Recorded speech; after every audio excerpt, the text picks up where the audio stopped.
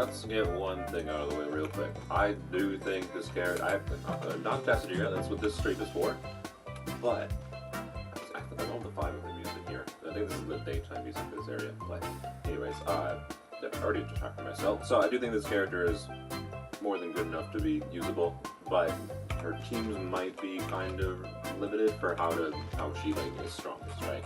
Because she's made to be, she's a Hydra character that isn't made to like apply a lot of Hydra, right? She's not gonna shred Pyro shields, right? She's specifically made to have a low amount of Hydra application and a big multiplier, which pushes her ideal playstyle to get the most value out of her own damage. Not necessarily like to make the optimal team, because there's downsides to situational utility of different teams being clunky to set up buffs work, etc., etc. Which is sort of likely to get easier over time with future buffers. But basically, she's in a weird state of like her intended strong like vaporized playstyle, because you know, hey, red and blue eyes, she does pyro plus hydro and hydro on pyro specifically, and she can get some really big numbers, right? Like, anyways, and also I'm not gonna be able to test today with her signature artifacts, because believe it or not, despite the fact that I somehow got lucky enough to get one good artifact for her, I did not get lucky enough to get 4 pieces.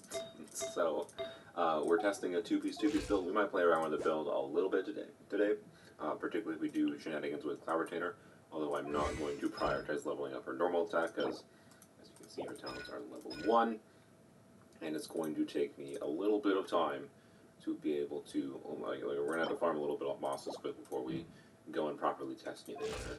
So, yeah, you might be set wrong. Oh. What is happening with my mic? Yeah. The most important part of going out to have fun is... Settings. Well, going out. So just show up Webcam and mic? I'll I don't have a handle the rest. webcam connected right now, so that's what's weird.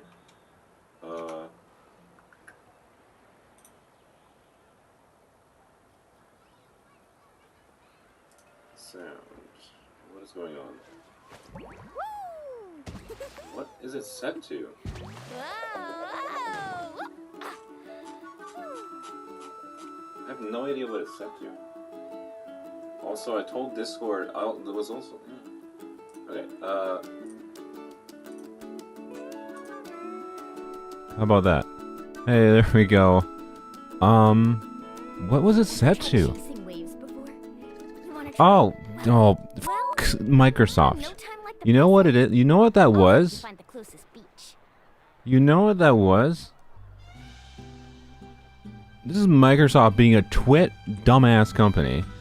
I plugged in my PS5 controller last night to a USB hub, and for some godforsaken reason, this operating system is made in a way wherein, oh, you plugged in a PlayStation 5 controller to a USB hub. This is a new device, despite the fact that you've previously disabled, you know, audio settings from... Oh, whoops. Yeah, you've previously, as I meant to disable it there, disabling it again, despite the fact that you've set default to your actual, you know, expensive microphone setup, we're just gonna assume that the shitty-ass controller you plugged in, which is not actually a new device, but we think is a new device, we're gonna assume you want that one as your microphone. What is wrong with Microsoft? Like, this is why people treat your operating system as crap, and why no one likes your company, Microsoft, because you cannot figure out something as simple as, oh, I did not want my controller to be my microphone versus the default thing that I set to be my microphone. Like, why don't you actually use my default? Don't switch my default just because I plug in a new thing. God. Anyways, I want to see if I can re-trigger the weird position I had in the thumbnail. No. When I was trying to get a thumbnail for Mualani just posed here, and I was just gonna have her like in a nice, like it was just meant to be like a nice looking pose, looking at like the vista here, and then I somehow got her to like Spider-Man contour her body by accident, and I was like, oh, I guess this is the thumbnail instead. Anyways, so what I was saying before, if you couldn't understand me because Windows decided to screw the audio experience over,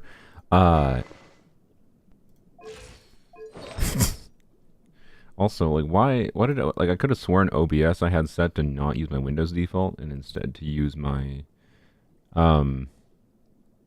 good microphone regardless of Windows settings. So I also don't know why OBS goofed, but maybe OBS got reset, or maybe I actually didn't set it properly. I'm not sure. I'm not going to look at it right now. Hello, Strong. So, anyways, we're on a two-piece build. We got to level her talents a little bit. What I was saying before with the garbage audio that you probably couldn't hear was, this is a good character, but her best teams probably don't exist yet. So what we're going to explore this stream is we're going to play around with a bunch of teams. We're going to play around with vape teams, obviously, because vape teams is where her kit is designed around, right? Her vape team, and the reason for that is she doesn't apply a lot of hydro, right? It's not a hydro unit that applies a bunch of hydro. Like you could literally consider her doing Sijuin levels of hydro application. But that's because she's made to have low instances of application, but very high multipliers on those instances. So she's kind of like Navia, right? Wherein you do the right setup of things, and if you do the right setup of things, have her decently invested, she's going to be able to hit some really big numbers on her damage, right? That's the basic idea. And obviously I don't have her artifacts. I'm using Sacrificial Jade on a two-piece build. It's a pretty decent two-piece build. We gotta level up her talents a little bit, and we'll see how it goes. We're gonna test non-vape teams though, especially because if you watch my channel at all, you know my verdict for what makes a character actually good and what makes a character strong is how versatile they are, which is notably like, do they feel good to use in a different variety of teams? So we'll be testing like, say, mono hydro variants or electro charge teams or whatever else you may think of, right? And we'll see how decent she feels in some different team variations. A little bit, buddy. Your talents are level 1. How was I supposed to farm talents before today? Today was the literal first day in Fontaine that the talent materials were available. Sue me. Sorry. So yeah, Xilonen coming out. To be clear, beta has literally just started for the next version. If Xilonen releases close to what she is currently like, she will be a very, very strong option for Mualani, and will fix some of the main problems with her maximum damage output teams, which is like that VV uptime is, and VV is awkward. So like Xilonen will be basically a straight upgrade to Kazuha in most Mualani teams, essentially. That is worth keeping in mind as a factor. But yeah, outside of like combat, like analysis potentially, I like this character's personality, I like her animations, yada yada yada yada. I think she's fun. And I think my prediction is that she will be more than usable in non-vaporized teams too. She's just not gonna like have necessarily her standout features. Like she's not gonna shine the strongest. You're not gonna like get the maximum damage output possible in a mono hydro team from her, but she can also still work perfectly fine in a mono hydro team. Is all I'd say kind of comes down to. So this is a good character. If you are interested in her, it's not that hard to make her feel relevant, but it's also not like she's going to be the most valuable character, especially right now when her strongest teams are yet to be seen. So, you know, don't expect a new Violette immediate levels of utility from her. But if you think she seems fun, you like her like balance of exploration utility, this is a good character. There you go. Stream over if that's all you came for. But you can stick around if you want to see all the actual testing of things, because the testing is important. Maybe we'll find out something I didn't realize beforehand, right? So, anyways, she is the cutest and therefore she's the best. Exactly. And also, all you people that got her a low pity, screw you.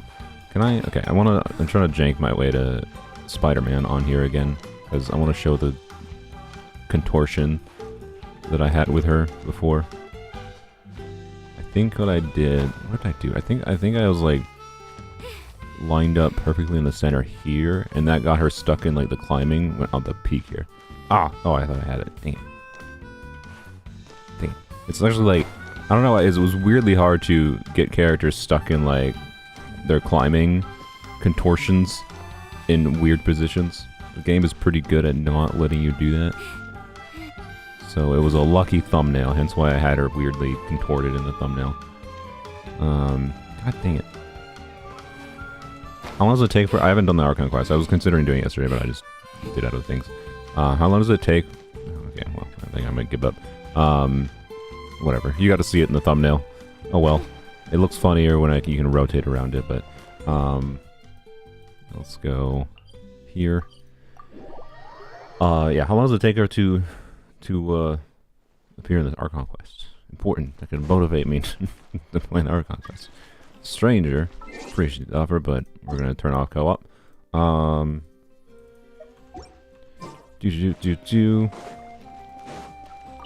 Alright.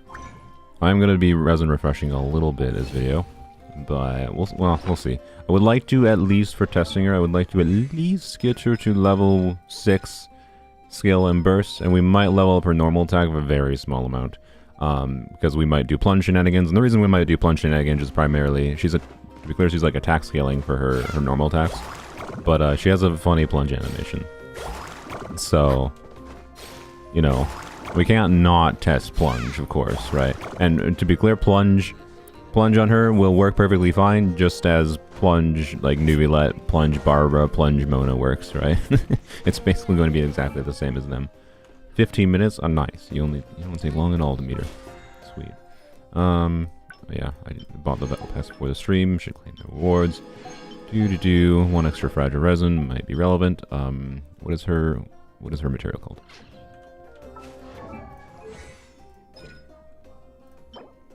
Contention. All right.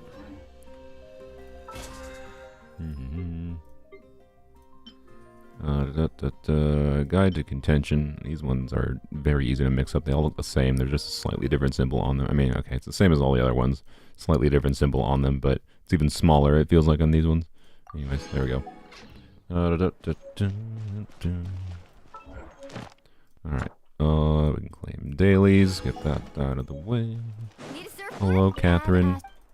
Oh, you know, I just noticed that's I haven't noticed that much because I'm so often just like using her doing this in Natlan, and she doesn't, I think, have any audio when you activate her skill. She might, but it looks like she has a dash line. Yeah, need a surfboard? Need a surfboard? And I don't like characters having dash lines personally, but because of the fact that you oftentimes won't necessarily hear it as much because you're doing this, I think it's not that much of a problem on her as it is on, I don't know, Venti or whatever. But anyways, that's an extremely minor downside. I will admit. I do think it is a downside. No, okay. It's not. No, it's not feasible to get to another fragile resin today. Okay. So let's go to the talent domain. Let's see how many we get. Please be lucky. That's what we'll find out. How many Sanctifying elixirs will we get this patch as free to play? If you do the XP thing, and I don't know exactly how many there are in the Archon quests or side quests. I think they're a reward for some side quests. If you use this, you only get one from this, and I don't think it's actually worth doing this. I'm not gonna rant about it again. I ranted about it before. I'll probably make a video this weekend about it. I don't think it's actually worth it to get the one for the XP cost. It has. So basically, your sources are the one that they're gonna give in the mail. I don't know exactly when they're giving it on the mail, but the one they're gonna give in the mail for the anniversary rewards. And then the one-time reward ones, which there is 5 in the fountain equivalent total. I don't know what it's called in Natlan, but where you turn in sigils. There's 1 every 10 levels. I'm guessing you can only get to like level 20, maybe 30. So that's like 2 right now. Or sorry, 3 right now total, assuming like level 20 in the fountain equivalent. Crit damage is increased by 60%. Well, that's just going to make her get a little bit higher damage. So like the safe assumption is probably like 4 this patch free to play, assuming you are smart and not wasting your XP into this thing, not into this thing, because this thing is what you use to craft it, but into this extraction component. This will make you like I think for most players they will be in a situation where it does not actually make sense to feed your XP into this. So anyways, you get 3 from the map. Okay, so if you get 3 from just the map, you can get 2 from Or are you including 3 from the map as the sigil ones? Or is 3 from the map just like in the overworld after doing whatever? Because then that might be up to like 6 we'll get this patch, which is much better as far as like, you know, the one-time rewards goes. But also remember that they're one-time. There's not very good recurring sources of getting them, as far as I can tell right now. So, anyways.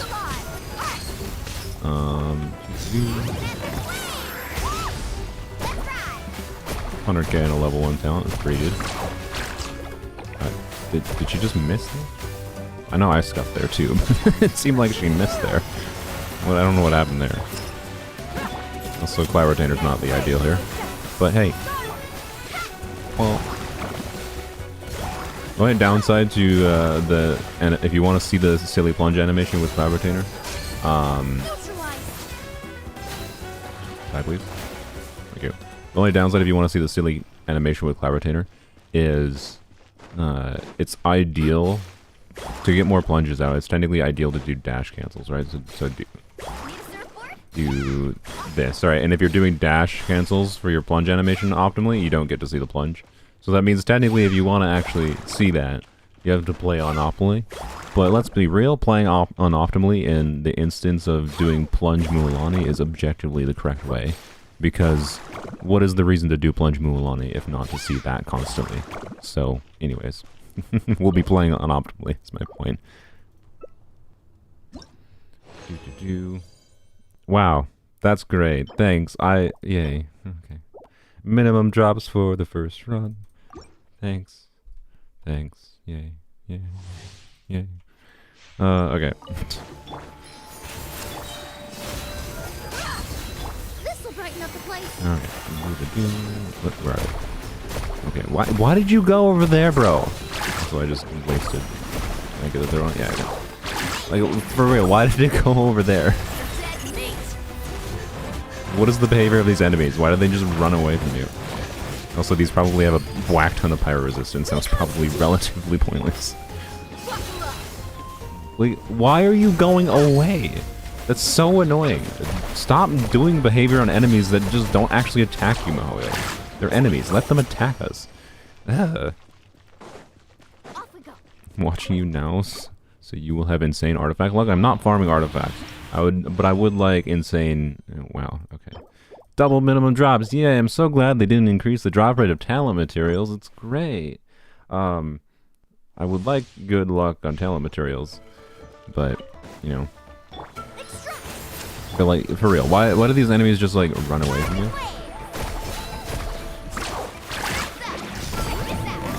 might not have pyro right now. Oh no, they did. Okay. Oops, I just canceled her skill back soon.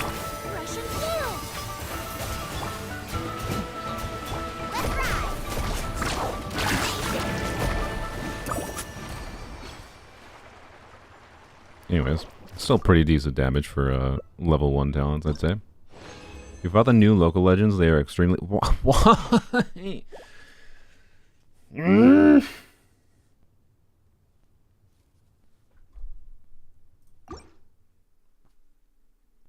Bruh. Like, for real, this luck affects me and my ability to, like, make a video on... God, like, I'm not gonna lie, like... Getting that few materials like affects my ability to make the video I want to make this weekend on this character. I'm probably gonna have to change the video. Like I might have to do a different video for like a burst damage maximized Mualani, which is what I wanted to make. And it'll probably just have to be like the mini. Maybe I'll just make a video like, do you need to vape on Mualani? Maybe that's what the video will be, because that's something that doesn't need, like that video concept doesn't need her to be leveled up. Oh, good lord. So, anyways, let's heal. It's like your 4-star one. Yeah, apparently. Why does this bro go over here? What are this enemy's behavior?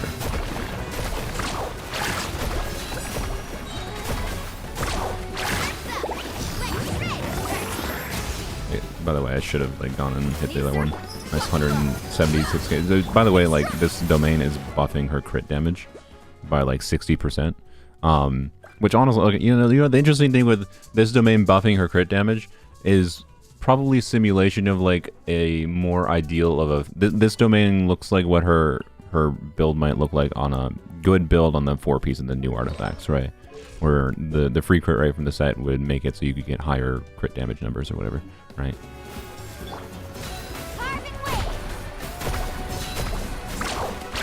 Yeah. But yeah, anyways, is it gonna be 4 minimum drops in a row? Okay, thank you. That helps. That helps a little bit. Although our main concern is actually going to be the lower level talents today. Like right now we're very far away from even being able to level up. Like I would like to get the bird. Okay, so we're gonna use my fragile resins if it's not obvious, and we might do. I really don't want to have to do a bunch of resin refreshing, but I want to get her talents at least leveled up a little bit, right? So. I never claim my dailies. God, kill me. Okay, I'm so stupid. Whatever. We're using our fragiles. Yeah, that's all it comes down to. And we're gonna probably do resin refreshing too. Need to wait 8 minutes to get. Okay, that's annoying. I guess we're probably not gonna wait 8 minutes. We're just gonna do 4. What is blazing flint ore used for? I don't know. I assume is it not used for crafting the new weapons at the blacksmith? Or maybe it's just used for. Oh my. Okay, I tried to refresh my chat window and it just completely broke. Like it's not showing anything. There we go. Well, my dailies. So, anyways, yeah, obviously Mualani is good for exploration in Natlan. Go figure. Crazy. Okay, condense. Doo-doo-doo. Let's see where we can get with the materials we already got. I will... So her normal attack, by the way, is not normally worth leveling. The only reason that I'm going to be leveling her normal attack at all is just to level up her plunge multiplier a little bit. I'm leaving it at level 2 for now. I'm just doing level 2 so that I can convert all of my lower level materials. The normal attack is our lowest priority today. The only reason to level it at all is just for Cloud Retainer shenanigans, right? So, anyways, we're going to level these up, I think, equivalently until level 4. We are definitely going to have to go fight some enemies. And, yeah. Hopefully we can get bursts. I think we can get bursts and scale to level 6. I don't think that'll be too hard.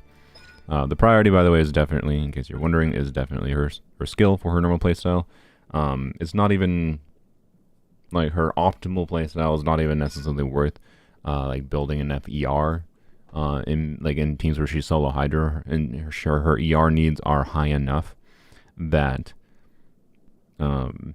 it's just not that worth investing a ton into the burst, basically.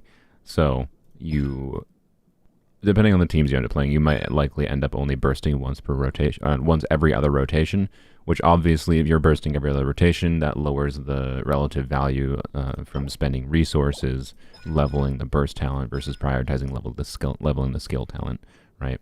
So, anyways, a level 5 skill to start there is not horrible. Let's go see any up converted. Does Sackfrag work on her to reset the skill? Actually, I don't know if it does. I don't know, cause you know, we can try to test that quick. I'm not sure if it does. That is an interesting option though. I had not considered that before.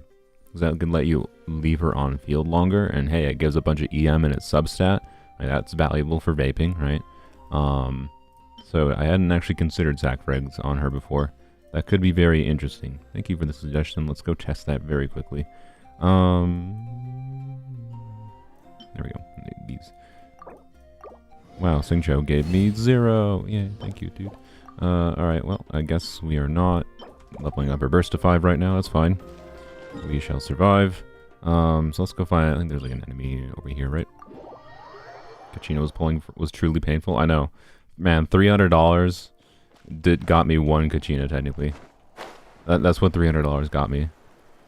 It's actually almost beautiful in a way. Okay, there's not enemies here. Oh,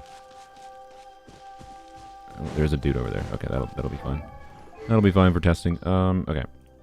And, so yeah, so sack frags, right? Particularly in the context, like, she's an HP scaler, so she doesn't need a high base attack weapon. EM is valuable since she likes to vape. And, you know, this signature, the new artifacts, right, gets a whack ton of crit rate, so it's, like, a lot less needed to have a crit stat stick weapon. So this is a compelling option, not in the build I'm using right now. But the notable thing is I don't think her skill...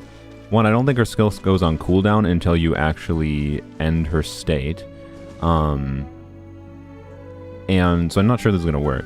And also I don't know if any of it will actually count towards triggering the any of her damage, like her Sharky Bite, will actually count towards triggering the damage. I think it will, or triggering the passive, sorry. I think it will, but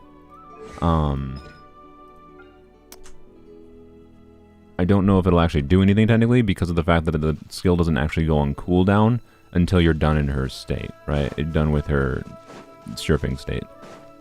So I think it actually doesn't do anything, is my suspicion here, based on my understanding. Well, let's find out.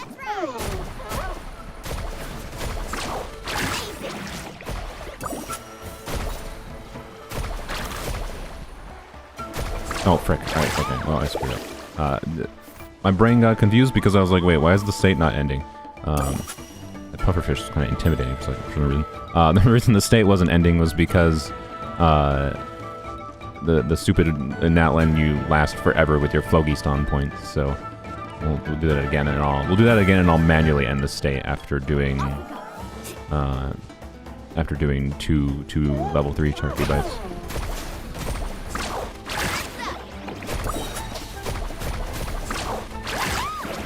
Nope. Nope. We'll try it again just in case we just didn't get it, but I think I was correct because it doesn't actually go on cooldown until... Yeah. So, okay, as if it was done, and yeah. So, it doesn't do anything. Yeah, it could have been fun. Unfortunate. Not surprising, based on how everything works in the game, but... It's unfortunate that that isn't a synergy. Could have let her be on field longer. Oh well. It was an interesting thing to double check at least. Isn't the event weapon better? Yes. Because Sacrifice doesn't really do anything in its passive. Sacrifice is not necessarily a terrible option just as a stat stick, to be clear. But because of the craftable, particularly the craftable being free in the mail if you did the thing. Whereas, right, you can get an R1 free copy. This weapon is probably the main baseline weapon choice for most people's Mualanis, right? So use this. The event weapon could be okay on her, but you want to know what I like. From what I understand, though, like this weapon seems better than this. But remember, this weapon isn't okay unless they. I don't have it yet, so maybe I'm wrong. But this weapon says it does HP scaling damage 1 instance every 15 seconds, and it's 80% HP scaling damage every 15 seconds. And that's interesting, especially since it's HP scaling catalyst, but that's physical damage, so whoop-de-doo. But I definitely plan on doing shenanigans with it. Like I think I'm gonna do physical Nubulette with this weapon, I think. So assuming it can crit, because like Eye of Perception does a similar thing where it's a catalyst that does an instance of physical damage, but it's attack scaling physical damage. This is HP scaling physical damage with a really big multiplier. So like I think you might be able to get something silly like 100k physical damage on this passive pretty easily, and that's hilarious. So I'd absolutely want to turn Nubulette into a stupid physical DPS. Anyways, 15 seconds is a little too long. It means that it's once per rotation, but it's once per short rotation. Also, I'm at 40 resin because I yapped enough. You explain how you make you don't make a catalyst deal physical. The catalyst itself does physical. right. Like Eye of Perception. See, it says blah blah blah blah blah. In normal and charge attacks have a chance to fire a thing, dealing 360% attack as damage. That is physical damage, and it can crit. And it is affected by like things that buff physical damage, right? So it's affected by your physical damage bonus. It's affected by Superconduct, which is resistance shred for physical.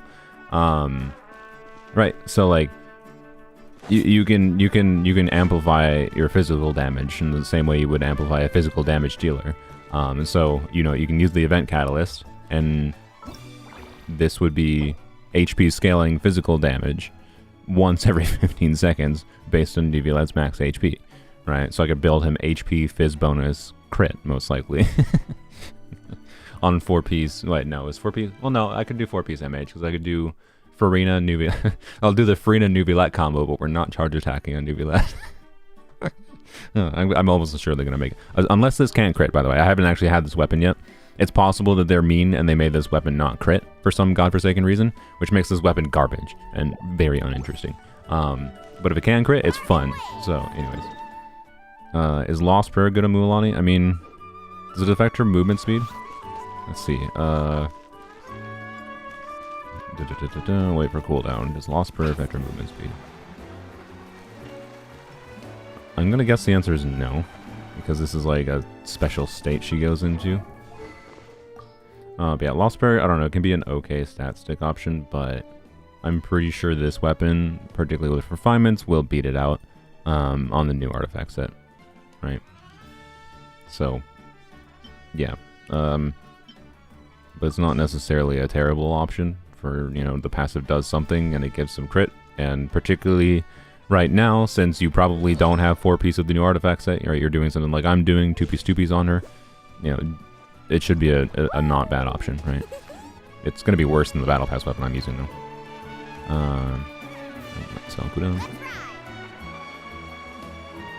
Is that faster?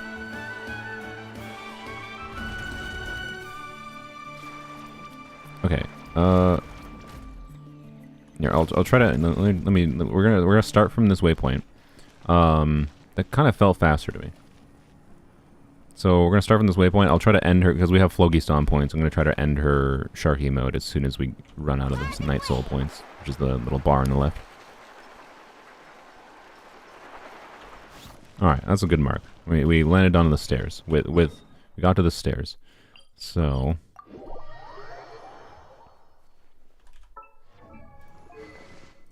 If it does make her move around faster, it is a compelling choice, particularly for just overworld utility.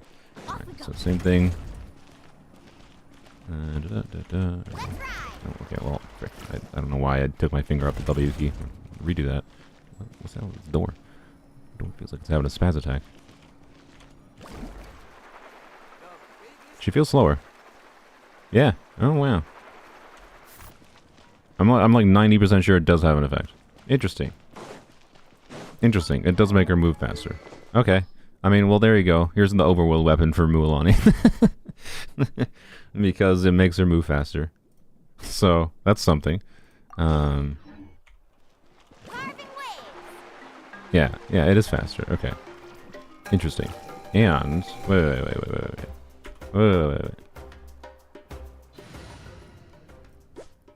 Shimanoa sounds interesting. Does Shimanoa's make sense? I didn't even consider that. Huh. So the 2-piece bonus on Shima's obviously doesn't do anything. Casting elemental skill. Normal charge plunging. Huh. You might be right. Huh. Okay, add that to the notes of things to test. We'll do that later. Test 2-piece build versus 4-piece Shima's. So like obviously the 2-piece doesn't do anything. But 50% normal attack bonus might be, I don't know. You're also losing the ability to like burst every other rotation, and like her burst is a significant amount of damage when you can do it, even if you're not doing it every rotation. So I don't think it's worth doing. It might result in bigger damage numbers from her Sharky Bite damage, right? From this damage. Than a 2-piece build, but it's at the cost of like completely removing her burst. So, you know, the new weapon does crit. Very nice. Thank you for the clarification. I was assuming it was because like there was no reason it really wouldn't, because based on existing weapons. But yeah, so like her burst isn't insignificant to the degree where you would sacrifice Shimanoa's, and like it's also one of those things where like Yoimiya's burst isn't insignificant. So, like Shimanoa's is also not great on Yoimiya. I think Shimanoa's makes the most sense in like Wanderer, 4-piece Shimenawas. 2-piece is obviously attack. 4-piece Shimenawas is like Wanderer and like Hu Tao is I think the most compelling units for it. But anyways, Yoimiya is still compelling on 2, to be clear, because it's not as worthwhile, but it depends on what characters you're playing Yoimiya with, because, you know, Farina exists as a factor nowadays. We will test MH build on her too, by the way, because MH will be close to simulating what her damage potential is on her signature, or the new artifacts, right? But, of course, MH on her requires basically playing with Farina or doing other weird shenanigans, but mostly Farina. So anyways, Yoimiya mentioned, indeed. Will Yunjin work with her? Yes, but when you have a really high, like Yunjin, you notice the normal attack damage increase from Yunjin when you have lower multipliers, right? Because it's a flat damage bonus, and it's not a very big flat damage bonus. Like I built Yunjin like my Yunjin is. Where is? Can I find her? Where the lady? There she is. So my Yunjin, right, has 20. Oh, with some husk stacks up. Let's say 2,500 defense, and a level 12 burst. She gets 64% of her defense as a flat damage buff. So that is, you know, we'll just simplify to 1,500 of a flat bonus. That 1,500 flat bonus is then multiplied by any damage bonus you have. So there'd be damage bonus on Mualani, as well as multiplied by your crit. And then also multiplied by enemy defense resistances. So the net result is something like, you know, you'll see an additional 10k damage on top when I'm like vaping on Mualani. We'll see like probably an additional 10 to 15k damage on top of their existing damage from Yunjin's buff. But when Mualani, when she's leveled up and built, is hitting, it's 10k additional damage regardless of if you hit 200k at a baseline or 10k at a baseline. So when you're hitting 10,000 damage on your normal attacks at a baseline, and you're adding an additional 10,000 on top of that, that flat damage bonus can be doubling your normal attack damage, right? When you have a really high multiplier at a baseline, which is these multipliers, 10k added on top of 200k is a very small damage buff. Like, it's not relevant. So Yunjin is not a good buff for Mualani.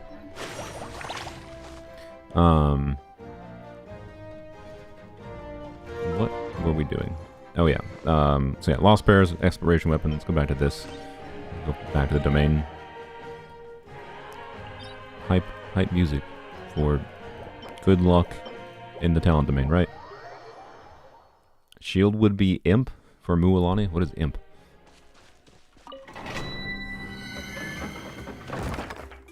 That thumbnail's magnificent. Yeah, it was completely accidental. I was trying to take an aesthetically nice thumbnail, and I just got, you know, the contortionist Mualani instead. Wait, did anyone? I didn't even notice in chat. Did anyone say how was the Ark Quest enjoyable? Was it good? What's the vibe? Don't spoil necessarily anything meaningful.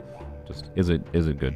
Shanyun, I mean, Shanyun's mostly was here for Overworld. I think I switched to her. I only think I switched to her actually for Overworld because I needed to get a Pyroculus in the air without having to interface with some other puzzle mechanic. So, anyways, has emotional moments. It was great. Nice. Okay, cool. Oh, why, bro? What are these enemies? Why do they run away from you?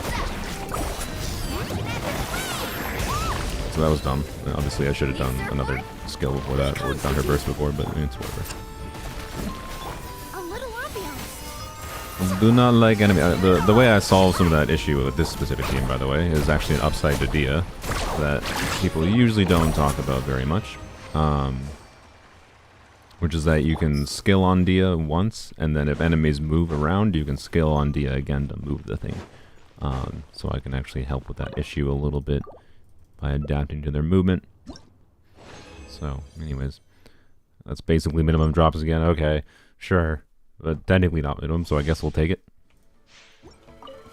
Neutralize. Look alive. Let's ride.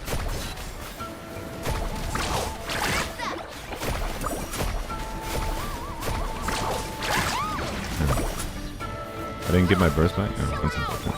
This'll brighten up the place. Unfortunate. Nice. I mean, I thought we would have seen more of a damage increase thus far than we have seen from her talents being a little bit higher. Not that I expected it to like double for that level 5. Like, wow.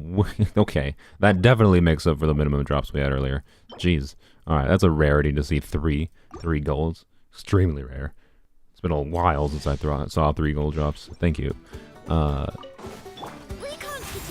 Dehya gonna have a comeback in Natlan? I mean, in my opinion, Dehya and Nahida was always a like good and compelling combo. But you know, people just was like, what, like, no, burning bad. Oh, let's just, I guess,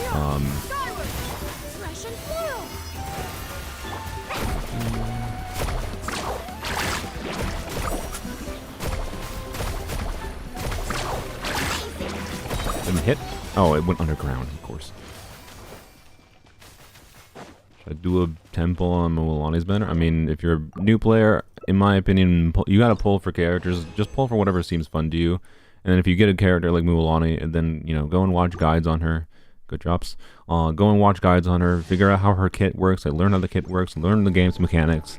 You know, and then you can pull for characters that are relevant for, like, making your Mualani stronger. Is she the smartest pull if you're a new player versus, like, Kazuha's value? Not necessarily. But if she looks more fun to you, because you want to have fun and you like the exploration ability for Natlan, there's a good reason to potentially go for her.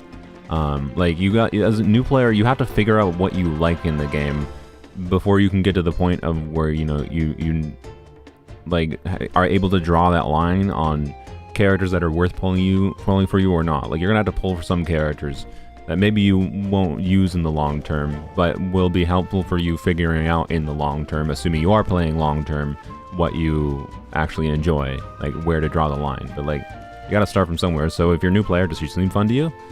Do you want the exploration utility? And like, she like pull her if you want, right? And then learn about her, how her kit works, so you can like figure out what your best options are for making her work. Stop yapping. What? People come to my stream to yap, or for me to yap.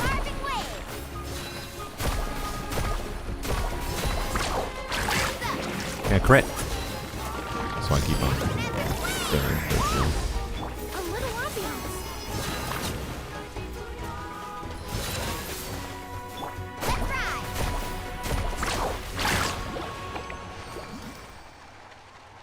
Put the new claymore on Dehya with new claymore. You mean the what is it? What is it? No, I don't even have it because wait, I thought you get it for free. Am I blind? Wasn't the new claymore one of the ones you're supposed to get for free?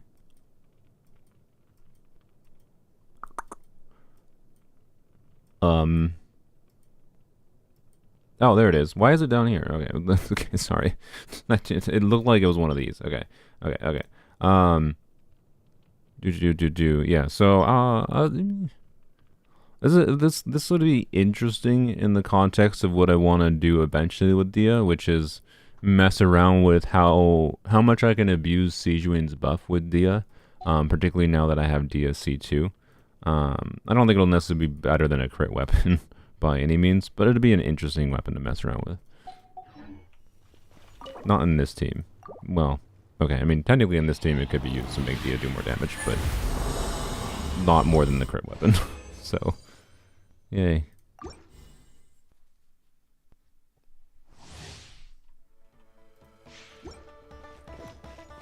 Don't pull randomly. I don't like. I don't agree with the sentiment of being like, oh, like telling someone that's new to Gacha, especially in like new to Gachas in general, which it's very likely Genshin might be most people's first Gacha games. To like, oh, you just shouldn't pull until you know exactly for sure if you 100% want her. Like, how does a player figure out what they like without getting the characters and messing around with different things to figure out what they like? Like, you gotta be open to like, yeah, you might regret getting a character that you pull very early on to your experience, but at the same time, it's gonna be hard to have fun in a gacha game if you don't pull for characters. Because of like everyone's yelling at you not to pull for characters because, oh, you gotta be wise with your wishes. Like, you gotta pull for characters to have fun in the game. And you gotta pull for characters to figure out what your preferences actually are in the game. Like, maybe they'll pull for Mualani and they'll learn that they hate sharks or something. I don't know. Right? But, like, don't wish on the weapon banner if you're a new player. That's for dang sure. That's a very easy thing to say. But, like, I don't think it makes sense to be like, oh, no, you're a new player. You gotta be careful. Don't wish. Like, no. People need to wish. Like, I don't think this game is very fun if you don't wish, quite frankly. It's not because I need to gamba. I need gamba dopamine. It's because getting characters is like part of the fun of the game. And playing with them. Like, it doesn't make sense to tell new players not to wish. Like, you gotta start from somewhere, right? Like, I can tell you the fact that Xiao, I liked Xiao when I first started playing. Xiao was on banner. And I liked Xiao, because he seemed fun to me. And I ended up getting Xiao, and he is one of the characters I regretted getting. Like, I don't really use him. He's not been valuable long-term to me. Like, he was enjoyable for a very short amount of time, and I ended up learning, okay, I don't really like this kind of character. Like, I regret it in that, oh, he wasn't valuable long-term, but at the same time, me being able to get him is what helped me form my, like, understanding of the game and what my preferences are for what I will enjoy. So, like, I don't know. Like, new players have to, like, wish for things that they might end up regretting in the long term in order to figure out what they will like. So, I don't know. Like it's as simple as, you know, does a character seem fun to you for whatever reason, for whatever you've seen of a character, and whatever you've been able to try in-game. Right now, of course, there's only the trial thingy. Like, if you are a new player on the fence about Mualani or Kazuha or whatever, like, you know, wait for an event. There's probably going to be an event that happens, well, hopefully. There's hopefully going to be an event that happens soon, like a combat event that lets you try these characters. They usually do that. Not always, but usually. And that will let you try the character in something else other than their trial. But otherwise, you know, just look at people making content about the character, like, you know, his stream, and, you know, like, based on what you see, you know, oh, do you like the combat? Do you like, you know, you watch my previous stream, you want to see, like, aspects of Mualani's exploration utility in Natlan, right? So, she has enough valuable things that I don't think a new player would heavily regret going for her. But also, if you're a new player, it's not like you're going to be able to magically immediately get her to the damage you're going to see this video or anything. And she's not going to magically be the strongest character possible, the most valuable character possible. But I don't think they have to be. So, anyways. Regret Amber? True. Polling for Amber is a mistake. Anyone that has Amber on their account has clearly made egregious mistakes. Such as installing the game. What do we need to go here? I think I'm going to run out at this point of enemy drops. What does Kachina need, by the way? How much you want to bet Kachina's the same talent materials? No, she's probably not. They usually wouldn't be that rude, right? Right, they wouldn't introduce two Natlan characters, same banner, that need the same talent materials. No, good, okay. Not that that helps me right now, I'm not leveling her up, but at this moment. What are Mualani's use cases? She's a DPS. She's an on-field DPS, so you craft a team around her in some form. That is her use case. She is like one of your teams. She is one of the units who you would design a team around. She is not going to be the most valuable on-field carry, but she has value outside of just being, you know, a DPS in the endgame content. So, anyways. C6 Bennett be good for Knichi. I mean, C6 Bennett specifically doesn't matter for Knichi at all. But Bennett in general for Knichi, yes, almost assuredly. Knichi will want Bennett probably until the Pyro Archon, who is probably going to be a attack buffer, I suspect, replaces Bennett in Knichi teams. Well, not entirely replaces, because I still doubt the Pyro Archon is going to be a healer. What am I doing? I need to level up my abilities. Okay. Oh, of course. Well, yep. Okay. Okay. How many can we get? Where's the whistles? Whistles. Whistles. They're there. Alright. That is not very many. Well, I think we are gonna go fight some enemies. Okie dokie. Yeah, skill is the priority overall. I'm gonna get both of them to level 6 here, ideally, at this exact moment. And then we have enough. We'll hopefully, yeah, we'll probably. How much is this? This is gonna be 6, then 9. That is 15. We will have enough to probably. Oh, I don't know, depending on if we get lucky with Xingqiu, but probably. I can do at least 1 resin refresh, I think. I'm fine with doing 1. I don't really want to do much resin refreshing, because anything past the first, like, I've been resin refreshing only because I'm a content creator. Oh wait, no, we still have fragiles. I can just do my fragiles, never mind. But yeah, 1 resin refresh per day is what I've been doing a little bit lately, just because, you know, use my daily primo gems in order to level up more characters to be able to make videos more, right, is the reason I do it. But I can only stomach doing 1, because it's just awful past the first one. And then also, just don't resin refresh in general. It's just not worthwhile for normal players. But anyways, I still have fragiles, so I can use the fragiles. We're just gonna do 3 more, and that'll probably be all the talent farming I do today, I think. The burning set be good on Dehya. I mean, in a team where you are doing burning with her, which I think is one of the most compelling use cases, yes, it could absolutely compete with her signature artifact set. But it's not like the core problem is if you're doing carry Dehya, she has high ER needs.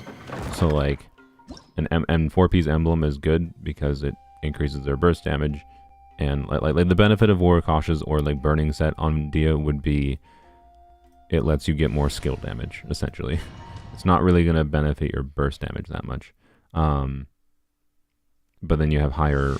You're going to need more ER and substats, essentially, if you want to burst consistently still, because you don't have the 2-piece ER from Emblem. So, you know, is it worth farming for the burning set for Dehya? No, basically. No, watch them run away from me now that I've done it.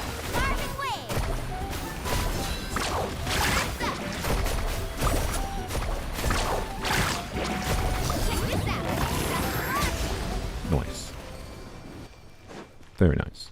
200 and the burst. I'm late. How good is she? She's good enough that if you like her... Wow, okay. Well, we should be able to level 8 her skill then. That's lucky. She's good enough that if you like her, you'll probably be able to get value out of her. But she might take meaningful investment to get to that point in potential characters that you maybe don't have, and she will probably give you very compelling reasons to get future characters. Like, I think you will get much more value out of Mualani if you're able to get her now, and you're able to get enough wishes to guarantee the character next patch. So, you know, in about 6 weeks from now. Xilonen is almost assuredly going to be a very desirable teammate for her. Stop running away from me.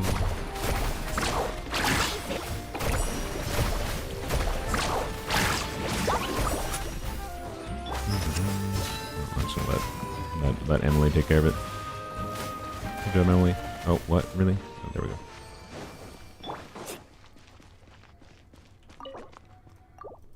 Yeah, Xilonen right now, in my opinion, is actually a bit overpowered, specifically because of her healing, and not actually any other reason, just her healing. I think her kit makes sense and is actually fairly balanced without her healing as a factor. Because right now, I actually did some calcs on Xilonen's healing before the stream, and she is a very compelling healer for Furina, which makes her a bit strong, in my opinion. So, you know, her C2 is OP. I mean, yeah, cool, it's a C2. I'm of the opinion that she'd be a much more interesting kit, by the way, if they swapped her res reduction in her base kit to C2, and then made her C2 be her base kit. She'd be such a more interesting character to think about, but right now she's basically just Geo Kazuha, and she is potentially better than Kazuha in some teams. Potentially worse, depending on, and potentially still worse, right? She's not Kazuha power creep on like a buff damage potential level, because Kazuha has his swirl damage. He has Kazuha, where basically Kazuha where transfer reactions are relevant, is going to be stronger. But Xilonen will be easier to use, easier to build, to be usable, and like, yeah, she's like for the average player, I think Xilonen is a better buffer than Kazuha, but Kazuha will still 100% have relevance because of his grouping. Is the number one differentiator basically. Like Xilonen doesn't have grouping, and Kazuha's grouping is a very big is a very big selling point of Kazuha, right? So Kazuha will still be relevant, but for characters like Mualani, where like it can be really awkward to do VV setups with her, we're probably going to see that shortly here. She's going to, like, Xilonen will be very, very desirable for units like Mualani. Yes, Xilonen is better in multi-wave. Well, depending on how the waves... better in multi-wave is dependent on exactly the team and how the waves line up relative to, like, Kazuha's cooldown and how, you know, how you need to do the setup for VV in a given team. Like, it's not a universal, oh, Kazuha is just worse in multi-wave, but I'd say yes. Kazuha would tend to be worse in multi-wave than Xilonen on a buffing level, ignoring the grouping again, which is how relevant the grouping is just a big ol' it depends. I'm gonna switch back to, I don't know, who do I switch back to here for Overworld? Whatever. I'll just leave Cloud Retainer. Doesn't really matter. We're mostly just doing things with not Cloud Retainer. Cloud Retainer's just here for additional exploration and healing at this exact moment in time.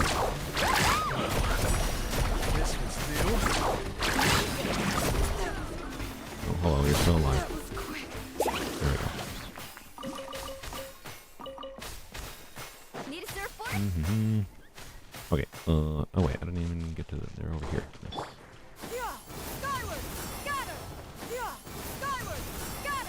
Hello. Come on, show me your courage. At 11 pity, I got my friend Kazuha twice in like the same temple, or because if you just continued wishing Kazuha banner, you should have switched to Mualani banner. But whatever.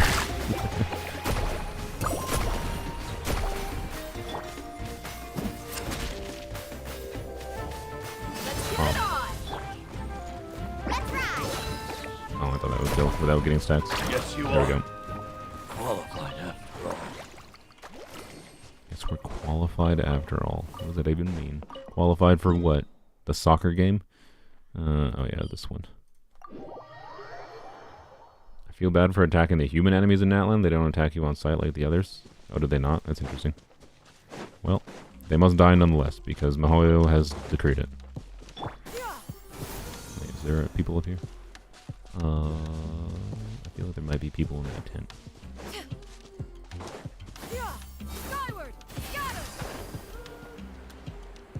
Nope. Oh wait, no there is. Yes, that's good. Good. So we're going to these ones real quick. Hello. Come on, they're so angry. Oh, that's okay. See, I don't like that, but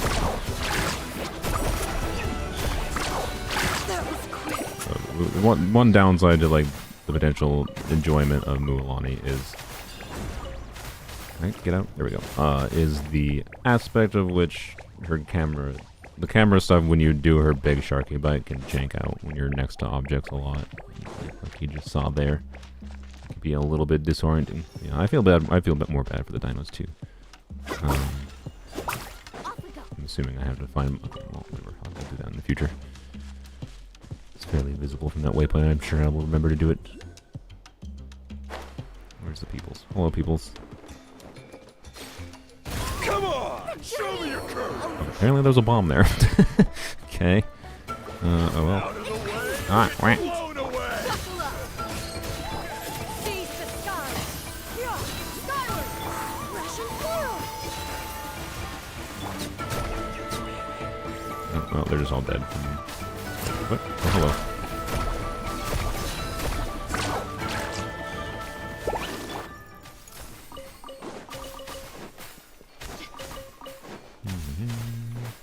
Kind of a little bit awkward that this, I've been told there's like mini boss tier enemies of these peoples somewhere. I don't know actually where. I should probably go through the guidebook and see if they can target them or something.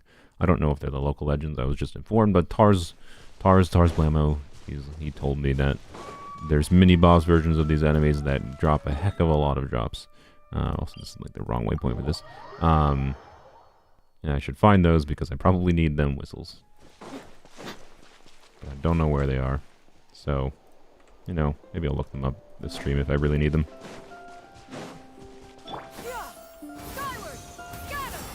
Skyward scatter. Hello. Watch this.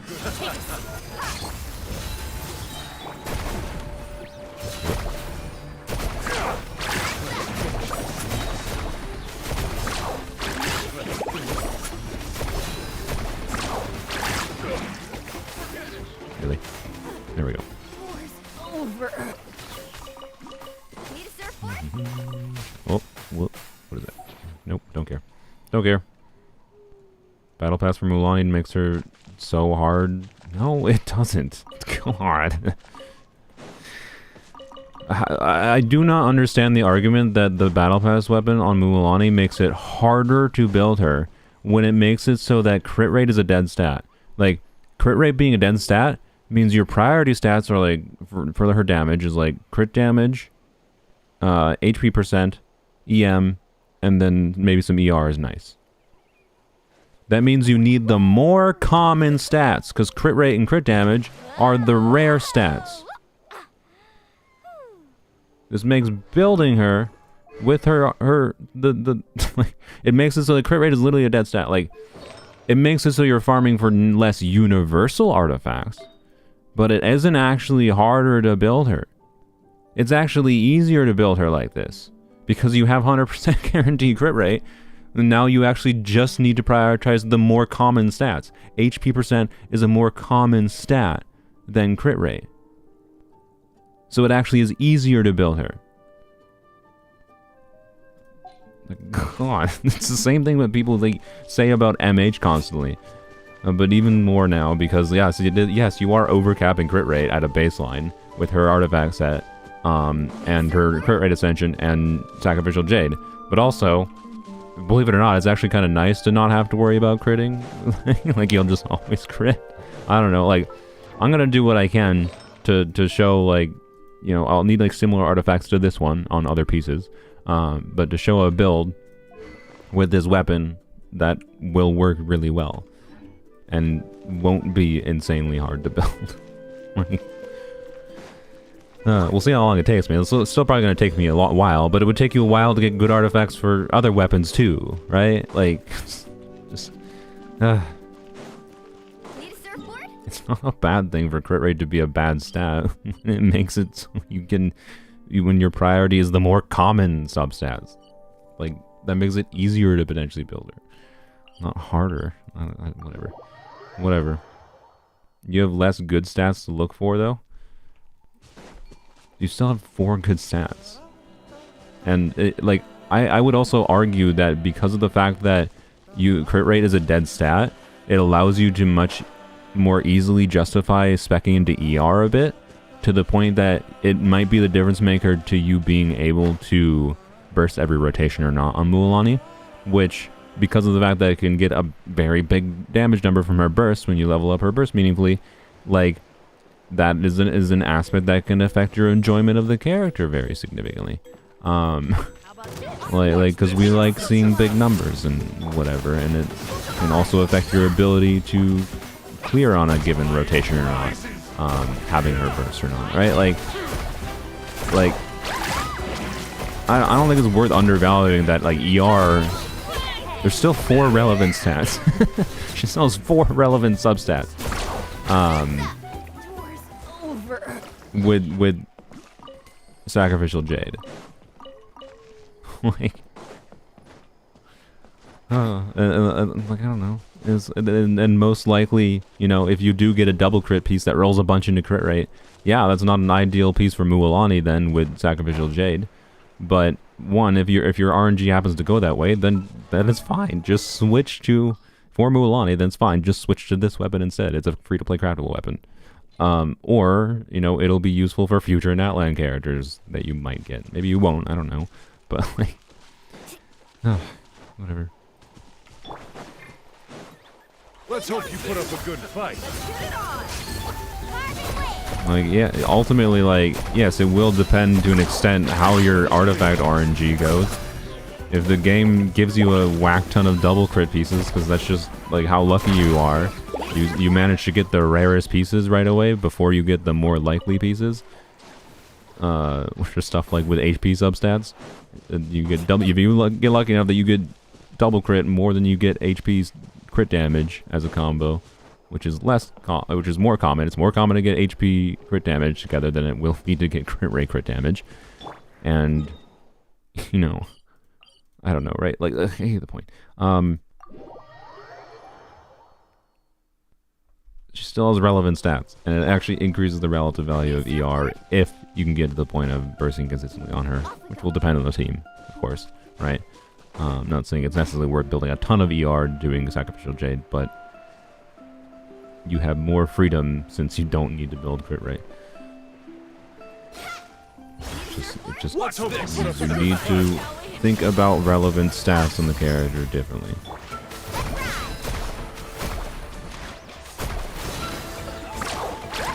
This would be a slightly different circumstance, by the way, if she wasn't an HP scaler, to be clear.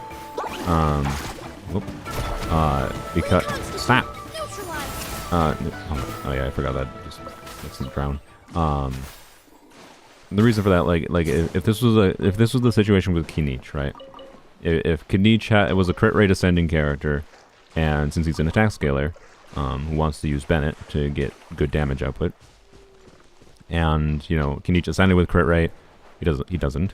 But if Kinich was like Mualani with these new artifacts and ascended with crit rate and had a 36% crit rate weapon available to him that had a really strong passive from the battle pass, then the situation with him would be not as ideal because of the fact that Bennett's existence and potential other future attack buffers existence makes it so that attack scalers get less value from attack percent than HP scalers get from HP percent. Because of the lack of like ways to buff HP other than just giving your character more HP, miHoYo's balanced HP scaling characters in a way that basically makes it so that HP percent has very, very similar value to crit damage. So, hence why like this artifact is an extremely good artifact for Mualani, right? This is like the equivalent of a 40 CV artifact for Mualani, particularly with this weapon. But even without this weapon, I'd say it's basically the equivalent of a 40 CV artifact for her. So, anyways,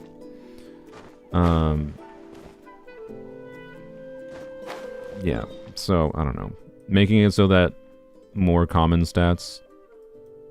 Like making it so that the rarest stat is less valuable as a substat is a good thing, not a bad thing in my opinion. But people don't like to like actually think. This is the only thing I can like summarize it as. People don't actually like to think about the different stats that are actually relevant and how it's affecting their character's damage output. Like how the relative value of different stats, and instead just like to be like, crit good. I only farm double crit. That's my vibe. Like, and even like theory crafters can't get that out of their head because like I'm talking about like, the likes of like Jaster knows the Jeff, who is where like this stuff comes from, where people are saying, oh, Sacrificial Jade is bad because overcapping crit, but like it's because they're not truly considering the actual issue of acquiring said stats on your character and the relative values they give to increasing your character's damage. Like, yeah, crit's a good stat, but it's not bad to make the rarest substat, the tied for the rarest substat, not relevant in favor of other stats. So I don't know. Anyways, it's one of the most valuable things about these crit rate sets is the fact that they make the relative value of other stats higher, right? It gives you, it means you have less need to farm the perfect double crit artifacts. That's a good thing. Because it's easier to build our characters to get good damage performance out of them. Do. Oh, let's not do that. Get over here. There we go. The game is louder than Xilonen, is it? How? I'm gonna lower the volume. I did increase the volume slightly. Like, literally, I increased the volume from my normal of 3 to 4. Because I wanted to hear music more. Huh? How about this? Take a seat. It is pretty loud in OBS, actually, now that I look at it. I don't know. Maybe they just increased the volume. Oh, I didn't Dehya first. Right? Not stat. Okay, the enemies like that, I'm not gonna lie, do increase the value of Dehya. I guess I can lower my volume back to 3 though. No, I didn't do the Archon quest yet. So this is back to my normal volume that I've always done for my videos normally. It's better 72-170 or 90-113 for Xilonen. Definitely 72-170. But also that's ignoring, I don't know what the rest of your stats look like, don't know what your ER looks like, don't know what team you're using her in, don't know what your HP stat looks like. Like if your total HP is 5,000 damage lower, or 5,000 HP lower on the 90-113 build versus, or sorry, on the 72-170 build versus the 90-113 build, then that significantly affects the valuation of comparing like the crit ratios 72-170 or 90-113. Don't undervalue other stats. So this is alright. I think this is probably the last one it's going to lead us to.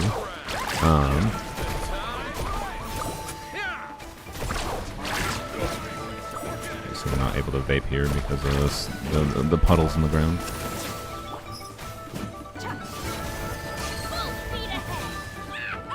You not. Why am I stuck in the corner?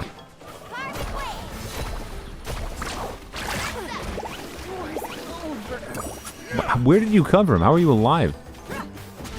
Okay, I love water on the ground completely effing with my ability to do anything. Okay. Oh, no, there's another one. No, apparently over here. My chat is broken. YouTube, do you want to function?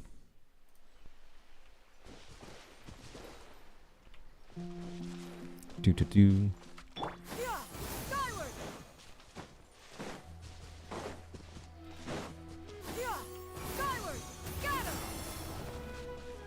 Wait, it's over here. Yep, I forgot.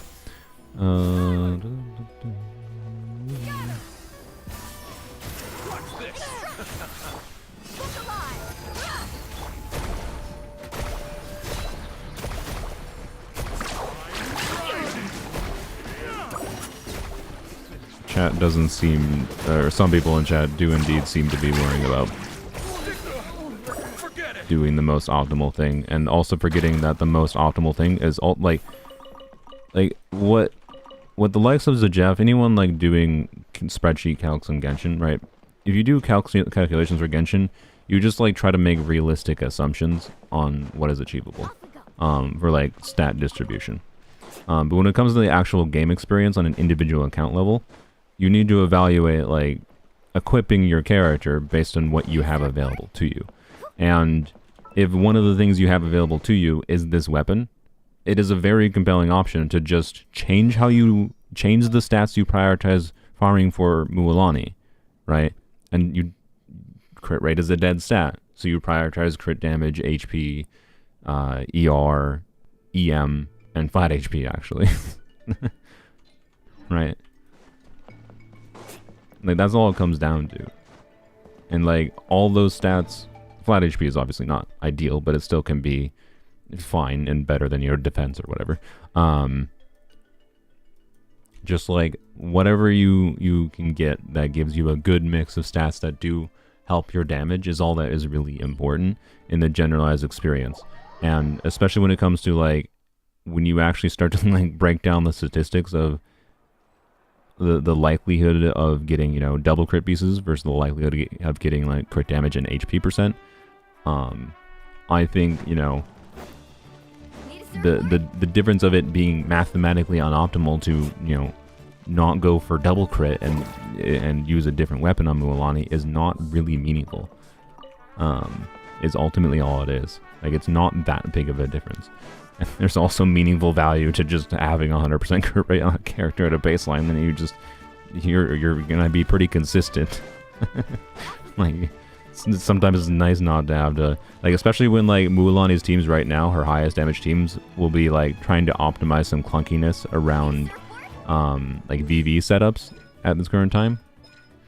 Like, you might not want to have to deal with clunkiness of like optimizing critting or not for getting decent clears, because like this is a character where, since her damage is loaded into a limited number of instances of high damage multiplier hits, you really want to crit on those hits.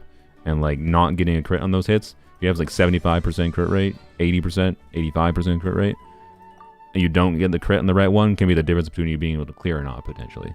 It might not. It depends on like what your other team on the Abyss is, and like how strong your overall investment, you know, your other team's damage contribution, how much is the team just Mualani's damage, right? It depends on a lot of different factors, how relevant that is, but it can be relevant. The point is having 100% crit rate is actually kind of nice. Like having a very consistent build is nice. It's like I like having 92% crit rate right here. Anyways, if you're using Mualani with Mona's Mona set going to be Emblem? I mean, if you're using Mualani with Mona, Mona is an interesting option for her because enables Hydra Resonance. The downside of Mona is like she doesn't really do much other than her short buff. Like, I think you're only gonna get the buff for her first hit, right? At best. Like, I don't even know if you can manage to do like you know, you probably can't because the burst animation is gonna be like 2-3 seconds. So like you're only gonna get like one vaporize hit, I think, that has Mona's buff up, realistically. But there is still potential value to do it. It's not like a terrible synergy. But yeah, as far as like Mona herself, like, yeah, Emblem can increase her bubble damage, so and she has a really high ER needs, like you have to burst on her, so yes, Emblem is a good option. But at the same time, the priority is not necessarily going to be Mona's damage at all, so you don't need to force 4-piece Emblem. You can just build enough ER and she'll work, right? So anyways, we probably won't test Mona, I think. Well, maybe, I don't know, maybe we will. The problem is I don't have Mona built, so you know, I'm only going to get a 48% damage bonus from whatever, so I am going to test Candace, by the way, with Mualani. Candace, particularly if you have Candace not C6. So I have Candace C6, and Candace C6 might actually interfere with what Mualani wants to do. But Candace non-C6, I think, will be fine. So it'll be interesting. I think Candace C6 might work too. But anyways, Candace gives normal attack damage bonus, and Mualani's like surfing damage counts as normal attack damage. So so Candace is double Hydro. Candace can be potentially put on an artifact set. Either like you can force 4-piece in the new Natlan artifact set, or you could like do 4-piece instructors. And then once we build her for damage, she can like buff we'll just say in the neighborhood of like 30% normal attack damage bonus. Give Hydra Resonance, potentially reduce Mualani's ER needs with like a fab build on Candace to the point of being able to maybe burst consistently on Mualani. Like, there's compelling reasons to potentially use Candace, is my point. So we will be testing Candace, but it's possible that C6 Candace might actually be bad for Mualani, because C6 Candace is extra Hydra application, and extra Hydra application might mean you're not vaping. So, Genshin a good game? I mean, it's a mess of a game is what I would describe it as. It is designed in a way to have a smattering of a million kind of disjointed aspects that make it turn into a package that it's likely many people will find something they enjoy about it. But it's also got a lot of major problems, in my opinion. What am I doing on this screen? So, unfortunately, despite the fact that I actually do quite like Genshin, it has enough problems, and Mihoyo personally has not done very good at addressing what I consider some of the biggest problems of the game. such that I still don't think I can default to recommending people play the game. Unfortunately.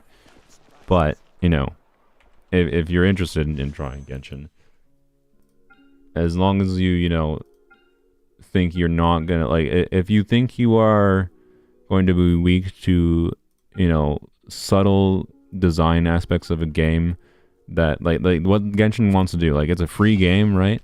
But this is like the most expensive game, according to the Wikipedia page. If you Google like most expensive games to develop, Genshin is the most expensive game to develop. And like, there's a reason like they want to make a lot of money from this game, is because the game also costs a fuck ton of money to make. And like they output updates very consistently, and they're like usually not every update is like, oh my god, so much content, but they're usually like meaningful content, and they like it's crazy how good they are, like clockwork, at releasing content updates for this game. Like there's a reason there's a predatory monetization system, is because it kind of needs to be to support the cost of the game, to some level. But if you know, are not able, if you are someone who is not able, who do not think you are able or willing to, you know,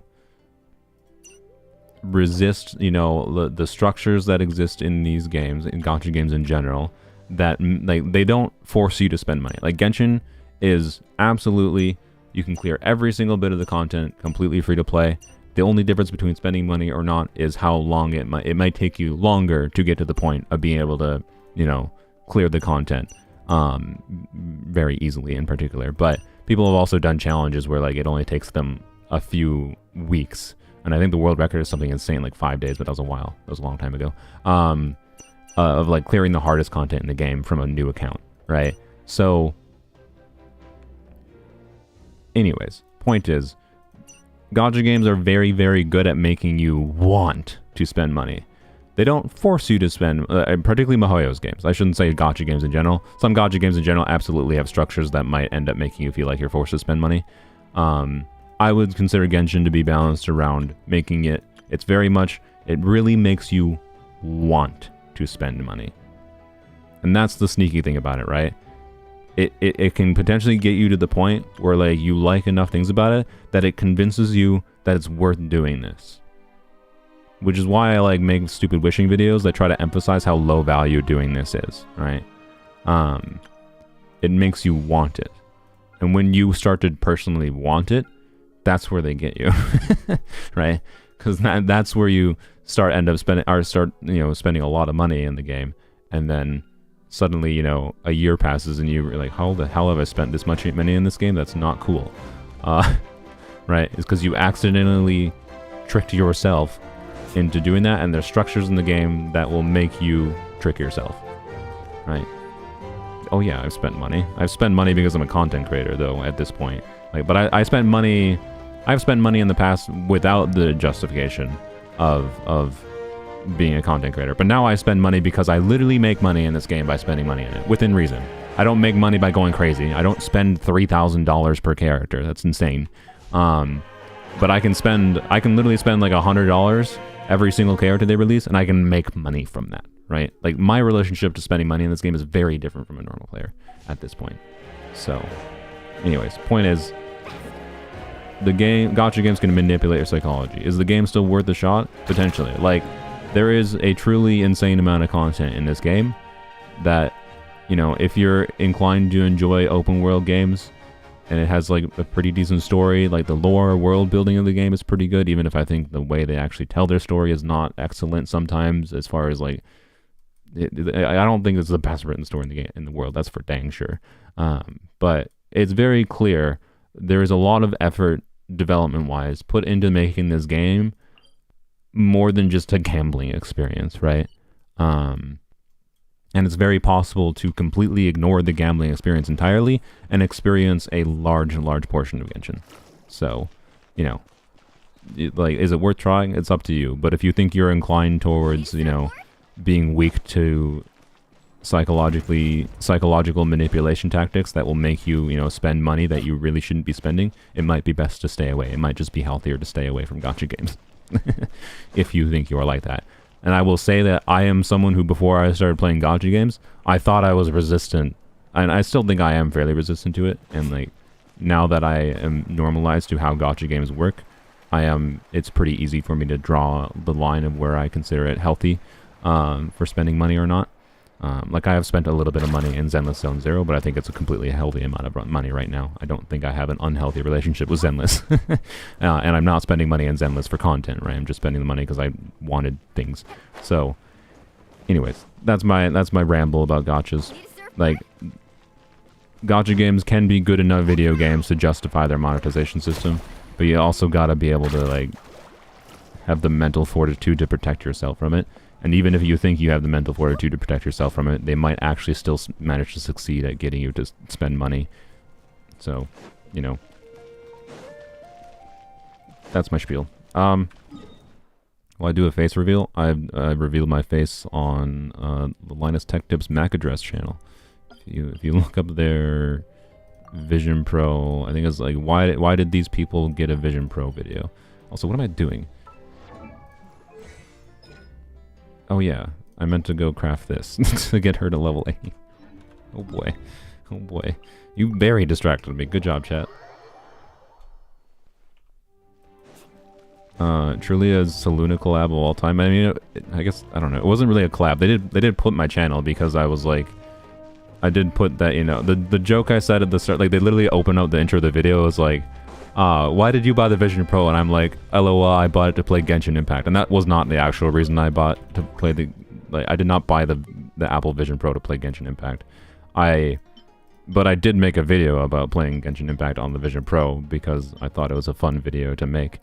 And, anyways, so, of course, I just coincidentally won a giveaway to go visit the Linus Tech Tips.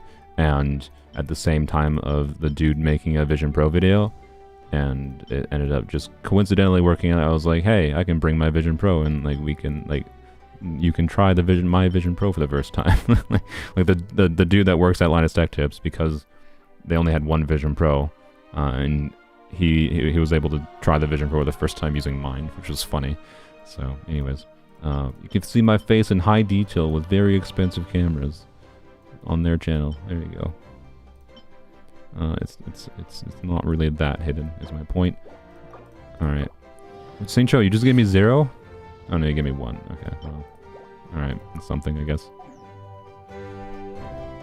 People really advise me to not get Mualani because of how nerfed she was on beta. And she suffers heavily from Future Impact. She definitely suffers from Future Impact, I think, but we're gonna go actually start testing her more properly here, and I think what you're gonna see is that she's more than usable. Let's level her burst to level 7 at least. Should I try to get her burst to level 8? I think I should try to get her burst to level 8.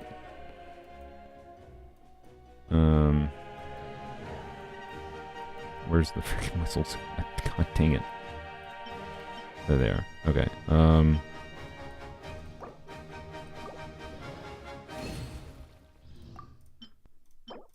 We need 10. Alright, we have enough of those to get her burst to level 8.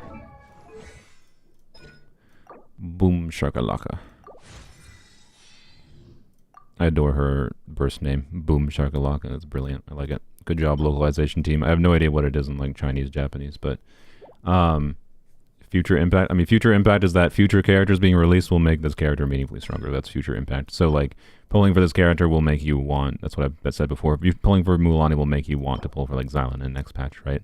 And you might not be. And if you're pulling for, if you're a free-to-play player and you haven't saved up a bunch of wishes before Mualani's banner, right? You don't have like a surplus of like 200 wishes saved right now. At least probably. You very well might not be able to guarantee Xilonen and Mualani, right? Like you'd have to get lucky. So, yeah. Let's go see if we can. How many do we need? We need 5 more, and I have. I think that might be doable with. We don't have any more fragiles, right? Yeah, no, okay, well, that's fine. Close your eyes. We're doing 1, and hopefully only 1. Hopefully only 1. What was it saying? Oh. So yeah, the like future impact I do think is a problem with this character, but at the same time, it depends on the characters you have. I do think the exploration value of Mualani with Natlan being a new region is potentially very high. High enough that even if it's temporary, you will temporarily, for this year in Natlan, feel much higher relative value from Mualani as an exploration ability outside of her combat relevance, right? As far as like the nerfs go, I do not think the nerfs are actually that problematic. I think the take that this character is not worth pulling because she was stronger in her beta is dumb as f***. So like, because is she still fun to play? Particularly when her original beta version was clunky. From what I understand of how her original beta kit worked, you didn't play her in the intuitive, obvious way to play her if you wanted to get optimal damage output, and that's dumb. So, anyways. But now you just can play her in the intuitive, obvious way to play her. And that's a good thing for the majority of the player base.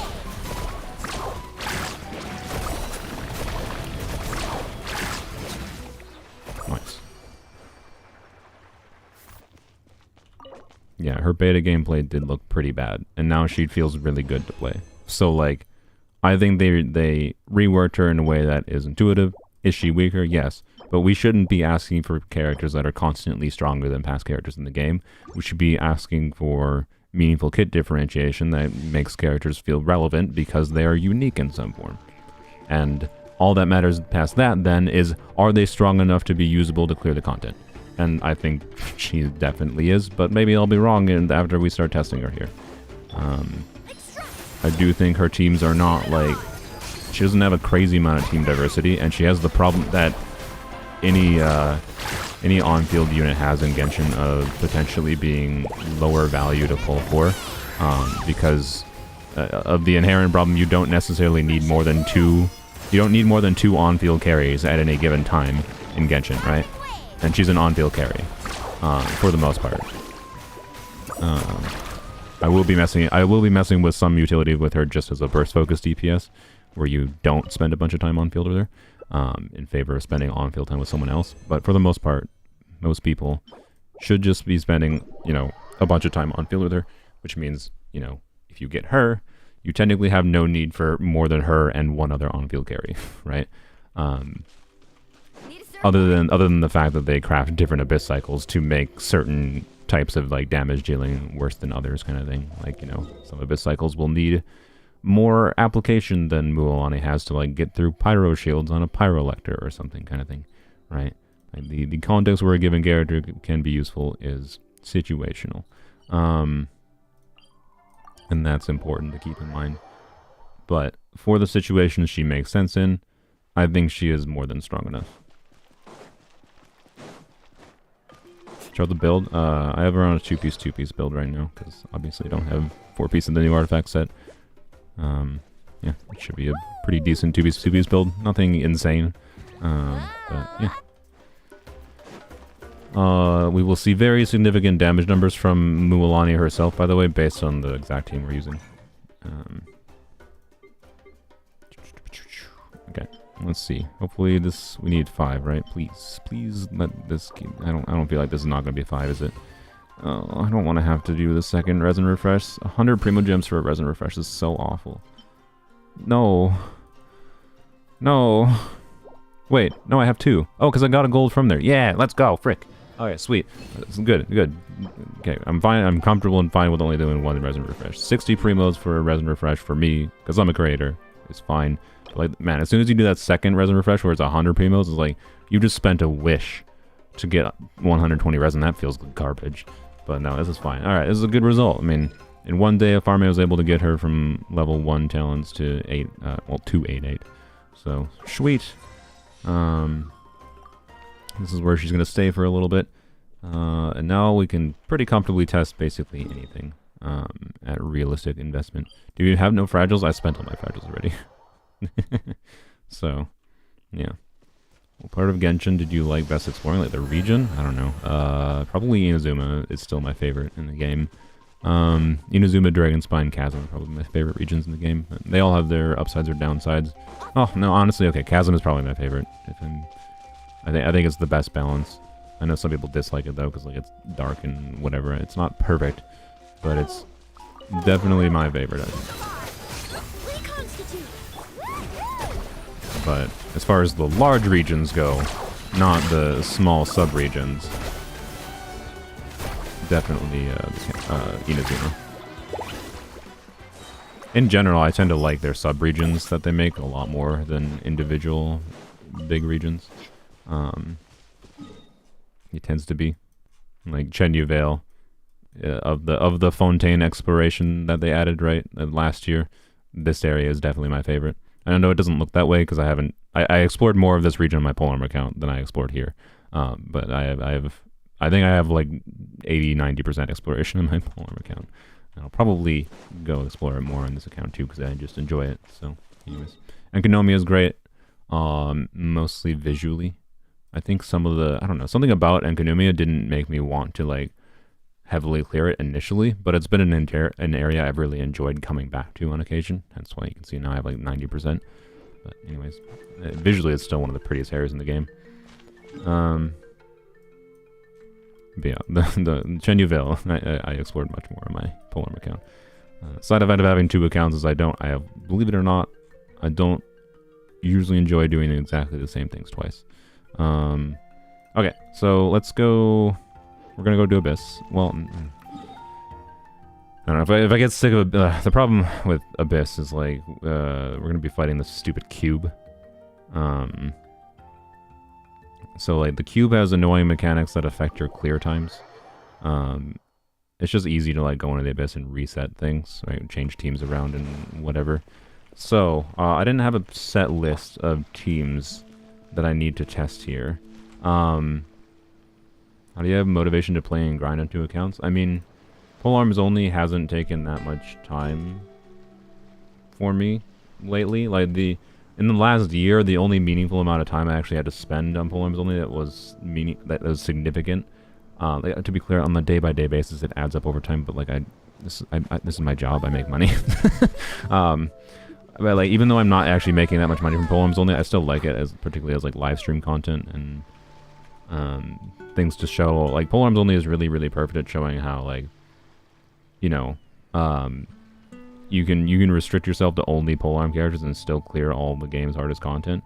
You don't need all the strongest buff. You don't need your Furina. You don't need your Kazuha to be successful. Because, you know, a side effect of the benefit of the fact that, you know, things like 5-star weapons and, you know, ways to vertical invest, and the fact that restricting yourself to having less characters lets you spend more resin to get better equipment on your characters, means that like polearms only has higher, like much more higher invested builds on characters through all the conjunction of the things because of the nature of the limitation, allowing me to prioritize different things than I would prioritize on a normal account, such that it actually just isn't necessary. Like polearms only, it is easy at this point to clear the game's content. And yes, I have spent some money on that account, but I can tell you I've spent vastly less money than on this account. So anyways, why polearms? Because I liked polearms at the time. And I didn't see any YouTube videos popping up in my feed of people doing polearms only back when I first started it. So anyways, I still continue with it because I enjoy playing on the account. It still engages me properly in how I think about team building in a different way. Anyways, but yeah, it doesn't actually take much time on a day-by-day basis. The only time it took up time recently was when I decided to grind to try to get C6 Arlecchino on polearms only. I grinded for I've grinded for like 60 to 80 hours on that account. That took a lot of time, but that was also like, again, I like made live streams doing that, and it was fun for the content. So anyways, what do we try first? I guess what we'll try first is a bit of an unconventional Mualani team that... Oh wait, I need to reconfigure Bennett. A bit of an unconventional team where I'm going to use Xilonen, Bennett, Kazuha, and then Mualani to get a big hit of damage on her burst. And then hopefully I can burst consistently every rotation, and then I can still do her normal attacks, but her normal attacks, right, so this, the Sharky Bite hit might not vape, or I might only vape on one of them. I'm not actually sure how the balance is going to work out here. My Xilonen, I normally power down my Xilonen because I have constellations on her. In this instance, I'm not going to power her down, and you know what my excuse of that is? Like, so, like C4, you can just pretend that, you know, it's equivalent, it's close to enough to equivalent of if I had higher refinement on Sacrificial Jade, and then any team DPS increase. I'm not going to use Xilone's C6 ability, and she still is a bit powered down. Like, I can make her much more powerful than she is. But it's also not, she is not on a defense circlet in this build. Basically, she's on a actually normal build, and it's a good build, but I'm not going to heavily power her up with like Aqua or anything. My chat died again, thanks YouTube. So I think the net team DPS increase from Xilonen constellations is perfectly fine in this context, given that, you know, we don't have like an optimal build. Like we're missing some damage potential from Mualani by like not having level 9 talents, by not having the new artifacts notably, right? Versus using a meaningfully worse 2-piece build. Like she's probably doing, I'd say 15-20% less total damage potential than she could have with like compared to the new artifacts. So Xilonen doing a little bit more off-field damage is fine. And also in this context, sorry for spilling about this for so long. Also in this context, I'm actually not going to be doing like that many normal attacks. So like Xilone's burst damage is not going to be anywhere near the same damage for a team wherein you're actually constantly doing normal attacks and triggering a lot of Xilone's abilities. So I'm just saying as a disclaimer, if you play this exact same team, you will see less damage. If you're doing exactly the same things that I am, because of Xilonen constellations. But it's not that far away from approachable if you just have Xilonen C0. Anyways, we're going to put Bennett on. So in this team, we do not care about Bennett's attack buff, right? Because both Xilonen and Mualani are not attack scalers, they are HP scalers. The reason Bennett is going to be in this team is for ease of use, for being able to burst, and then give Kazuha... one, healing is also that. Healing is nice because healing is nice for not dying sometimes. But Kazuha will be able to infuse Pyro on his burst consistently, so we'll have some off-field Pyro application in order to try to vape on Mualani by infusing Pyro on his burst, using Kazuha standing in Bennett burst, self-applies Pyro, guarantees Pyro infusion, and then we can have Hydro on the enemies thanks to Xilonen, activating Xilonen before to swirl Hydro, so we get, you know, Hydro buff from Kazuha's buffing talent and Hydro Swirl VV buff, right? That's the idea, right? So we can get buffing, off-field Pyro application. I think it'll work. But this is meant to be a more burst-focused DPS Mualani team, is the general idea. And this is the one I want to try first because I think it's the biggest. Wow, that's a fun number to see on your character that I think I might be able to have right now. Well, I don't know.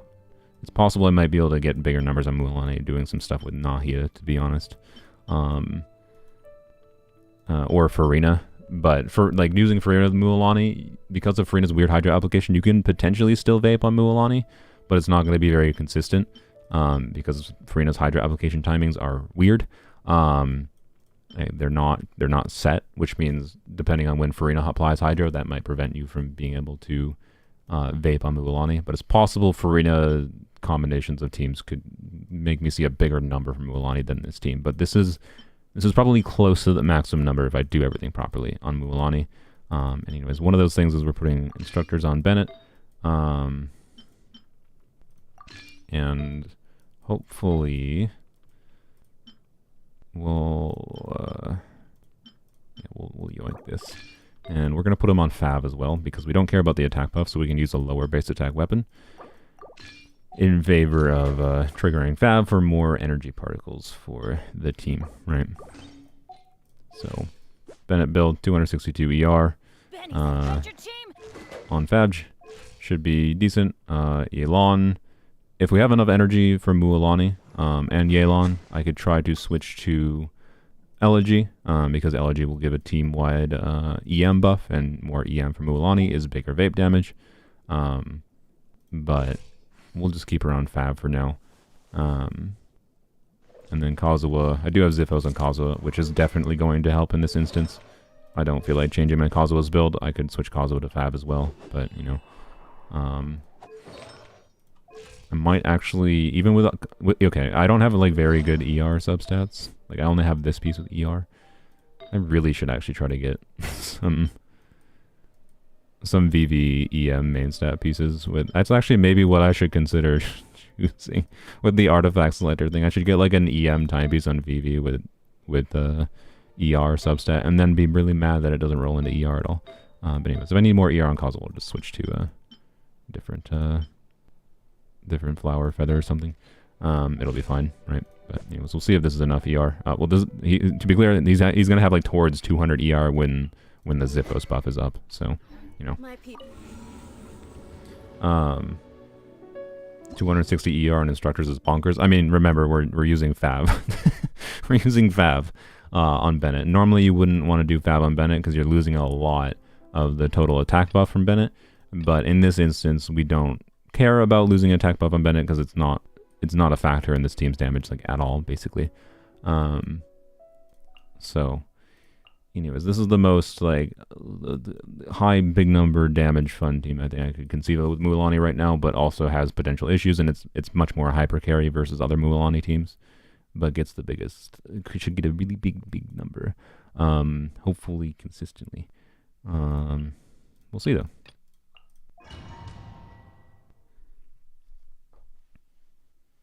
$100 EM on a flower, is that right? Yep.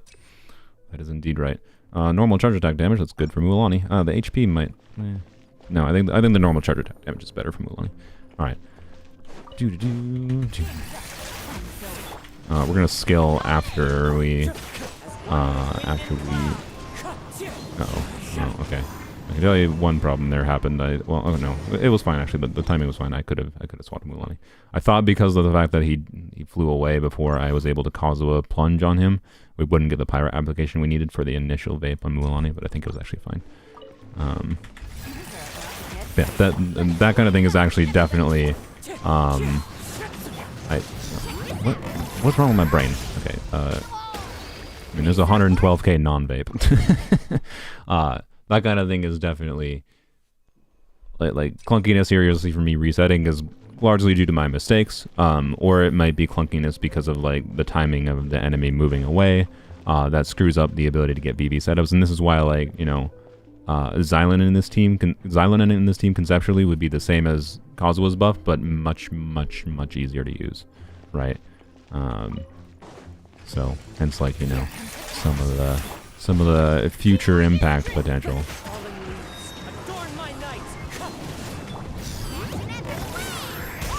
Nice. And I can also get a second vape on him. I don't think I can get a third one though. Actually, no, he's not even taking damage anymore. Oh no, he is. Okay. Yeah, now I use Yelan, and we're going to the next phase, right? Yeah. Look, over here. You're gonna teleport away. God dang it. Okay. There we go.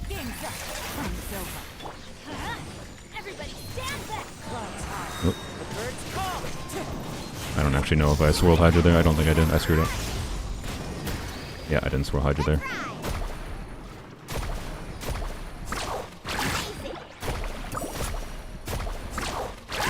Yeah, if I did things a little bit better, if they were positioned better, I could have set up buffs on both these at the same time and then transition that better. So we're going to optimize this a little bit. But yeah, that works pretty well. That works as well as I thought it would. So, and the fact that I can, and one interesting thing about this team is there's two options.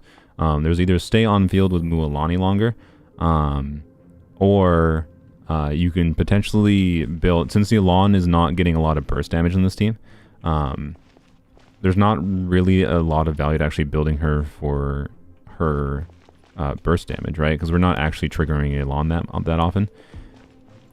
But you can do what I did, and you can I have configured Xilonen for like a 4P's Golden Troop skill damage nuke build.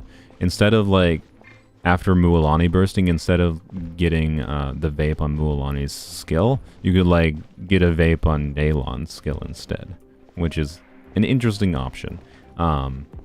I think for me, I'm gonna prefer actually just getting the vape on Mualani's skill rather than bothering with Xilonen.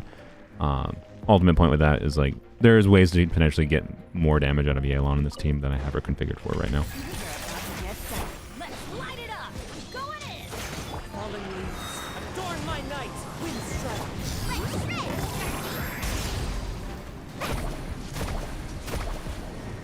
Yeah, wasting a little bit of time, so we won't even be able to get a second hit there. But we can do this. We can do this.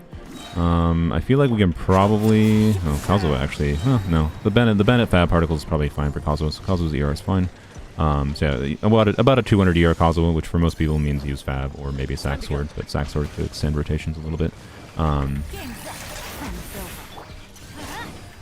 is dreamwork. Clouds high, the birds come. Check this out. Carving waves. Yeah, there we go. Not bad. Not bad. Nice 400k there. Oh, come on. There we go. Yeah. Yeah. Right? Like that's a team where you can burst consistently on Mualani. And like that's why I like this team. Is because I think one of the most fun things you can do with Mualani, since she's configured around getting really big number. Yeah, this is a level 8 talents on a 2-piece build. My calcs for this team, although actually my calcs for this team in hindsight were wrong, because I did calcs with this team assuming that I was gonna use an R5 Sapwood Blade on Bennett, because Sapwood Blade can give 120 EM, but I had forgotten until yesterday, when someone in chat reminded me, I'd forgotten that Sapwood Blade does not work if you do not have Dendro. Like, you only get the EM. So I'm glad I was told that before I spent 4 billets on making R5 Sapwood Blade. So but originally my calcs showed that at crown level 10 with the build I have in that exact team, I'd be able to get like 750k with the crown burst. So there is obviously higher potential there. And then with her signature artifacts, with like a realistic investment, like not a crazy investment on the new artifacts, I would be able to get that towards 800k. I suspect if I get as good of a build as I want to get on her signature artifacts, I'll be able to get towards 850k on her burst. The awkward thing though with the only thing I don't know about actually with her signature artifacts in this team, if you're doing this rotation where you want to burst first, I think it doesn't, like, I think you actually you have to play it differently with her signature artifacts. So let me do this again, but and the reason that is because to get the crit rate buff from the new artifacts, she needs to be in the Night Soul state, which means you have to use her skill. And because the way I was rotating before was using her burst before using her skill, that doesn't necessarily work. But I think based on the fact that we got a vape on the burst and then we were going to vape on the normal attack, what we can do is we can just do the vape on the normal attack first, get her Night Soul state, get the crit rate buff going, and then use her burst for the second vape, right? So it's just a different order if you were going to use the new artifacts or not. So let me show that. Everybody stand. Fallen leaves, adorn my night. That's fine. Oh, well, that didn't line up properly. Oh yeah, that's interesting. Okay, so maybe this team doesn't work as well if you do that order then. That's interesting. Let me try it again, because maybe I can. Maybe the fact that I didn't get the Pyro Swirl on him screwed that up. Is this C1 or more? No, this is C0 Mualani. C0 Mualani with Sacrificial Jade on a 2-piece build. Let's light it up. Going in. One with wind and cloud, wind strike. Let's ride. Check this out. Oh no, okay, it does work. Yeah, it does work. Yep. So you'd have to rotate a little bit differently with the new artifacts. You'd have to do the normal attack first and then burst.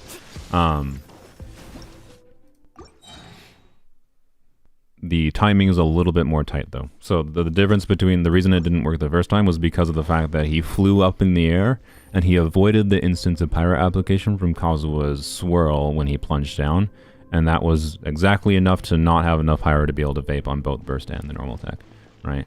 But yeah, the interesting thing with this team is like you don't get a vape on the you butthole. You don't get a vape on the. Okay, I'm gonna do that. Oh, okay. Well, let's see. That got screwed up there too because of his flying away. So this enemy is just awkward, right? But this enemy being awkward like this is exactly evident of kind of Mualani's. Like the teams where you can get the highest damage on Mualani are teams where you're doing things like this, where you're trying to do VV setups, and VV setups, especially with Hydra units, can very easily be screwed up by minor things like enemy's movement, right? So like, if you're not willing to work around that, that's a reason. Oh, that was not ideal. If you're not willing to work around that, that is just not something you want to do, right?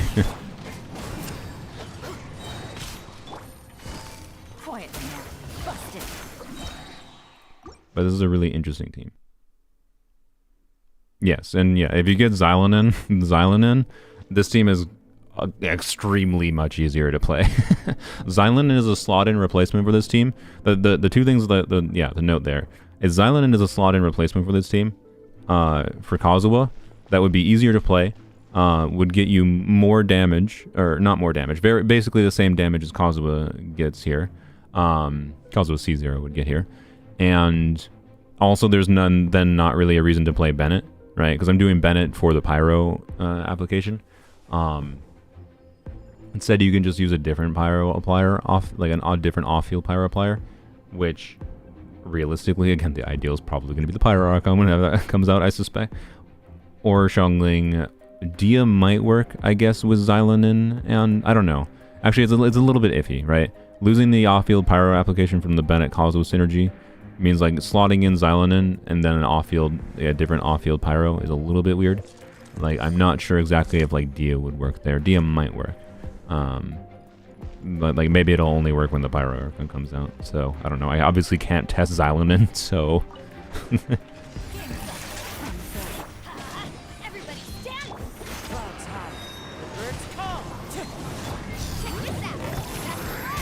yeah, an interesting thing is like I do think this is a lot easier to play if you're doing a two-piece build. Like it's definitely more clunky to have to do her normal attack first for this playstyle. Okay, yeah, she has more than enough ER, which is cool. Yeah, I don't know. This is really interesting. I don't know. I like this team a lot. This is the team I was hoping would feel pretty good to play.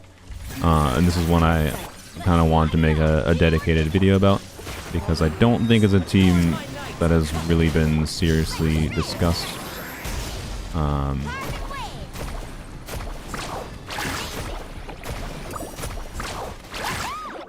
Yeah. You don't have to worry about burst because Dehya's E is all you need. Yes. In the content, we'll be playing some teams here with Mualani with Dehya. Dehya's ideal build in most Mualani teams is probably a 4-piece instructors build. Although, well, actually it depends exactly on. You might not, because you might want to like time Dehya's E in a way that she isn't triggering a reaction necessarily. But I think usually instructors would be her ideal build. So yeah, I don't know. This that team works really well. I'm happy about that. I'm not gonna go through the full abyss because I'd rather test different teams here right now. We should test some different vape variations before we get into the non-vape teams. Which, how good she feels in non-vape teams is definitely going to be a very big factor in my personal judgment of how valuable of a unit she might be, right?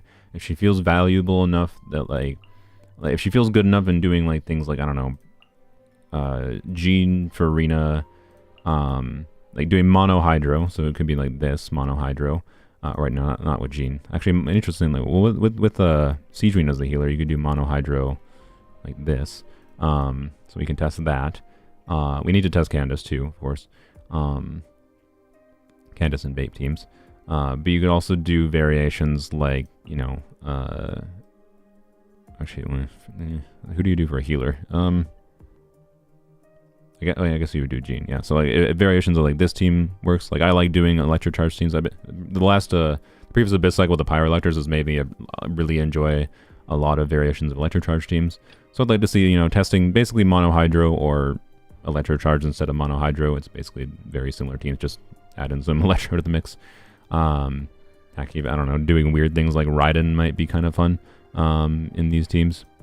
So I don't know, there's different combinations of teams where like it's not where you get the most damage value out of Mualani herself, but where you can still configure a team that is getting value from her being a Hydra unit that synergizes with other units, right? Does Raiden trigger with the shark? That's actually a good question. Let's check that quick. I actually have not checked that. I don't know if her shark, the shark surfing hits count. E. Nope. Not surprising, because it doesn't actually count as doing... It counts for building the stacks for her. It doesn't count as, you know, dealing damage. You're not dealing damage. Right. So, not surprising. Right. She only triggers her E when you actually do the hit, which is something, of course, to keep in mind. So, maybe that Raiden situation probably wouldn't actually make sense, basically, is what that means. I was actually thinking more of a baseline of just Raiden being able to burst, right, and get some decent damage of her own in the team when you're like swirling electro, whatever, and then also being able to refund some energy and buff Mualani's burst a little bit was the general idea there, not actually Raiden's E, but that is a good thing to realize. It doesn't work very well. Let's oh, you know what I forgot to look at before, by the way? Well, how does animal resonance affect Mualani's movement speed for Overworld? Because animal resonance, right, gives you decreases stamina consumption by 15% and increases movement speed by 10% and shortens skill cooldown by 5%. The skill cooldown is not relevant, but I don't know, what does the Overworld team like do? Let's do Gene. You know, an interesting thing. Gene with C2, when she picks up an elemental or particle, more movement speed. But to pick up a particle, she would have to like hit an enemy to get energy, so that's not the most relevant thing for general Overworld utility. But Mualani with animal resonance and this weapon is 20% movement speed. Oh, you notice it at the baseline. Yeah. Yeah, she's surfing faster. Anyways, not really that important of a thing, but it's something. You can fast around faster. You can fast around faster. You can surf around faster. I can definitely notice it.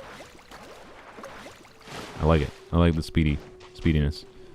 C6 Yunjin movement speed will work as well, but you'd have to use Yunjin's burst.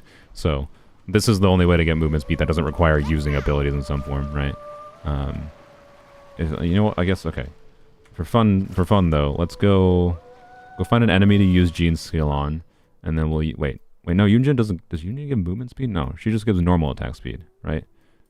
Is there anything that's movement speed in the game? I know there's C6 Amber. I don't have that. Right, your attack speed, not movement speed. Yeah, no, your attack speed. Okay. So no, attack speed is not relevant. We're looking for movement speed. Rosaria at night. Does that affect in combat though? Because to maximize Mualani's movement speed, we have to be we have to like get an elemental particle from an enemy on Gene C2. Because like Dehya affects movement speed in the day, right? But I think it's only out of combat. Wait, no, Debane's transforms its by Abyss. Oh no, it does work. Oh sweet. Okay. It's just not in domains and things. Okay, sweet. So we can actually just use this exact team. So we'll have a total of 45% movement speed, I think, when we use Gene, get a particle from Gene, right? And it'll be 10% from Dehya during the day, 10% or 15% from Gene C2, and then 10% from Animal Resonance, 10% from Lost Pairs. So we can do 45%. Let's go find an enemy. What artifact set on Dehya for Mualani? Usually instructors. Usually instructors, and thankfully because you don't care about ER, you can just level up instructors enough that you know you're not concerned about her dying. Like having some HP on Dehya on instructors would be nice, so that she can do some tanking, like she can eat some damage for the team, right? Like having her be unleveled on instructors with unleveled artifacts is technically doable, but Dehya will probably die off field, and that is not ideal. So, you know, you still do want leveled pieces that can make her eat some damage for her supportive utility. And you could put her on Fab for like energy or whatever. Or Sack Greatsword if you need the more uptime on her skill. So anyways, is it count at daytime yet? I don't know if it counts as daytime. No, I don't think it does, so we'll go to middle of the day. Shun Yun buff, Kachina Plunge. Like Kachina's ground pound? No. It counts as skill damage. It doesn't count as plunge damage. Alright. So, all we need to do is get an elemental particle. There we go. Oh boy, that's so fast. That is so fast.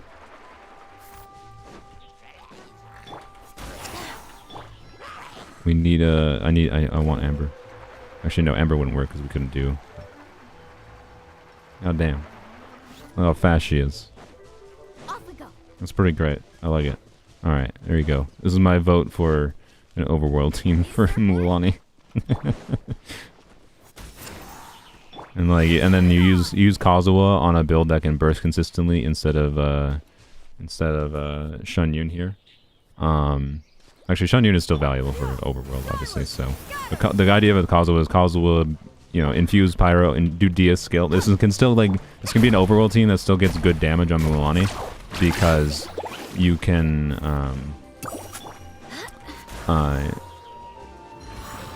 you can infuse like Kazuha burst or actually Gene burst works. Now that I think about it too, right?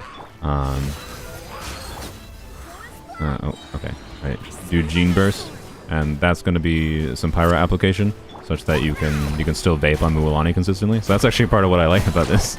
It's like for an overworld Mualani team, she can still vape quite consistently in this kind of team, and she can move fast as heck. Wow. I like it. Alright. Heckin' movement speed. Anyways. What did I name the Syrian? Rock. Because people are asking for it again. Here's the Mualani build.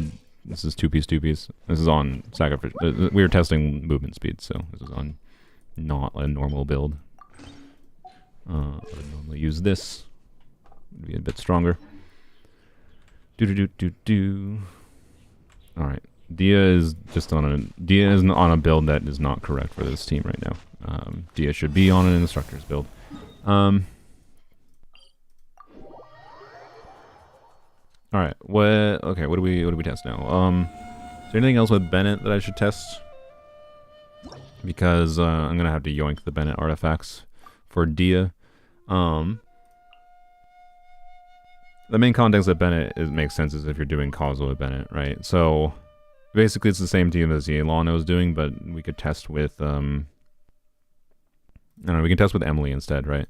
As a point of comparison to Xilonen, where we're not going to burst consistently, right? In this instance. So let's still do that. I definitely should have started with Emily. That was stupid, but what?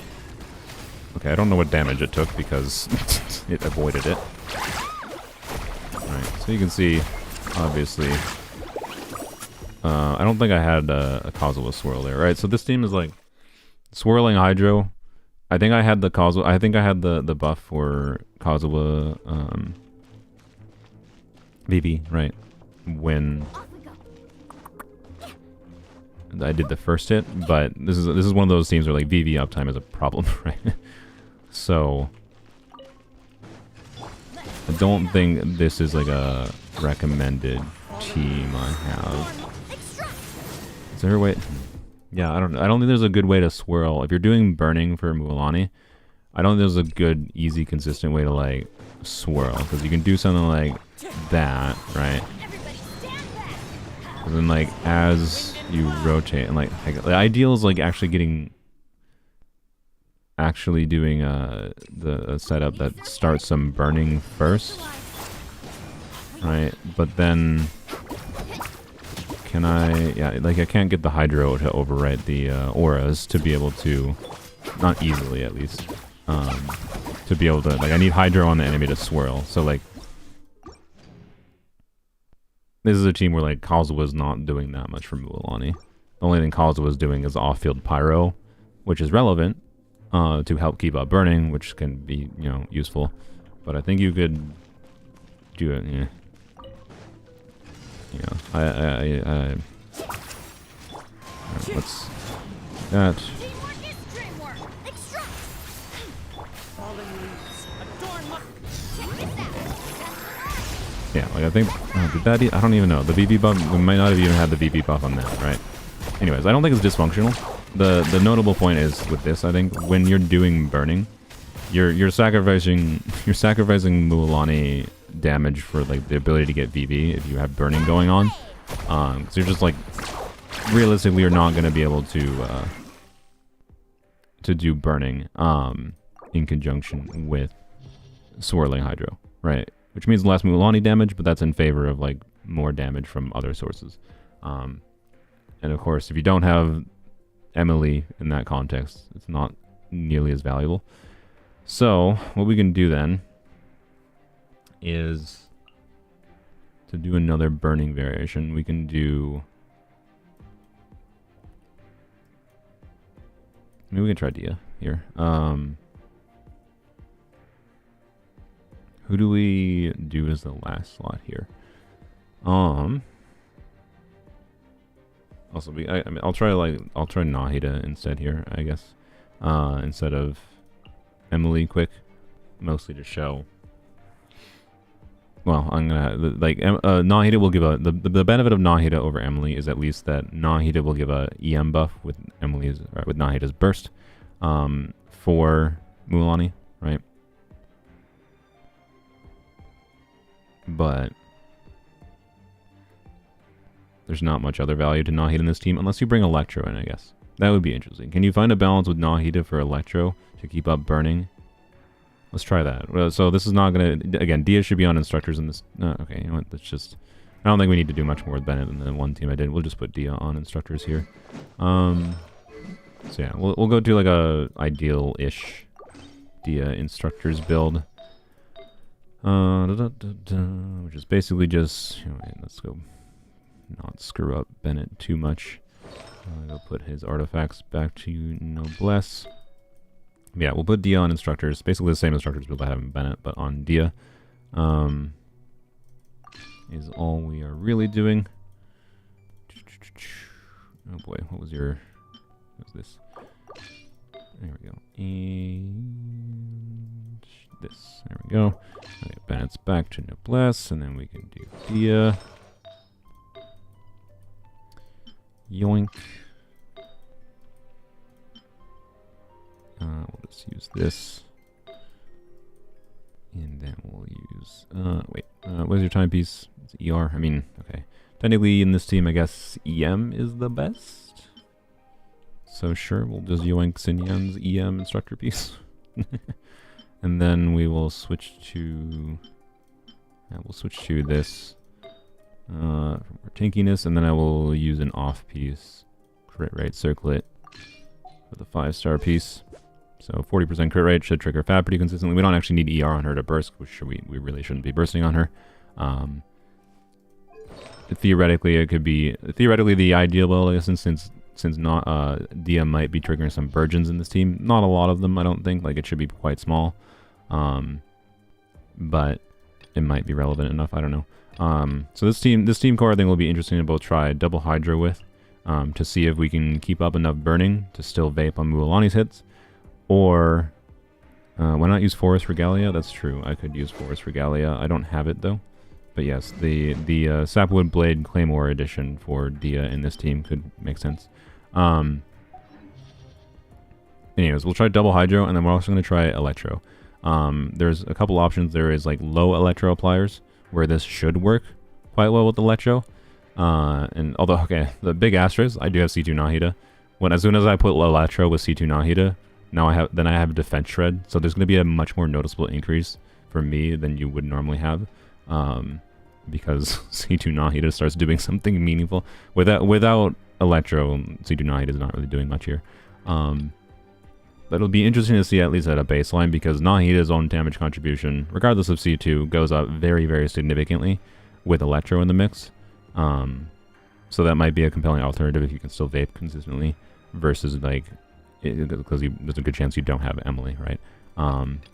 I would generally lean towards doing like Emily team variations versus doing this, I think, but we'll see. We'll try both like official, who is actually frick. Official doesn't work against the cube. Okay, we'll try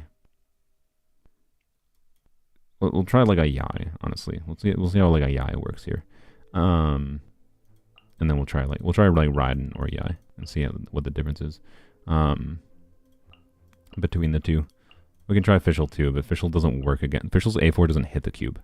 It's stupid. Oh yeah, we can try Kuki instead. That's true. You know, we'll try Kuki. We'll try Kuki or Yai. Is the two options.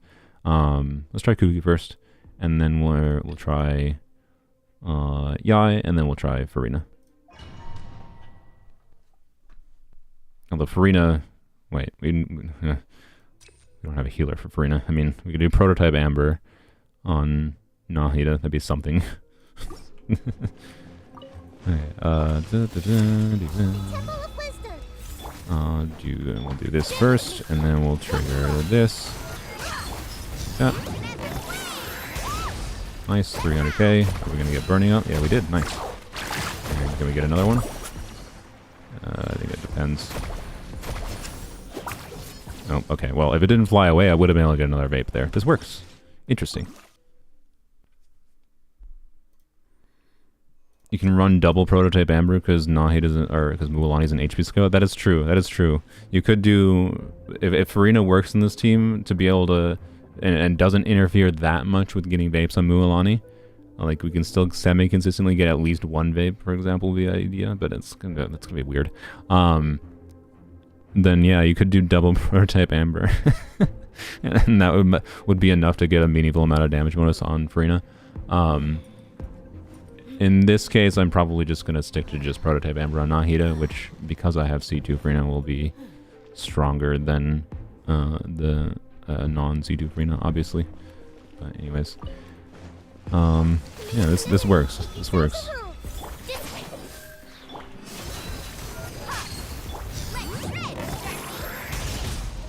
Where'd it go? Oh, there it is. Okay.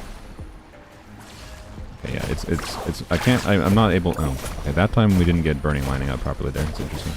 I think that was a problem because of the fact that it flew away though, and we missed. I think we missed a coordinated attack or something that would have triggered burning, or something.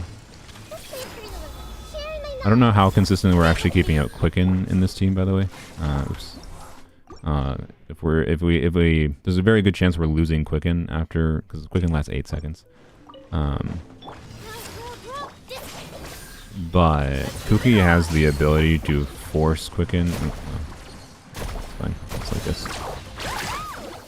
Kuki does have the ability to force Quicken by doing a burst, right? You can override some existing aura and forcibly trigger it again, but that could also cause a problem. If you're using Farina, try Xiangling and Yaoyao. I mean, yes. Using Xiangling will potentially enable Farina and Mualani to work more consistently. Doing Xiangling plus burning, yes, will probably work. We're gonna do Xiangling things last. Yes, I don't like the cube for testing against Mualani, but I also think it's important to show that like this is potentially part of the awkwardness with this character. I think I hit it just before. I also shouldn't have done it that timing. I think I hit that burst hit right before she triggered burning. So this team is weird, is basically all I can say. It does technically work. Can I actually have 3 stacks? Okay, yeah. Like she has issues because this enemy, like a lot of enemies in Genshin are like this, right? And that's important to keep in mind as a potential awkward factor to Mualani. I think Mualani will feel much more consistent when there are multiple enemies around, right? Because when there's multiple enemies around, you can build up her 3 stacks faster. So like this is kind of a worst case scenario for Mualani being awkward.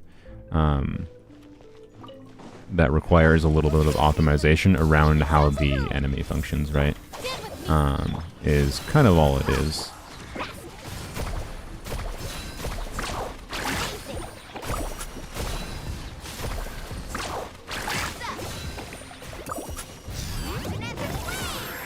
Right, you can see it worked perfectly well there.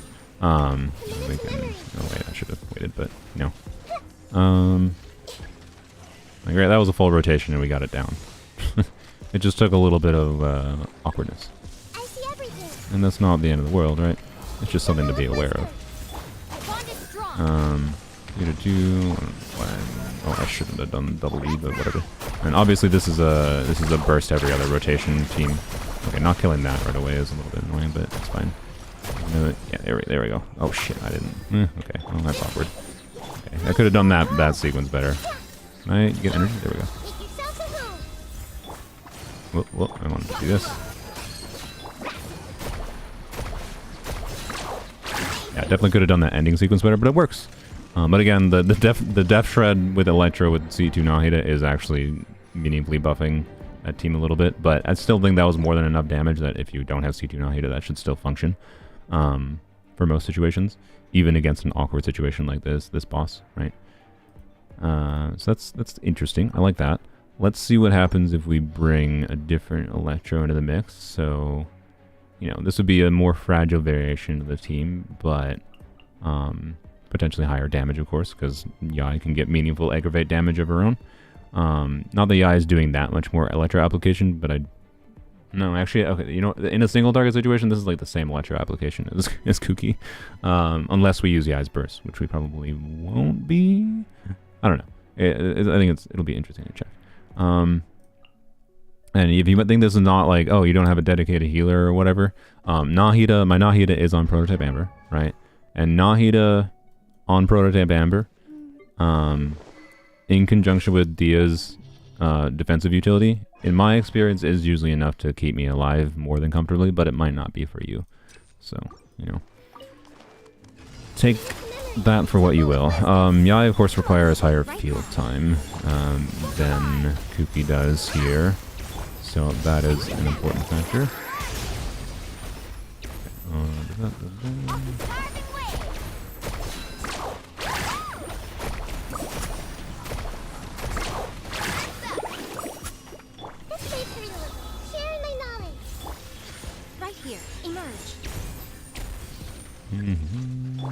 Hello, you're gonna teleport. Hey. Yep. Right here.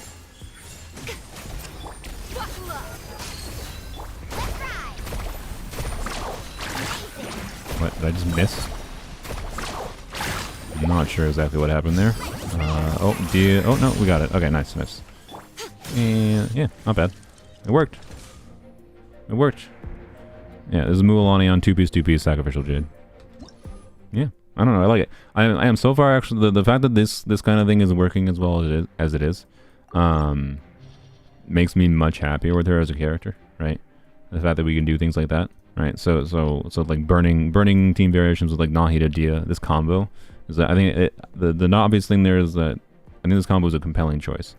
And let's also try like Raiden here. Raiden is like a alternative to Kuki. Is there any benefit to Raiden over Kuki?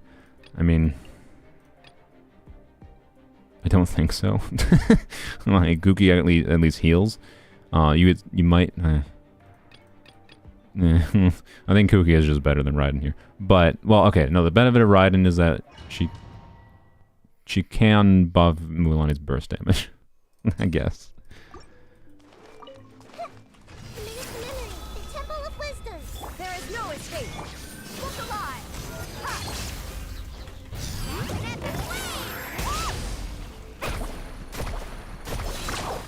Oh, I just lost my... Raiden just overwrote the burning there, which is awkward. Interesting. Why are we having more issues here? It looked like we were having more issues keeping up burning than we were with Kuki. Although interestingly, Yai felt like she didn't have issues, but I didn't really test it. I didn't test it in depth that much, obviously. Illusion shattered. Let's get it on. Let's ride. Oh, you butthole. I need.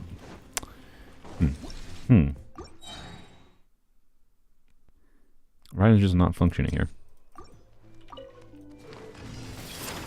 Temple of Wisdom. Shine down. Buckle up. Carving wave.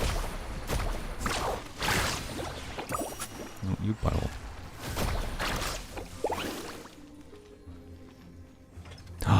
I know why. I was struggling there. I know why. I know why. Anyone in chat know why? There's a pop quiz for you. Have you figured out why this wasn't working? Why we weren't able to keep up burning like we were with Kuki or Yai? I know why. Yep, you got it, Rukashi. The whole team is coordinated attacks. They're not triggering any coordinated attacks. So, like, Dehya only triggers a pyro hit when you do a whack, right? She applied pyro after I did that. Raiden is the same thing. So, before, like, Kuki or Yai, right, they're just having damage happening. That was triggering Dehya's coordinated attack, keeping up the burning. So that's funny. Raiden literally doesn't work then in this context. That's funny. So yeah, you could use like Yao or something there. But Nahida can give a big EM buff for increasing Mualani's vape damage, and Nahida can contribute a very meaningful damage contribution of her own. Would be the idea there. So, I wouldn't lean personally towards replacing Nahida there. But yeah, anyways, I really like this. Let me test it a little bit more with like with Yai actually. I actually really like this team variation. Fischl should, I don't know, Fischl, okay. We can go test Fischl, I guess. So we can't test Fischl here because Fischl's A4 doesn't actually hit the dude. So it's like, it's actually not possible to test Fischl against this dude, but come on. But yeah, like, I don't know. That's pretty compelling, is it not? I like this. I like this team variation. Fischl might work instead, but she also might be too much Electro application.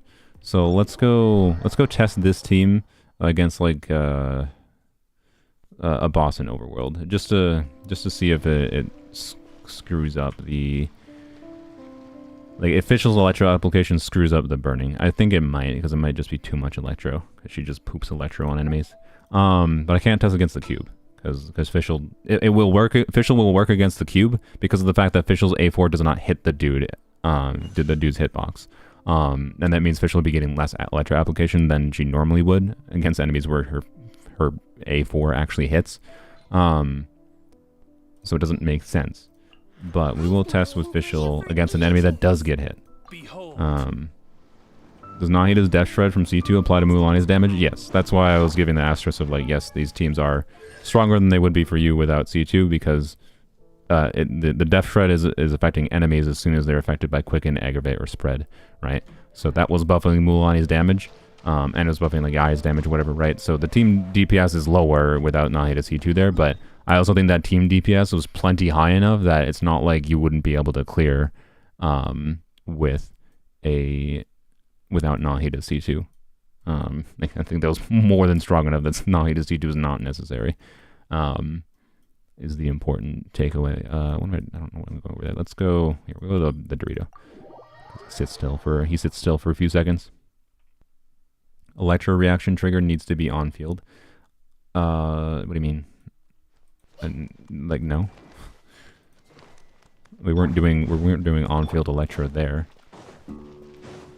Yeah, Beto could be an interesting option for more defensive utility, particularly in AoE situations, right? If you're doing Nahida plus Beto plus Dehya in AoE situations, I think it could go pretty well, yeah. Yeah, I could do the local legends in Natlan, but I'm not trying to test the full thing. I'm just trying to test if official will actually overwrite the burning here, essentially.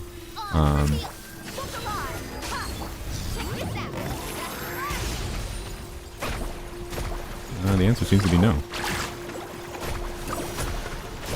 Oh, nice. Interesting. Okay. Huh. So interesting. One notable thing though is because like, I don't think Mualani's shark. Actually, I'm not sure. Does anyone know if Mualani? We can test this quick actually with like Sanctuary Xilonen. So official C6 is a notable upgrade for official, both not just for damage, but also to let you have like more control over what official is targeting. So official's a little bit worse if you can't trigger her C6. Not like she's a bad character. Does Mualani need a rainbow team? No, but I don't know. I really like rainbow teams, and you know, there's value to, you know, Dehya plus Nahida is burning for power application for Mualani to vape, and then, you know, Nahida EM buff. Nahida can also be a healer for this team. Dehya also has defensive utility, can be on instructors. It's a very low investment build option for her. And then you can, you know, slot in an Electro unit for extra Nahida damage and extra damage from your Electro unit. Or you can just slot in, you know, a more defensive focused unit. Beta would be a really fun option though, I think. In AoE situations, because Beto can have some defensive utility and meaningful damage output in AoE situations. So that's an interesting option for sure. But also Beto, I think, is also a normal attack triggering unit for her burst. So let's double check here real quick.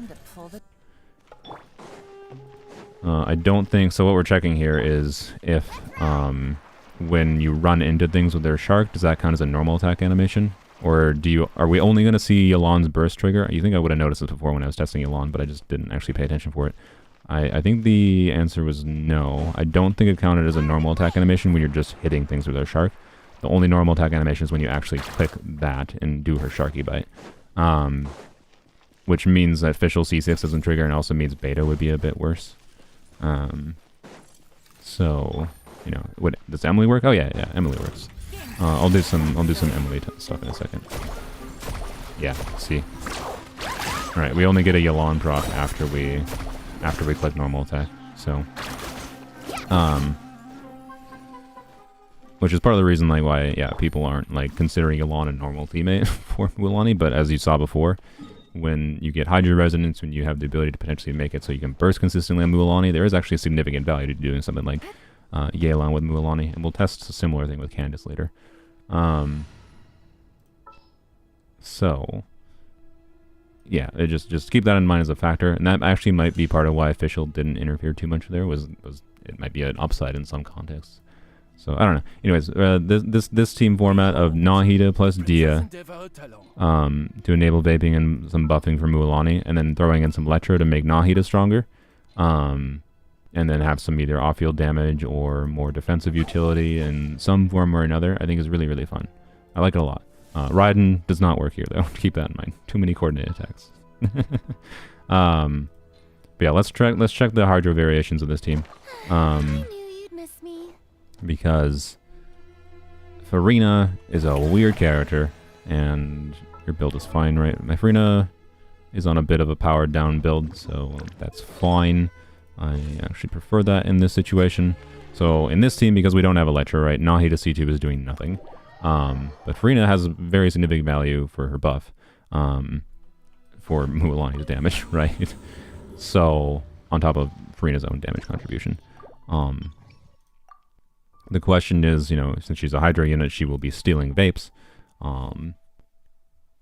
And it is likely that you will see it'll either be very hard to vape, it'll be some mix of very hard to vape, or you will only vape on like one hit on Mualani versus being able to vape on all of her big hits is probably what we're going to see here.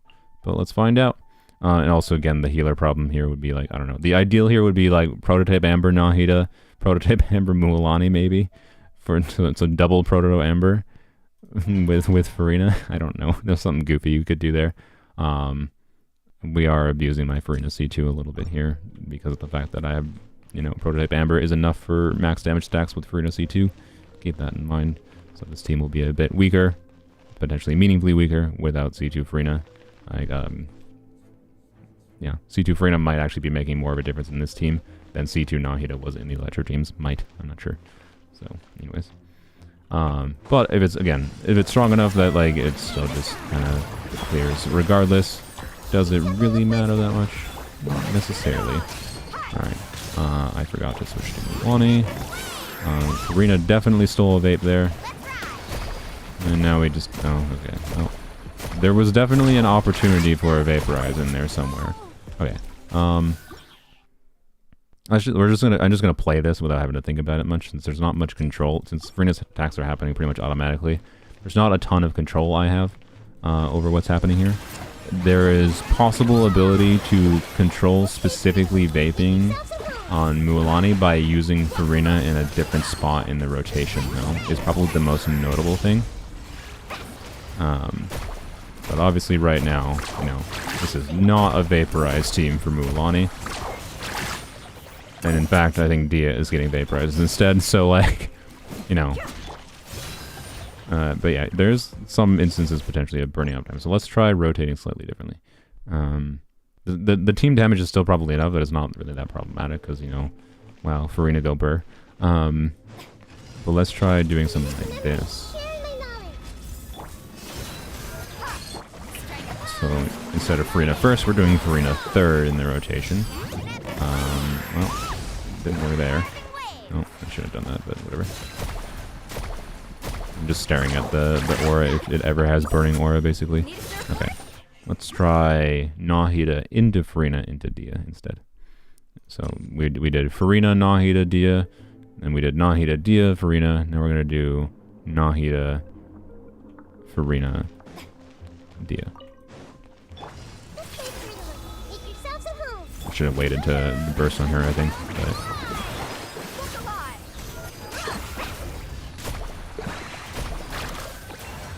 But okay, that works better. You can actually consistently vape a little bit here. Missed on that one.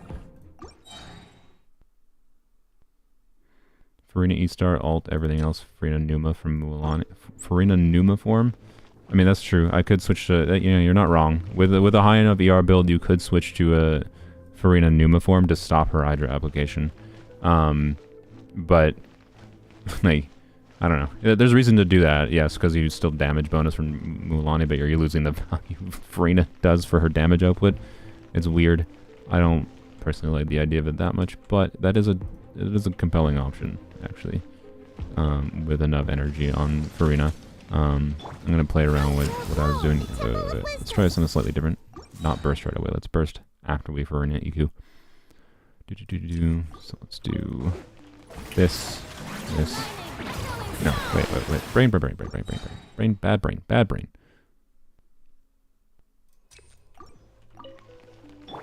Do this. And then do this.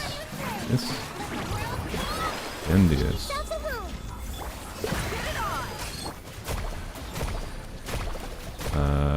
No. Okay. I mean, that just missed because it ran away. But we had a short instance window there for where it had burning, and we could have gotten a vape on Mualani, but it didn't line up quite correctly there. When I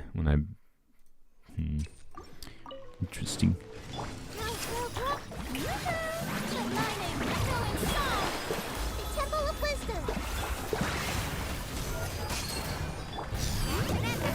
Oh, that did not vaporize.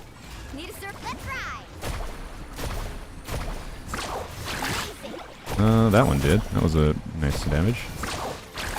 Yeah, interesting. Okay, so there are ways to make this work. In some form or another, and that may indeed include some mix of, you know, switching Farina to Numa mode at some points.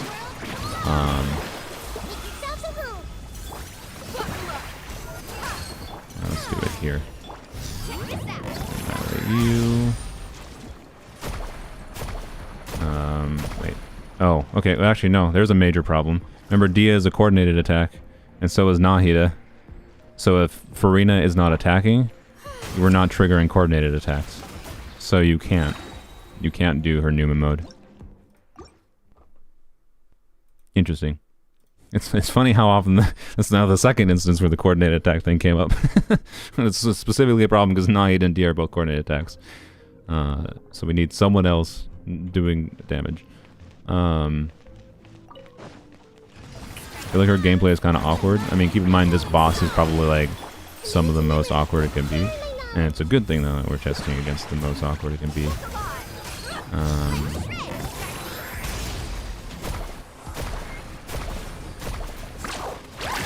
Yeah, I don't know. This is just weird, right? Like, how significantly the experience. Like, this is not a team. I don't think this is absolutely not something I recommend. I feel like if your desire is to get consistent maximum damage output from Mualani, not ideal. But the thing to keep in mind is like you're still doing meaningful damage with Mualani even if you're not vaping, and Farina might be vaping instead. And on top of that, right, like there's reasons to use Farina with Mualani just because Farina buff good, Farina damage good, right? Like, you can still potentially have enough team DPS to clear the content. It just might not be as satisfying for Mualani's own damage specifically, right? It's kind of the idea here. Do I have a 50 CV artifact? Not missing out. It literally doesn't matter. Oh, that one didn't vape. That's fine, I guess. I wonder if I just don't use Mualani Burst here. Maybe if I didn't use her Burst there, I wouldn't have had underlying Hydro. Let's try not using Mualani's Burst at all. There's a team with Homa. His coordinated attack is faster than Mualani normal attack. Does his thing triggers off of normal attacks though? Like, it shouldn't work very well. Well, wait, no, right? I'm not wrong, right? I'm pretty sure Toma's burst coordinated. Toma's burst is not a coordinated attack. Coordinated attack is triggered like just based on like any kind of damage. Well, okay. I would normally describe characters that have just coordinated attacks, which is like Raiden, Nahid, and Dehya, as units that are only dealing damage when there is just any instance of damage happening. Whereas Toma, I'm pretty sure, only triggers on normal attacks.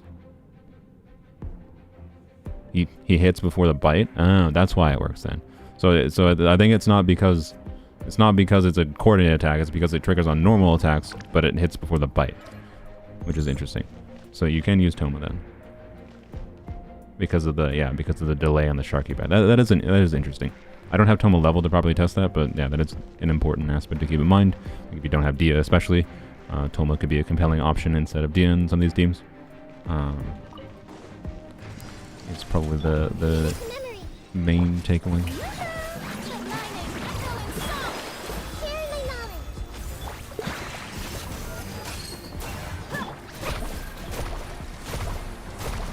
You gonna burn? Okay.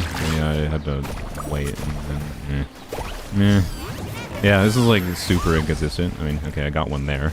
I don't know. You could definitely learn to play this team very consistently and it be a very high damage output team because Farina go burr.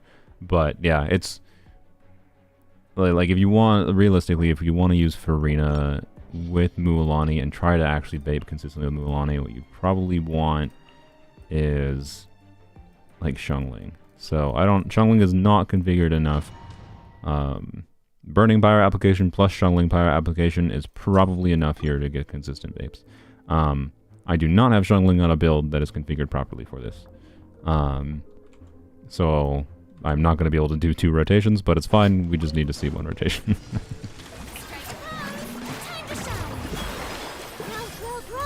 And also, again, the healer situation is, you know, same as before, but, you know.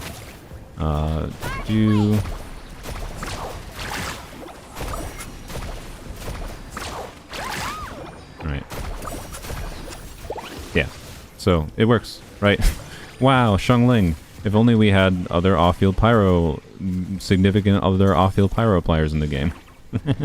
Right. Awesome Forest Regalia for Dehya. It's potentially a higher, yeah, if you can get an additional 120 EM buff in this team, or in the team with Dehya, it was not this team specifically, but when you're doing the Dehya Dendro Mualani combo, 120 EM for Mualani is potentially very significant. Honestly, you know what? Let's do this one more time. Actually, just to show this. So, anyways, yeah, Nahida or Xilonen can absolutely be configured to be very consistent here.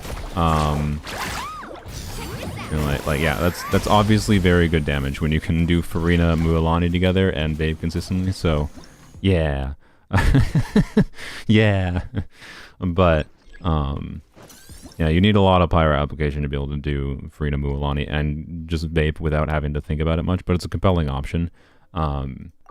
You'd probably need to reconfigure Xilonen to have towards 300 energy recharge.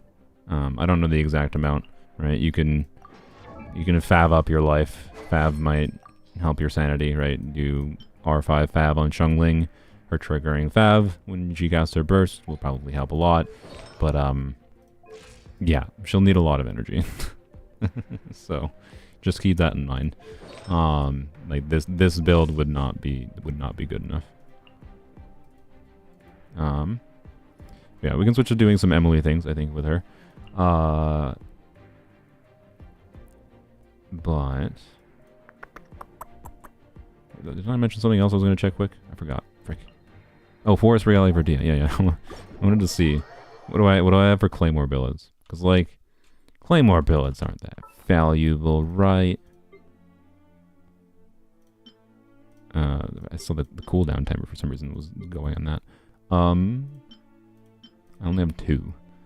Actually, no, I could convert. How many Dream Solvents do I have? Oh, this would be a waste of Dream Solvent. I don't think I have that many Dream Solvents because I don't farm... Where are they? I don't farm that many weekly bosses. Where are the Dream Solvents? Frick.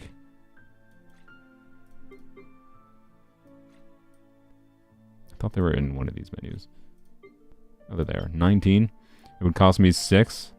Oh, wait, I could also use... Okay. I should probably say this for a sword billet because I think I might want it for Xilonen. Maybe, I don't know. I might just end up using a Fav sword build on Xilonen. But that could save me 2. I don't know. I don't think it's worth saving 2 Dream Solvent in exchange for a custom billet. I'll keep the custom billet box. But try Candace? Yeah, we're gonna try Candace. Candace will be interesting. What's wrong? I don't think I necessarily have the ideal build, but it'll be fine. Notably, like this, Candace should be more easy to use without C6. Candace with C6 might actually interfere with things, but it depends on the timing. Like it's probably gonna be the issue is I think right.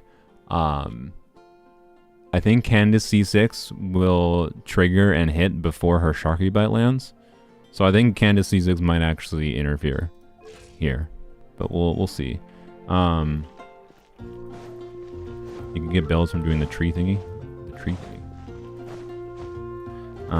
So non-Candace C6 though is actually better here. So yet another instance of like, F you Mihoyo, let us disable constellations. Like Candace C6 is generally speaking really, really good at making her more relevant. Wait, I didn't need to do that. So do I have the... Oh, I don't have the recipe. Frick. Okay. Do I have the ability to get the recipe? Frick. Well, I guess I was considering just crafting R5 with this stupid weapon for Dehya, just to make it so she could get you get another 120 EM buff for Mualani here. I know I can get it from the R&R guy. I just don't know if you need to do things in the R&R quest line though. I'm stubborn and I refuse to do the R&R quest line, so this might not be a thing for me. But you know what? Keep that in mind as a factor. You know, wherein I have like C2 Nahi to make the team stronger, you can try to increase the team by like using Forest Regalia and picking up the leaf thing on Mualani. That's all the no. I clicked the dialogue. Oh no. Oh no, how many years am I stuck in this? There, okay, we're fine. Wink. This dude. Yep, don't have any. Frick. Okay, well. Oh well, not doing that today. That's for dang sure. Have you been humbled by the new local legends? Nope. I have not ran into them yet, so, you know. Alright, that's fine. Yeah, just keep that in mind, right? You could have an option for increasing the team's damage. With Dehya, with Forest Regalia, right? Particularly since I don't think Fav on Dehya was not the difference maker to Mualani being able to burst consistently when still a Hydra there. She was still, like, this is a, she has like 100, yeah, she has 115 ER, right? And, you know, Fav was not enough to burst consistently, so keep that in mind. Yeah, let's see if Candace works. If Dehya's on instructors, then Candace does not need to be on instructors. Wait, no. No, it does not stack. I'm pretty sure... I don't actually remember. I'm pretty sure instructors does not stack. It doesn't say it does. Normally artifacts do say, like, the same buff and the same artifacts that do not stack, but I'm pretty sure instructors does not stack. I think I tested that a while ago. So I guess I'll just put Candace on Emblem. Well, actually, no, that doesn't even... I guess just full... Since Dehya's on instructors, the options would be Candace, actually, I think, on the new artifact set. Would be a good option. There'd just be 12% more damage bonus for Mualani. But I don't think I have 4 pieces in that. Oh, I have 6. Wait. Can I force it? Nope, I can't, because it gave me... I only have time pieces and flowers for some reason. Alright, never mind. I would have forced it if I could. Well, no, forcing it wouldn't have worked, obviously, for sustained rotations, but... Okay, we're just gonna give her enough ER. And we'll do two-piece emblem, I guess. That's fine. And then... Actually, she already had two-piece emblem there. Okay, well, didn't need to do that. Then I guess we'll do two-piece HP. Shoop-a-doop. No, I don't have a HP circlet in. Okay. How about this instead? And then a Vorakasha piece. There we go. Okay. And then I should do... Well, she needs to burst consistently, so I probably still need that. Why? Oh, that's because Dehya was on that. HP, ER... And yeah, blam. Oh, well, we're doing 3-piece emblem, I guess. That's fine. There we go. 250 ER. Should be fine. On Fabj. Could use some more crit rate, but I think it'll be fine. Yeah, and she has 34k HP, so the buff that she gives, right, the normal attack damage buff is 0.5% per 1,000 points of her HP with their normal attacks, so this is, you know, a whopping like 20, or no, wait, what? No, I can math. Whatever, just 20% normal attack. Wait, is it only 20? Every 1,000 points. Yeah, 20. Well, it's 17%, whatever. 20%. Simple enough. But could also be on a better artifact set that would give 12% more damage bonus. What we're checking here, though, is ultimately not optimal damage utility and more just if Candace C6 will steal vapes. I think this will work perfectly fine and be a compelling alternative, like with Candace not C6, versus like what I was doing with the Xilonen earlier, for example, because you can use Candace for like easier VV setups and whatnot. So I guess we'll switch to, frick. Bennett is not on instructors. Okay, whatever, it's fine. I'm not going to switch Bennett's artifacts again. But Bennett, I'm just going to put Bennett in this team for the, easy infusion. Xin Yan would actually be an option, which is interesting. This is just for the easy infusion for off-field pyro through Kazuha. So this is the same as what I was doing with the Xilonen earlier, but seeing if Candace steals vapes, and I think she will.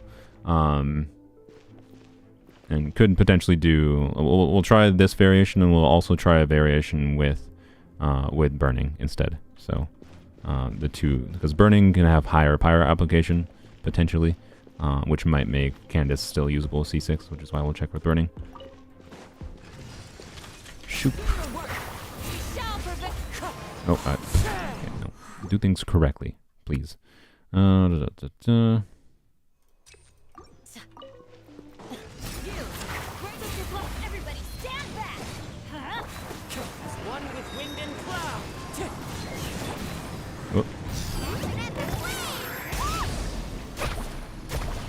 Bennet's not on instructors in this instance, so obviously it's going to be less.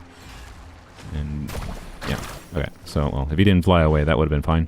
And then, you know, switch to you, and do Bennett again. Wait.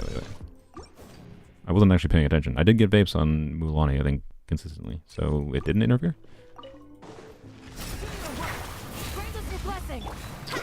God dang it, brain. God dang it, brain. Overload Mualani. I suspect that won't work, considering she is neither Pyro nor Electro.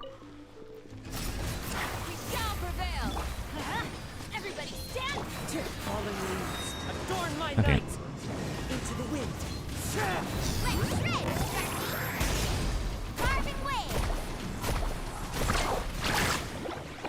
Oh, she was triggering vape, right? Okay, but okay. So the interesting, so it was causing a problem in that we can trigger.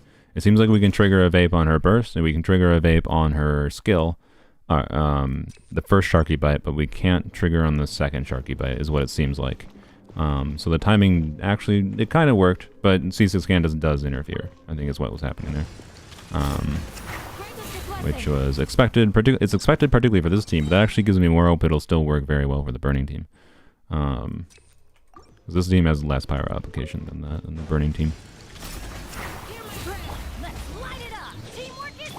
Bennett should be on instructors in this team, so...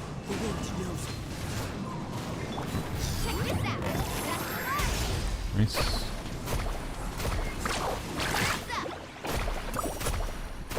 Yeah, okay. It's also just a problem with the... We're just losing... The Kazuha burst ends by the time we can do the third one. Which I don't think was a problem with the Xilonen, if I recall. Like, we were able to... Or no. No, I guess it's not really that different from Xilonen, right? Because with Xilonen we weren't getting a third one anyways, right? Because of the similar reason. So it's actually... That's interesting. So C6 Candace in this team is not fundamentally that different from what Xilonen was functioning like, right?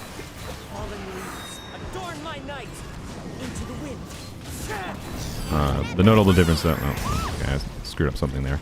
The notable difference though is... Xilonen is buffing Mualani's burst damage. And Candace is only buffing her normal attack damage. So... Let's try not bursting on Mualani. To simulate like a non-burst rotation. I'm assuming we're doing yeah, because you can't do 3 vapes. Is basically what we're seeing. That's the same as with Xilonen, but we should be able to do 2, like just 2 normal attacks. Everybody stand back. Clouds high. The birds call. Wind strike. Dang it. Well, that was a problem of him flying away. We'll redo until we don't let him fly away. Can does a new set with the instructor work? Yes, that would be the idea if I had the new set. And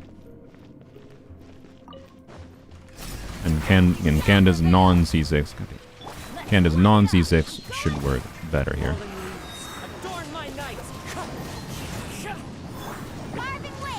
Really? Really?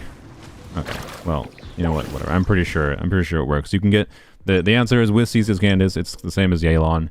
I think without C6 Candace, you might actually be able to get 3 vapes. But let's try with Candace in a burning team. So just do the same thing, but with Candace now. So this is like, ooh, not, what the heck? So this is the same thing we were doing before, but with Farina, I guess. But now with Candace, obviously this should be worse for. You know, Candace is not doing the damage that Farina is doing, right? But the idea would be you get some... You might be able to enable Mualani to actually burst consistently in a rotation by doing double hydro, right? Get a little bit of buffing, yada yada. And might not interfere with the stuff going on.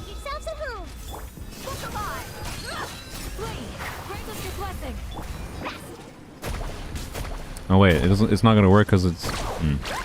Okay. That's not going to work because Dehya not hit a coordinate attacks. Okay. So I guess Emily Dehya. Emily Dehya Candace is the same thing, like far as like application for Pyro goes for the most part. Have you tried the Xin Yan? I don't like the Xin Yan Kazuha combo because I'd rather just use Bennett because Bennett is a healer that can keep the team alive, and the Xin Yan combo doesn't really save that much time. It has the benefit of you don't really necessarily have to build a character as much. So like, I don't know. I don't really see the point of doing the Xin Yan combo, personally. But Xin Yan is an option though. It's a lower investment way to make things work with Kazuha. In particular. Because Kazuha can do that. You can use Xin Yan in the same way I was using Bennett with Kazuha to guarantee a Pyro on his burst. Right? What do we start with here? We just start with... Let's try to start. We'll start with Emily first. Do that. Do that. That. Yep. Okay. Wasting my uptime.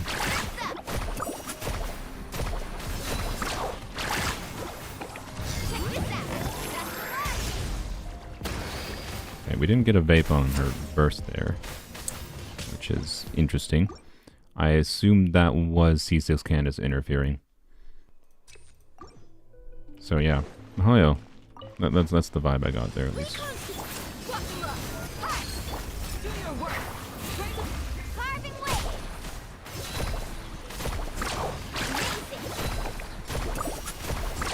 Dang it, frick. I missed a hit there, so that didn't really, you know, yeah. Missed a hit there. Missed a hit there.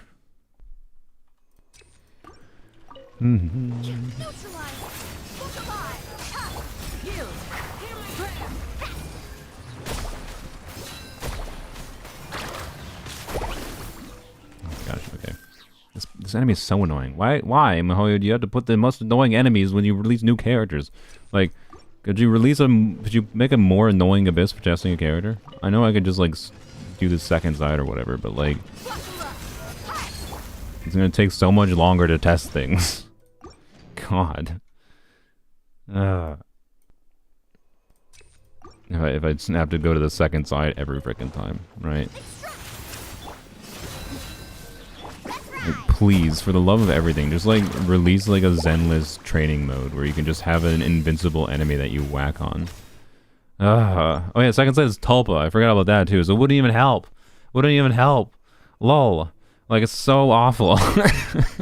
Like, good job, Mihoyo, for making a chamber that is an anti-selling point for your character that's currently featured. Like, I know this Abyss is meant for like the previous patch Abyss or whatever, but it's still around right now when this character is live, and it's not going away for like a little while. It's not going away for like 2-ish weeks, like until her banner is basically over. So like, like, good job, Mihoyo. So yeah, no, second side wouldn't make sense. You're correct. I forgot second side had Tulpa on the first chamber. So, yep. I don't know. To be clear, Mualani can still be fine, but you're seeing a lot of the awkwardness with the application timings with this dude just flying the frick away, right? I'm gonna try this. Okay, let's do this. Nice. Alright, there we go. Things went optimally there, for once. So I think C6 Candace can definitely be made to work quite well in, I don't quite have, looks like I need a little bit more ER on Mualani to be able to burst consistently, but, it was close enough that I wouldn't need that much more ER, right? I only have 15% ER on this Mualani build. I would need a little bit more ER to be able to burst consistently on Mualani with Candace, so C6 does not interfere meaningfully when you're doing burning, is basically what we just saw there. The only times it was clunky was just because what the enemy was doing. So that's cool. See, Candace does work. Works quite well. At least if you're doing burning things. So I like that. More Candace synergy. Sweet. And theoretically, I think the best build for Candace would be, in this team, the new artifacts. The new, what are they called? What are they called? The new Natlan support artifacts. You're not getting 40% damage bonus, obviously, but you do get some energy refunding for Candace. And then you get 12% damage bonus for Mualani on top of Candace's normal attack damage bonus. And then just, you know, HP, well, enough ER, so probably ER, HP, HP is the ideal build on those artifacts. If you can get away with HP, like you have enough ER and substats on Fav, then you could do that instead. That could be better. But yeah, the baseline worked there, so I really like that. I really like that as a potential variation. But yeah, it can though interfere. Like you can still use Candace like I was using Alon in that first team, right? With or without C6, you're just not gonna vape on the last hit. But it's honestly like more just because of like problems with like uptime on Pyro application than anything. That prevents you from vaping 3 times less than Candace. So I don't know. Candace C6 interferes less than I thought it might have, which is a good thing. So sweet. How much ER on Candace? I mean, I'm pretty sure this amount of ER was more than enough. This is with Fav, with a good chunk of ER substats with 2-piece emblem. You would need a little bit less total energy stats with the new set because the new set gives you a flat energy refund in this context. But again, you know, this kind of build is a more, well, I don't know. Candace is just one of those characters. If you're going to use her for a supportive utility, you change around her build in different. You change around Candace's build in different situations, in order to do different things. So, yep. There's no healer in the team. Yeah, there is.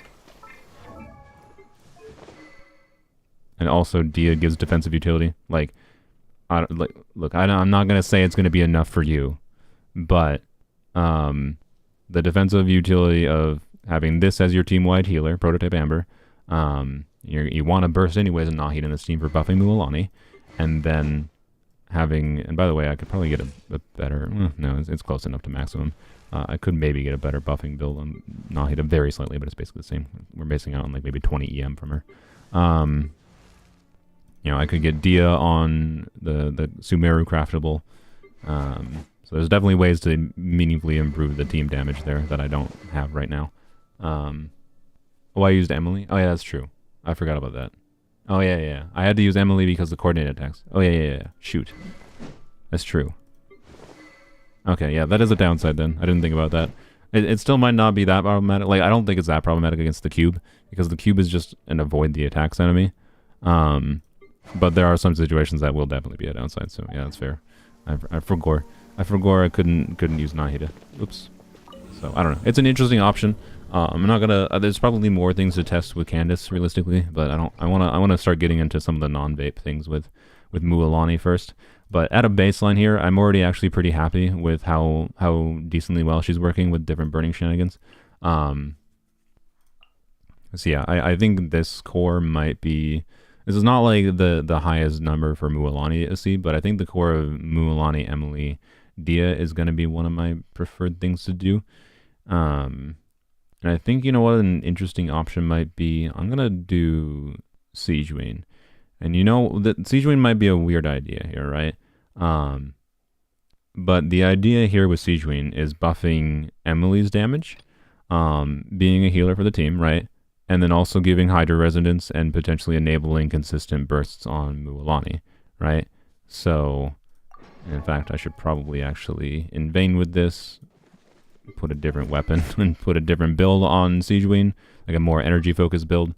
But we're just gonna keep her on this for now. I'm not actually gonna burst on Siegewing in this team, I don't think. We're gonna try this because I think this is actually an interesting option. Like Kokomi could be an option instead, to be clear, for also Hydra Resonance. But Kokomi's Hydra application could actively be bad there. Whereas I don't think the Hydra applications from Siegewing should be this problematic. This is one of those cases where like it can be valuable for a character not to apply a bunch of their element, right? We get meaningful value from the skill damage buff. We get meaningful value from Hydra Resonance. Yada yada. Let's try it. Baiju could be an interesting option here too.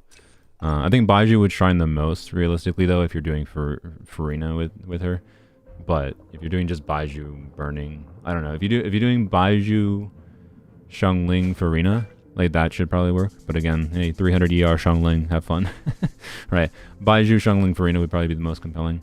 But the idea is we want a hydro healer who's also doing some buffing for the other units in the team, but also like reducing Mualani's ER, buffing by Hydra Resonance, yada yada. You get the point. Mualani, again, I think Mualani would probably need a little bit more ER, or Siegewing would have to be on Fab or something in this team. most likely. But it's fine. I think it's fine. I didn't vape there. Okay. So the timing might be slightly awkward. Siegewine's skill does still apply Hydro, right? So I think Siegewin actually stole a vape at an awkward time there. That's interesting. So maybe it's bad because of that. I don't know. Actually, you know what I can do to try to mitigate that. I didn't use Emily burst, right? You battle. All right, do that, and then we'll do Emily burst. All right.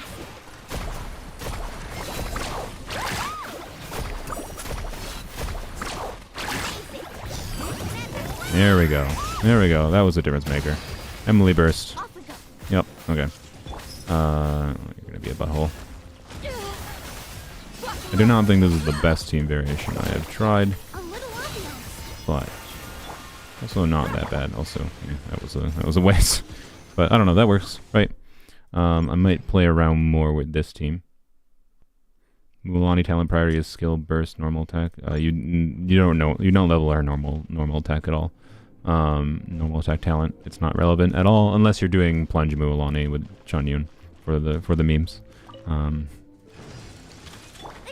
Which if you want to, you can definitely do that. Alright.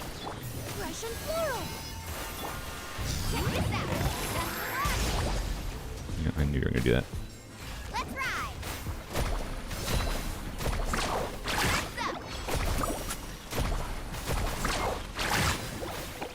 You know what? We can actually burst on Siegwin too.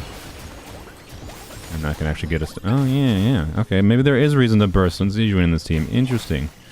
Oh, you're gonna teleport away. Reconstitute. Let's get it on. Is that covering? Yeah, that is covering you. Okay. A little ambiance.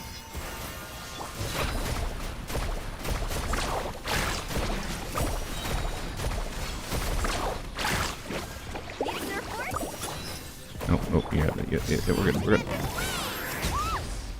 I like this team. I like this team a lot. What time was that? That was about a minute. It's not bad. Pretty good. A lot of the time that it takes to clear the freaking cube is more just awkwardness of how that enemy does its different moves, right?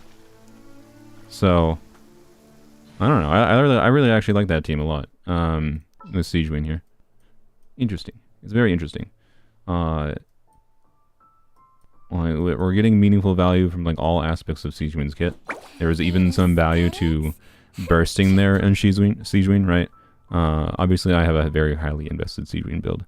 And she probably shouldn't be on MH, right? Like that Siegewin build, like there's only 20k damage on her burst. There's probably ways to get her better. It's highly invested, but the wrong build because it's not Siegewin with Farina, so I'm not getting the crit rate stacks. But it still was enough to like get a little bit of extra damage to make sure I like got the cube down to as low as possible for the next phase. So I really like that variation. With Emily instead of with Emily instead of Nahida.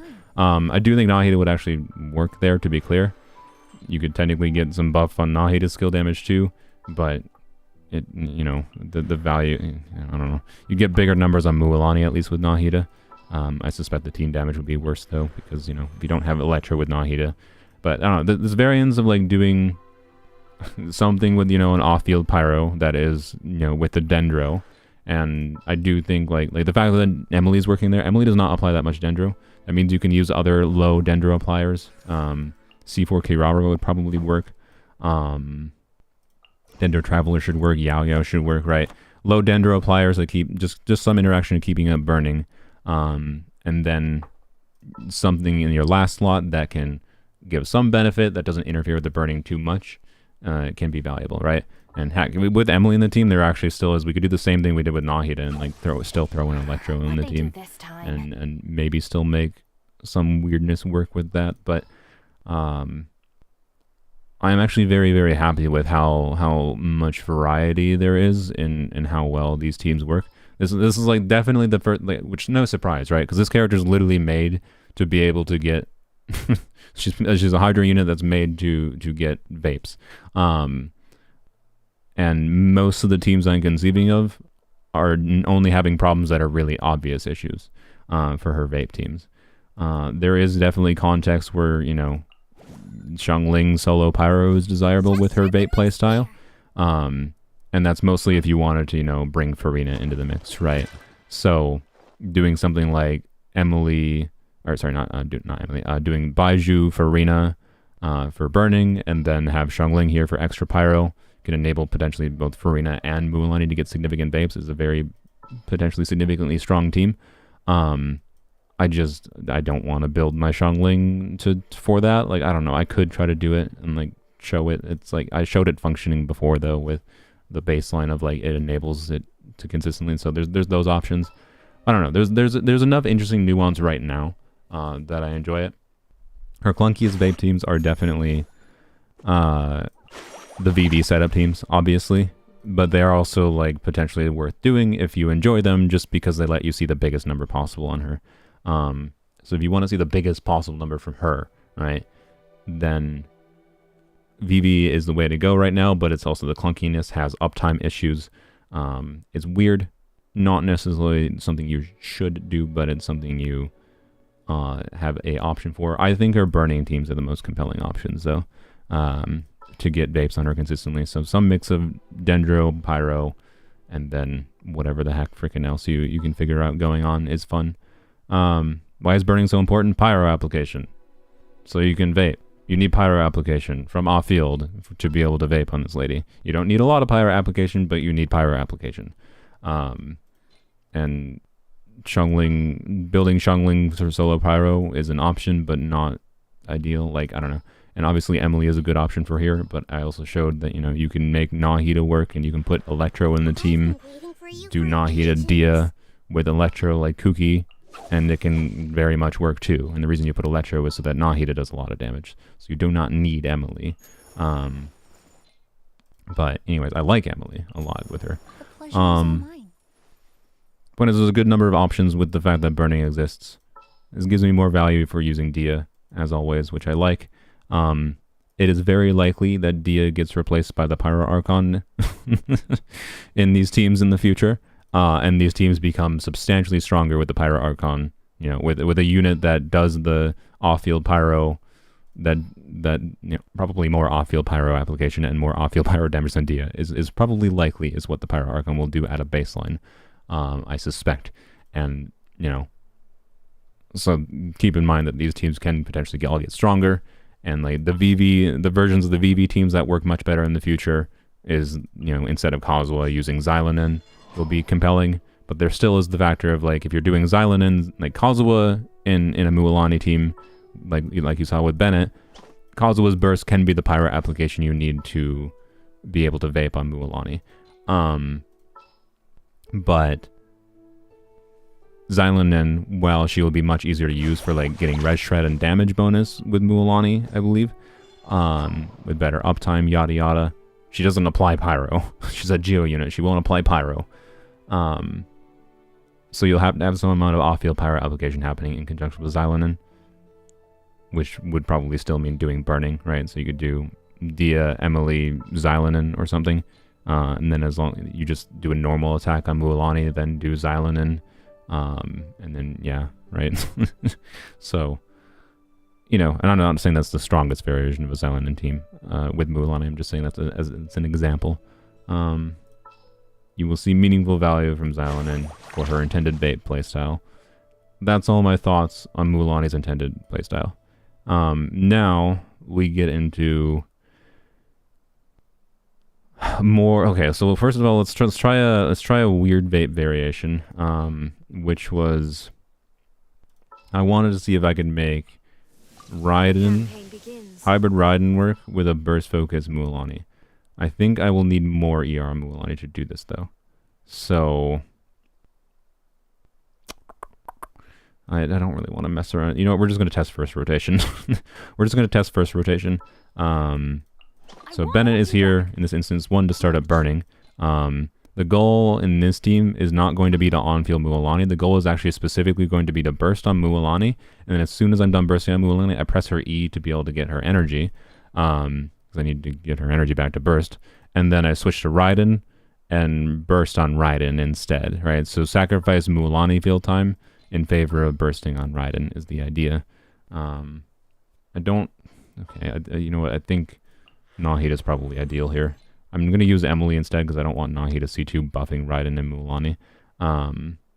In this instance, Emily is probably not ideal here, but, you know, we'll see. And it's also, again, like, this is another context. If the Pyro Archon is an attack buffer, and the Emily will 100% work here, potentially, if the Pyro Archon is an off-field Pyro applier and an attack buffer, right? But right now, there's no off-field Pyro application other than, like, C6 Bennett, potentially. So, I don't know. I don't know how it's going to work out, but we're going to try it, because it's a weird team variation. So this is still a vape team for Mualani, but a very, very unconventional vape team. And not trying to vape her normal attack hits, just trying to vape her burst, and then you do something else with the field time is the idea. So we'll see. We will see how it do. Oops. And fish. Child playstyle, pretty much, yeah. Is Mualani C1 or a signature weapon better? I mean, I'd say it probably depends if you can actually get meaningful value from Frame Sworn. I would wager C1 is better than signature weapon for the vast majority of players, though. Particularly because, you know, if you don't have enough to guarantee C1, and you lose a 50-50 for C1, at least that gives you a guarantee for a character. Whereas if you only have enough for a pity on the weapon banner and you don't get her weapon, well, congrats, you maybe got a maybe useful sword or a garbage standard banner weapon, and then you don't get a guarantee for the future because the fate points don't carry over, right? So probably C1, but just on a generic level C1, but also on a weapon banner still is not that much better. C1 still. So yeah, and then the craftable weapon existing makes her weapon very not that great. I also really don't, what we're going to get into here, by the way, is we're going to get into doing non-vaporized Mualani. So if you really like Mualani, you know, I think people that really like a character will oftentimes like to use a character in different kinds of teams. And there might be reasons to use Mualani in non-vape teams in the future because, you know, they put a bunch of Pyro Electors in the freaking Abyss, and all you need is, like, application, wherein, like, okay, now you can do Mualani and Electrocharge team to try to wreck Pyro Elector shields, rather than doing a vape team. And in that context, her weapon passive, like, specifically only gives you, like, a bunch of bonus when you're doing vaporizes. And her weapon also doesn't buff her burst, which I think is also lame, because her burst is a fun part of her kit. So, yeah, I think Mualani's weapon's kind of garbage, quite frankly. I do not recommend it. C1 over weapon, but also, as always, you could get a new character instead. Like saving your wishes for Xilonen would be better for Mualani than getting Mualani C1. That I could almost assure you, right? Shine down and strike. Everybody stand. This will brighten up the place. Carving wave. Oh, I didn't. Brain. I literally didn't do the thing I said I was gonna do. So, anyways, we will do one normal attack sequence, I think, because like her, you can get 3 stacks fast enough in Mualani that I think there is field time in a normal rotation to do Raiden E, Emily E, Bennett E Q, Emily Q, Mualani Q, and then Mualani E, do a Sharky Bite, and then switch to Raiden Burst. I think there is time for that. But if there is not time for that in a good rotation, then you can just not do full stacks on Mualani. You do need to do a Sharky Bite on Mualani to be able to get energy. So, anyways, and again, I don't think my Mualani actually has quite enough ER, even with Raiden's energy refunding mechanic. But let's see. How good is Prototype Amber? I mean, in those weird contexts where, like, if you're trying to do Nahida, like Nahida, Farina, Mualani, Xiangling, right? Mualani and Nahida on Prototype Amber could be a compelling option since you could do double Prototype Amber team. But otherwise, the new craftable is going to be meaningfully better for Mualani's damage. But there's still potentially reasons to choose Prototype Amber, particularly because you might already have R5 Prototype Amber, or even maybe multiple copies of it. So, yeah. Illusion shot neutralized. Let's light it up. Teamwork is a little ambiance. Check this out. That's What? Did that not vape? Did Raiden somehow steal steal the burning aura before it vapes?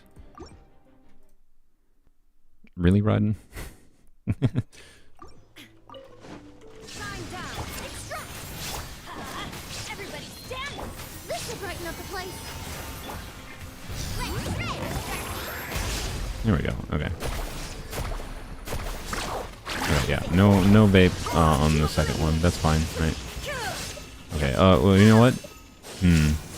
Maybe I don't. So I was purposely Bennett ulting before Emily ult because I wanted to get the damage, the buff for Emily's ult from Bennett, right? But doing that wastes some Bennett uptime that could be used on Raiden. So I'm gonna try not doing that. We're just gonna do this and then this. By the way, Bennett should also be again. What? I didn't get a vape there. I also should technically have Bennett on instructors in this team again. It is a, I don't know. It's not, Noblesse is not a terrible option in this team though because it's benefiting Emily and Raiden's damage. So it's not the end of the world. Let's do things. Please.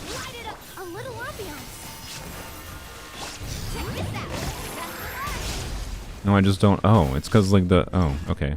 The reason that's not working there is because I need more pyro apparently. I didn't even get the burning thing properly started basically. So I think what I have to do is maybe I do have to Bennett ult here. Yeah, I guess. Yeah. Okay. So let's do to balance the Bennett uptime for Raiden. Hopefully, let's do. Emily, this is a weird team. I know. This is probably not how you should play. It's just something I'm trying to see if it works, right? It's not something I recommend. I'm just experimenting with weird, much more unconventional ways of using this character. I'm still technically using her for vape, right? I'm going to try Raiden E, Emily E, Bennett E, Emily Q, Bennett Q, and then Mualani Q.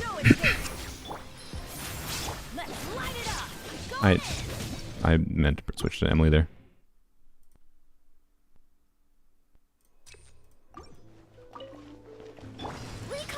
God dang it, brain.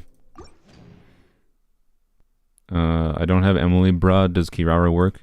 Just because you see Emily once on a screen does not mean one team I'm testing with Mualani requires Emily. Like, don't take meaningful conclusion from one thing you see on screen. And I literally just said this is a very unconventional team. But also, Emily is really nice with Mualani in some contexts. But literally go rewind the last like hour-ish of this stream. I tested a whole bunch of different Dendro burning variations with Mualani.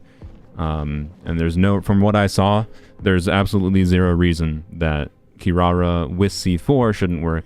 If you don't have off-field Dendro, I wouldn't really recommend it. Kirara, yeah, like I wouldn't recommend Kirara without C4. You want some amount of ideally pretty consistent off-field Dendro to keep up burning. Is basically what you'd want. Yeah, Yao would work. Yeah.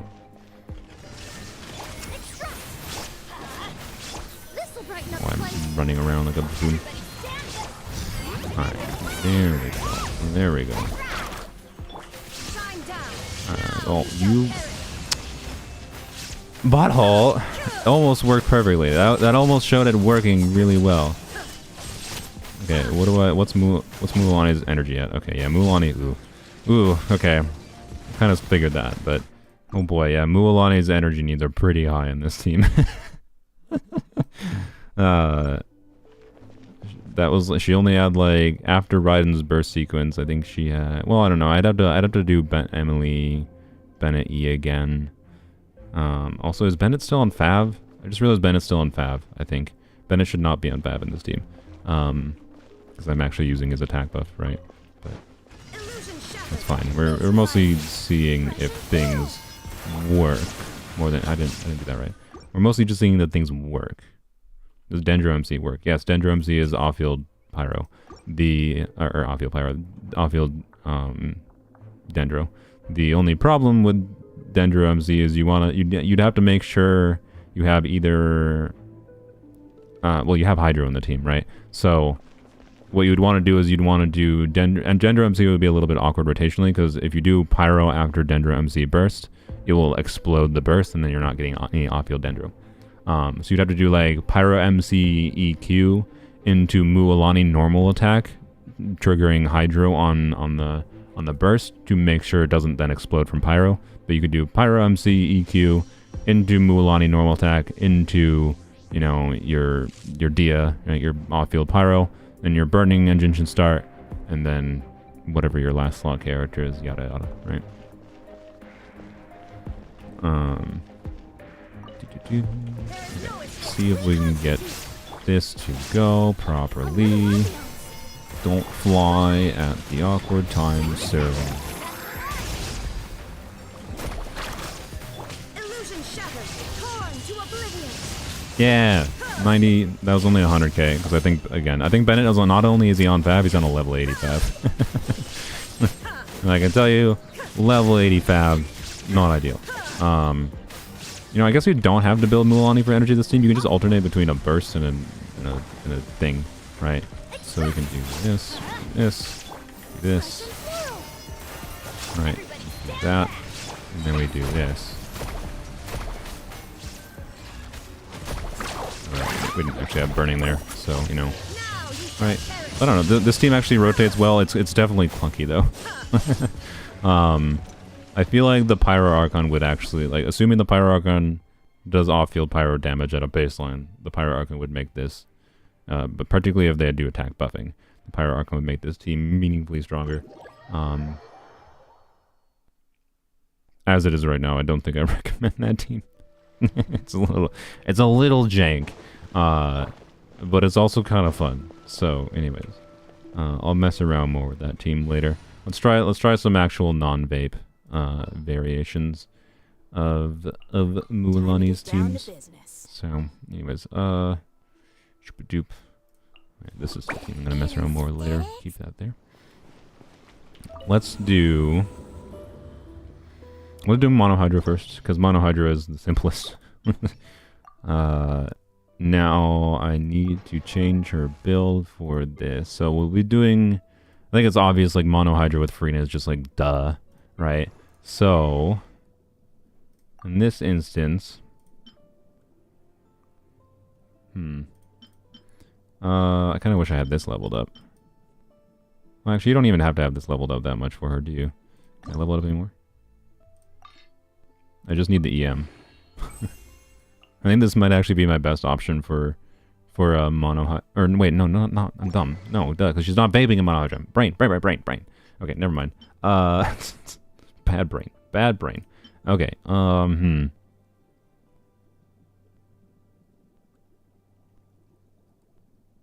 Well, her skill doesn't trigger this passive. Only her burst triggers this passive. Well, we should be able to burst consistently in this team. So maybe I do Solar Pearl. What do I do? Or do I just do Lost Prayers? Or do I just do Kagura's because crit damage stat stick for 4-piece MH? I guess let's look at the artifacts I have for MH. Quick. Yeah, something like that. Probably pretty good. I don't think our ER needs will be very high in Mono Hydro. Yeah, let's try something like that. If we end up with it, I don't know. Like, you know, I think I might just stick with Sacrificial Jade because, like, it still gives a whack ton of HP. Let's just see if we can make Sacrificial Jade work, right? Wait, I should use probably that instead. Yeah, it's probably better. Do that. HP, and yes, we'll yoink that. I think she might be overcapping crit rate, though. Shoopadoops. I can figure out circlet first. That's crit damage and HP. I do not have a great crit damage circlet option for her. Oh well. Interestingly, in this option, I wonder. I think I actually have like a double crit. Or do I not? I think I might have a double crit HP circlet. No, I don't actually. Never mind. A double crit HP circlet that rolls well might be better than my crit damage circlets in this situation. Yeah, like these are just all very whatever. Not great. I actually don't have that good of an MH build, is what I am seeing here.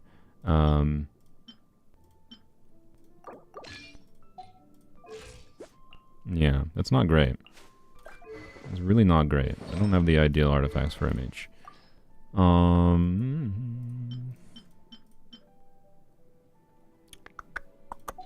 I wonder.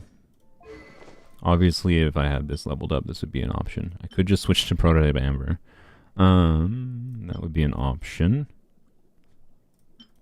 Or just switching to this, right? I don't know. Do I just switch to that? I think I might just switch to that. Crit stats, stick it up. Yeah, we'll just use Kagura's. Lazy. Can I use Gaming with Emily?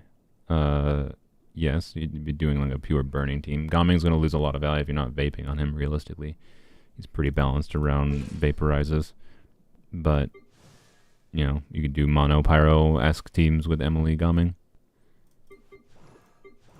Alright, let's try something like this. I don't know. This is not ideal. I didn't look at my artifacts beforehand, I don't think.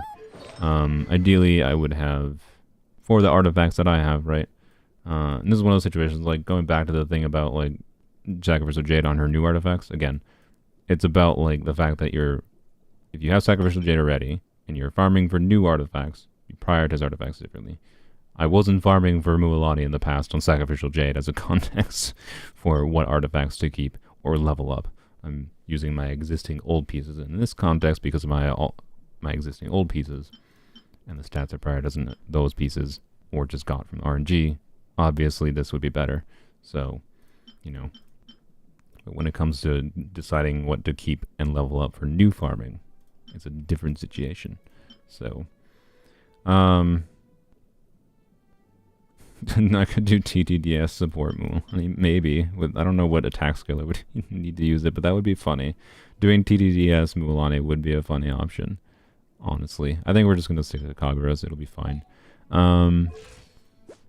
Yeah, I think it'll be fine. As an option to inflate our crit damage to simulate. It'll be close enough to simulating. It's very close to simulating the damage from the signature set, right? Just not the ideal weapon option. Alright, and Farina, I'll leave Farina on her powered down build, even though Farina can definitely do more damage from Monohydro than she will be doing. So the two main Monohydro variations we're going to do is going to be... So Xilonen is normally a good choice, but because of the fact that Xilonen won't trigger during like your surfing, it's not that relevant. So we're going to try this first. This is probably the strongest Monohydro team I could do. Obviously Siege Wing for... I think I took some artifacts from Siege Wing, but whatever. As long as she still has enough to buff a little bit, it won't matter that much. Yeah, she'll be fine. Right, so anyways, like this team, Siege Wing, energy, plus, you know, skill damage buffing for Farina, and then Farina damage buff and Mualani, and then Kazuha go Burr, and yeah, I think it'll be pretty good. And then we'll try a different variation with Farina, without Siege Wing, because not many people have Siege Wing, but a lot of people have Jean. So we'll do Jean, and then we'll do... Who do I get? I don't know. I think if you use Jean, it automatically makes it so you should probably do Electro Charge. Is my current feeling. Yeah, I'll be honest. I don't know if there's a Monohydro, because like normally it would be like this, but Xialonen's not actually going to do that much. I don't know. I guess we'll show Xilonen there and how Xilonen will not be doing nearly as much value as it normally would. But we could still maybe get some value out of Xilonen there by nature of... Wait, Candace. Maybe Candace C6 unironically would be better.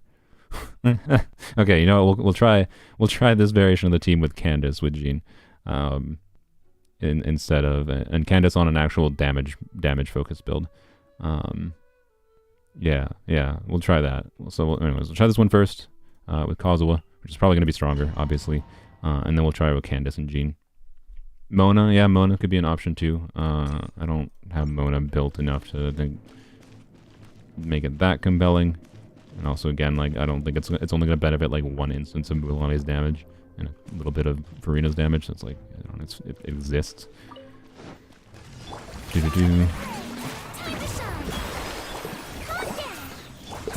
Oh, you butthole. Oh, actually, we can do this while it's coming down.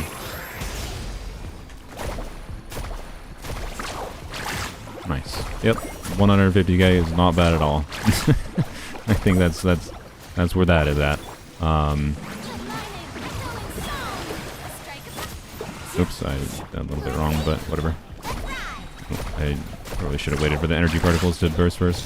I think bursting ends. No, bursting does not end her Sharky state, but the her Sharky state, her surfing state does tick down. When. Yeah. Okay. Interesting. When you're using her burst, so the ideal time to use her burst definitely does seem to be before you're doing her skill, which is really weird because that's an awkward design for her kit, right? Because I don't know, it's not necessarily that problematic, I don't think, but having to do a full rotation on that to kill that is a little bit awkward. I'd say that makes that specific phase of this boss makes this team a little bit worse against this enemy because of having to do a full rotation there. Versus the Vape teams had more front-loaded damage to be able to not have to do a full rotation to kill that enemy. But like the sustained damage output of this team is still pretty good, right? Also, I could probably Kazuha burst in this team now that I think about it. Let's try Kazuha bursting and seeing if that affects much. Because Kazuha burst will just do some of his own damage, right?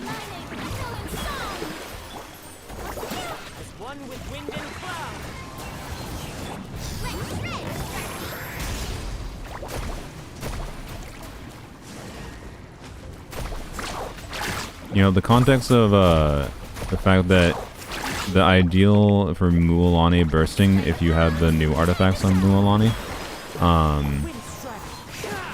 kind of makes me...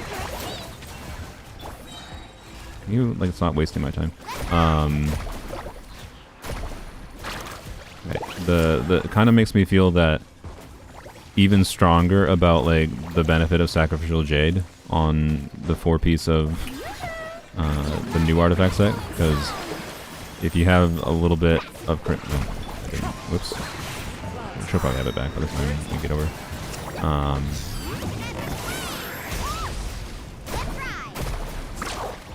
Nice. Okay, see, that was a little bit better because then we can transition to going over here. We didn't have VV going though, so that was not ideal.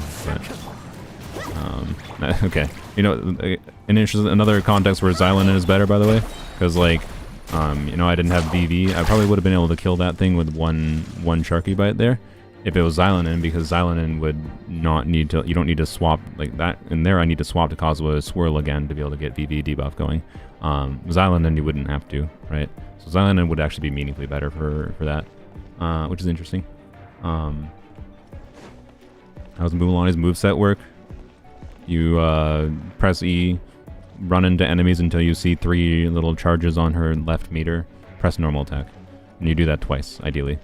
Sometimes enemies can move out of the way to prevent you from doing that. And depending on the situation, you might be able to get a little bit of a tiny additional damage after that point. The Xilonen's buff scales off of defense? No, it scales off of talent level. That's literally it.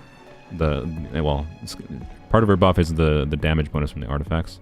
And then part of the buff is her res shred, and the res shred is just active for a set amount of time. So anyways, that team works. Let's try Candace. I gotta go reconfigure Candace's build again. I am curious what will happen with Candace here. I think... I'm not sure what Candace's ER needs are going to look like in that team. It's triple Hydro, right? So... The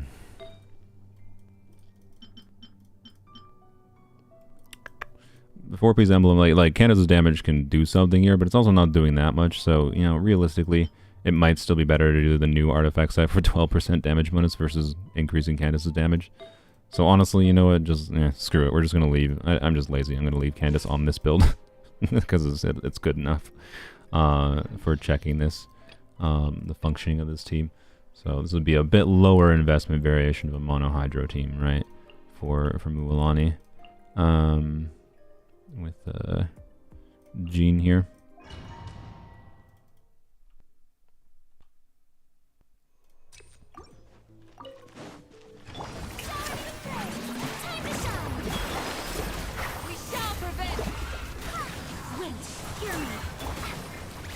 Oh.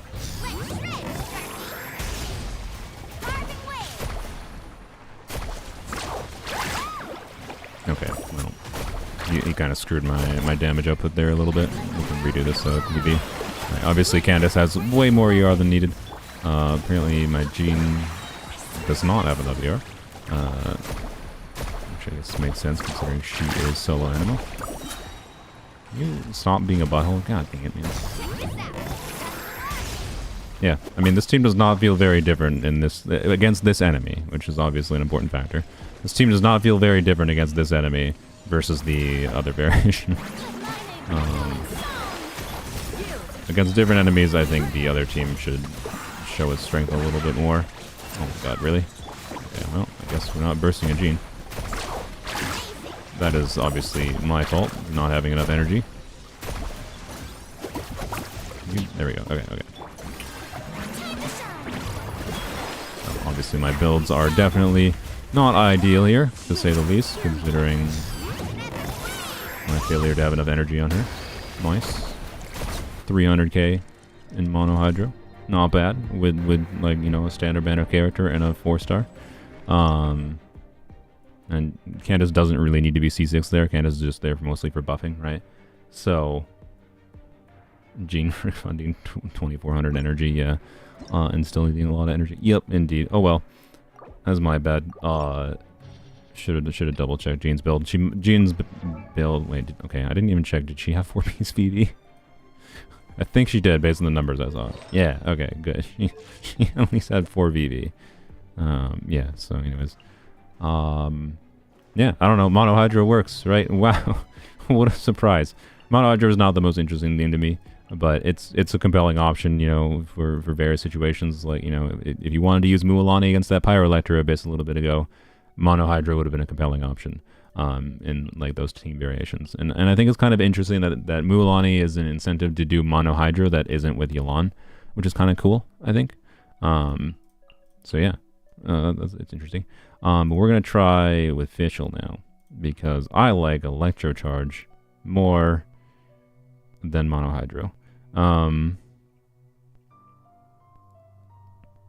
course, there's the healer context that you need to be aware of with Farina, which is probably the main downside to this. But you know what? Oh, go frick! You know what? No, this boss doesn't work with. Okay, the boss doesn't work with the. I hate this boss. The official's A4 doesn't work against this boss, so like we can't actually see the proper damage comparison here. Frick. God dang it, Hoyle. Fine, you know what? We'll go to the second chamber to see this team. So I don't know what's Tulpa, right? So just freaking Arlecchino it up, I guess, against the Tulpa. We'll do it Arlecchino Chevy team, why not? There we go. Actually, just do that. Does it just miss? So yeah. The hitbox for like the damage hitbox for the cube is made in a way that for whatever reason Fischl's A4 passive does not hit it. So yeah, like I think Fischl's A4 might work on the very end phase and the second phase with the things it spawns, but not the first phase. So, you know.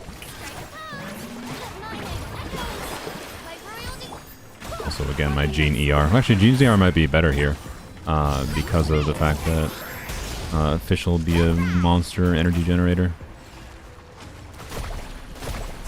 Okay, I didn't get an additional hit there because you know, he was up in the air, but oh well.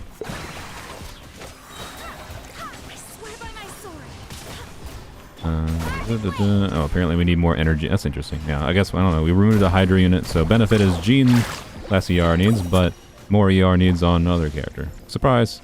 Let's get some energy on you while we wait.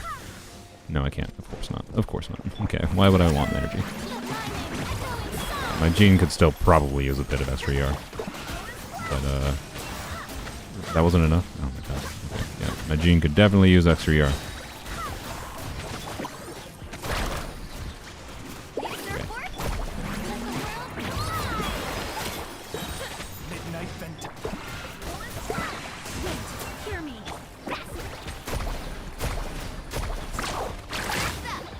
Still worked fine.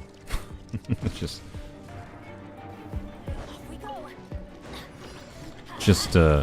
annoying. Wait, I don't think I ride and eat. Oops. No, yeah, no, we don't need to restart. we don't need to clear properly. I'm not testing this team.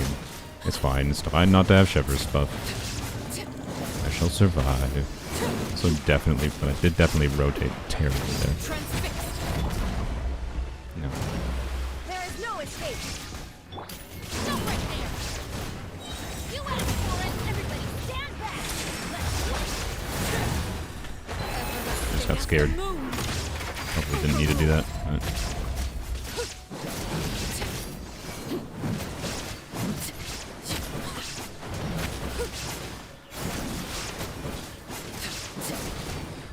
No, please. No. No, please. There we go. Okay. Okay. Okay. It's an achievement while dying from fall damage while being transformed. Nice. She doesn't seem as restricted to vape as I initially thought. Yep, which is, you know, the benefit of having fairly high multiplier HP damage, right? Like, she can still just do, like basically just not in reaction Navia level damage, right? This is on a two-piece build on MH, of course, with Farina. With a non-ideal weapon. Like, I'm pretty sure the craftable weapon or R5 would be better. So, you know. Interesting. Really? Okay. God freaking dang it, man. Oh, you know what I can do? I forgot. I forgot how Amenoma worked, right?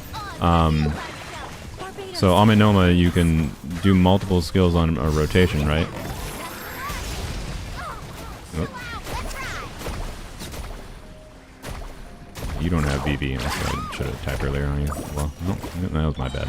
But yeah, you can do multiple skills in a rotation, so I think I can rotate in a slightly different way to be a little bit better. Like, I don't know, do something like this, right? And then do this. And then do like another Jean skill.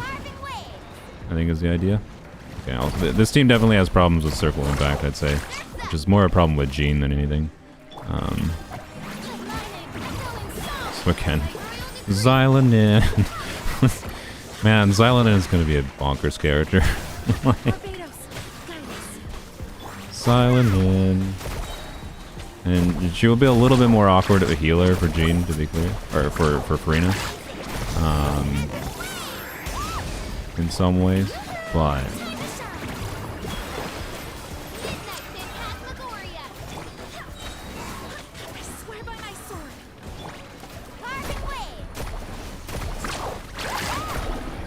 definitely don't think I've been playing this optimally here.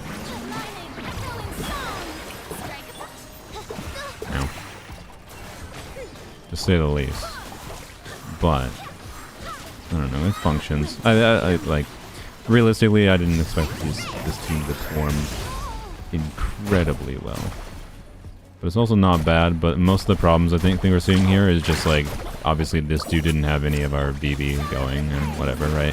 We had lost our stuff going, we didn't have Fischl going on the dude. So like, we're having to do like entire Ars new rotations for every single enemy is kind of what was happening here.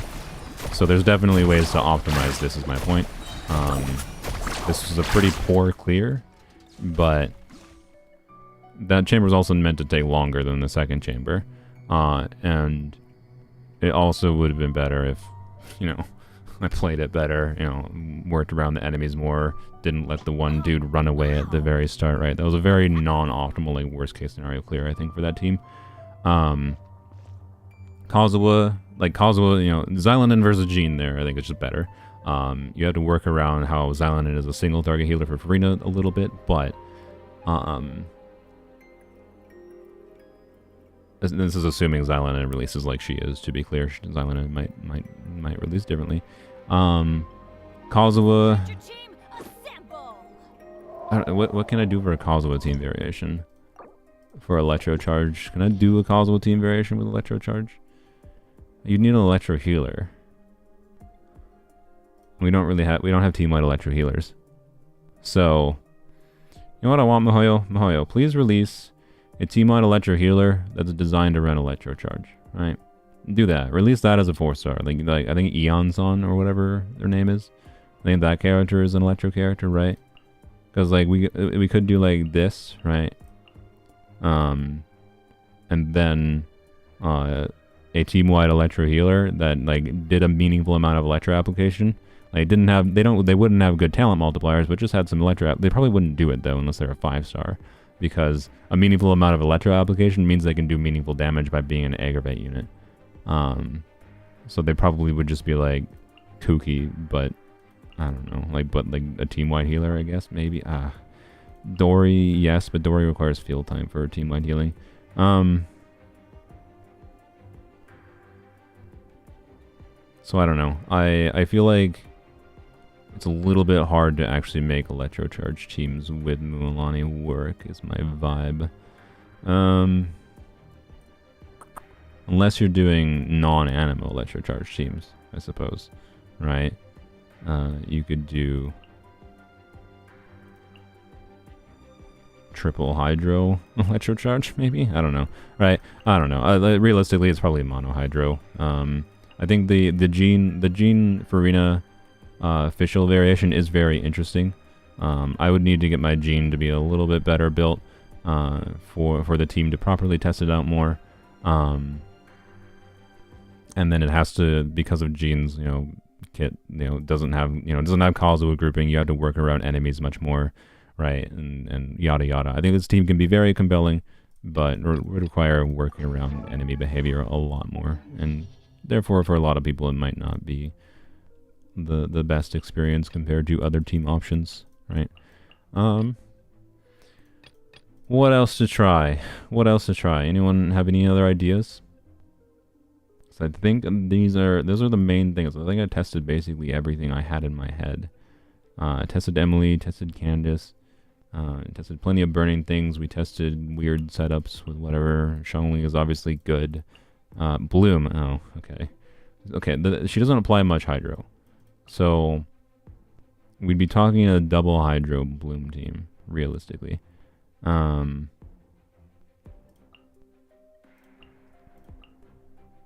Maybe if you want to get meaningful, so we'll test solo Hydro Hyper Bloom first. We'll do solo Hydro Hyper Bloom to show how it won't be very good, and then we'll do double Hydro Hyper Bloom. Is I think what we'll do. So what do we do for solo Hydro Hyper Bloom?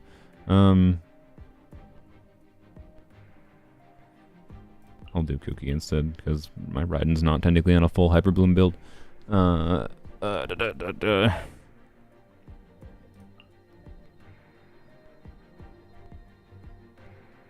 guess, yeah. Yeah, you should really do double Hydro Hyper Bloom.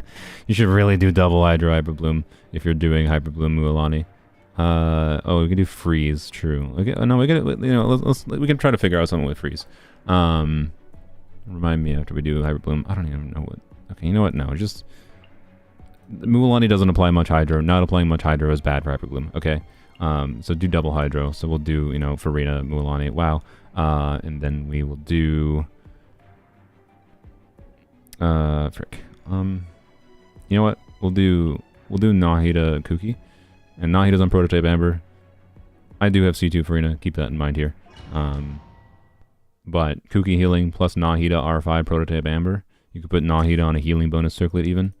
Like, it could actually work better than you expect, even with Farina C0. With Kuki's healing plus Nahida Prototype Amber healing.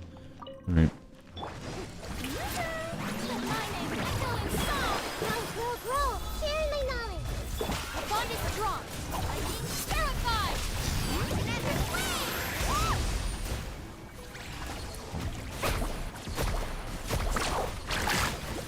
That was still 136k because, Farina buff go burr.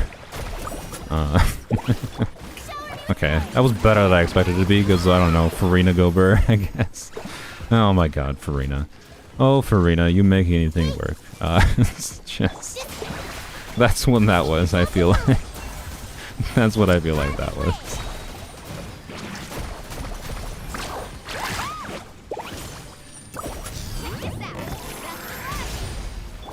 Yeah, I guess you could try to swirl Hydro with a solo Hydro. Solo Hydro. Yup. Wow. What did we learn there, chat? I think we learned Hyper Bloom still works. I mean, to be clear, that's like why like the Hyper Bloom core is like potentially strong. Is because Hyper Bloom can be a very good damage output consistent core, where like you have this 3-unit team core of a Hydro, Dendro, and Electro unit, and then you have a flex slot. And in this case, the flex slot is Mualani, that we put in the flex slot, who does some additional good damage of her own, and in conjunction with Farina, right? So crazy. Hyper Bloom, when you add an additional damage dealer, works, right? I don't like Hyper Bloom when you're doing... you could do Nilu, but again, she doesn't apply much Hydro, so it's... I don't like Hyper Bloom when you just do like pure Hyper Bloom, right? Where you're like, okay, let's do Nahida, Raiden, Singcho, and like almost all the damage, and then whatever last slot, I don't even freaking know, whatever. But like almost all the damages the team's damage is Hyper Bloom, but when it's balanced more in this way, right, where it's having a mix of like you're getting meaningful value from Nahida, or not Nahida. Well, Nahida's personal damage contribution is potentially significant, but you know, Mualani being, is that still gonna hit? It is. Nice, very nice. I thought I was gonna miss. But yeah, obviously, getting 100k damage on Mualani and getting a little bit of extra value for her being a Hydra unit, generating more Dendro cores is potentially significant. So, yeah, I don't know. Hyper Bloom works. Crazy. But point is, I like this Hyper Bloom team a heck of a lot more than I like some other Hyper Bloom teams. Because you're doing something with Mualani's kit, taking advantage of her being a Hydra unit and her synergy with other characters in order to still succeed, right? So, anyways. Yeah, it works. Anyways, whatever. Hyper Bloom works. Universal, good, lower investment option, but the fun of Hyper Bloom is like what you do with it with higher investment options, like, you know, adding Farina and Mualani to the team. I think that's a far more enjoyable way to play Hyper Bloom than just EM it up. But just EMing up is a nice option still, of course, for giving you options to clear content. Yay. So yeah, let's try Freeze. Obviously, Freeze is not relevant against the cube. But what can we do that's interesting with Freeze? Well, first of all, Farina, you, Charlotte for a healer, for freezing, some off-field cryo. Mualani best battery. Mualani was doing like 300 and some K damage. I don't know, tell you there. Also, it's good that I still use Farina there. Now that I think about it, because Mualani's been stuck too. Obviously, all the non-vape Mualani teams are using Farina, which is not, that shouldn't be that surprising. You can definitely not use Farina, but yeah, wow, crazy, Farina's good. Oh yeah, I haven't tested Plunge yet. True. I need to test Plunge. I'll test that after, because I have to completely change your build.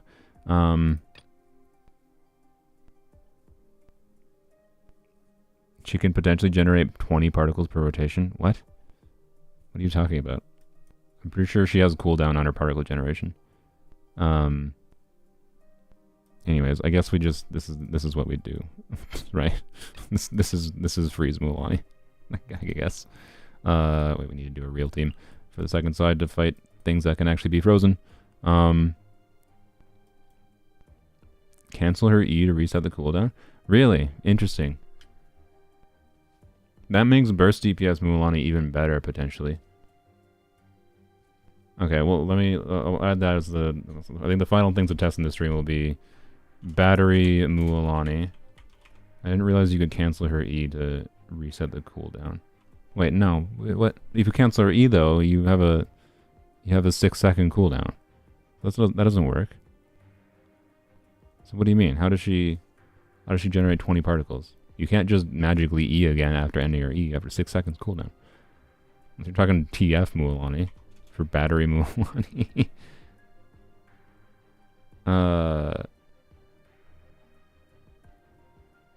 Oops 15?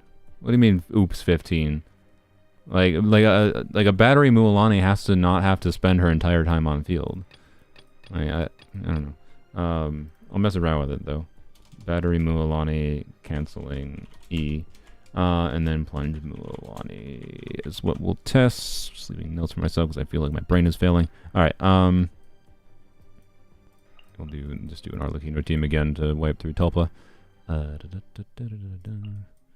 Benny, you, blam. Shimanowa's? Oh, frick. I don't... Shimanowa's. Meh. Meh. You know what? We'll test Shimanowa's on Plunge Mualani, okay? That's what we'll do. Shimanowa's on Plungy. On Plungy Mualani. Okay. Need a surfboard? Because it actually might make more... Because the 2-piece attack actually makes more sense, and Shimanowa's gives plunging bonus, and we don't necessarily have time to do her burst versus doing plunges. So, yeah. Anyways. Let's get through this. Wait, I didn't... Frick. I forgot to check Charlotte's build. Am I late for the testing? I mean, I'm basically finishing up with it here. My overall verdict is that, yeah, she works well enough in a different number of variations of vape teams right now that she's a pretty good character. But as I said, like before, she's going to take meaningful... Let's put you back where I forget. She's going to take meaningful investment to get to the point of maybe feeling like she's truly reaching her full potential. For many people's accounts, it just depends on what your options are, but the ability to do burning and there being accessible options for burning and like you being able to choose Dehya as your free character this patch, if you don't have Dehya as a component for that burning part, is pretty compelling, I think. Sacrificial Jade 4-piece emblem. I mean, that is what I technically should have used in the team that I was doing earlier with Emily, Raiden, Bennett, Mualani. It probably would be slightly better.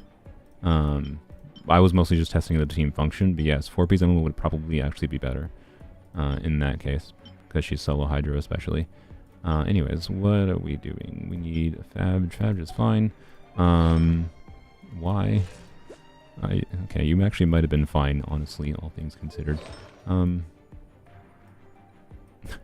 We don't really need to put you on a buffing set, to be completely honest. You just need enough ER to burst. And, you do. So, technically, this is fine. But I guess, I don't know, we'll put her on freaking 4-piece maidens. I know she's an attack scaler, by the way. So these maidens pieces aren't necessarily ideal. I have no idea why she has these artifacts. Don't worry about it. Don't worry about it.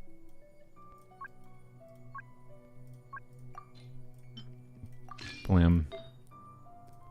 And probably an energy recharge piece, right? Why is Razor on that? Yeah, here, just give her that.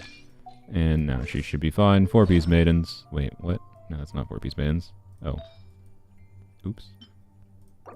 Like that from Bennett. 4-piece maidens. Success. She should heal more than enough. I do not even think 4-piece maidens is necessary. But there we go. Okay. Try this again.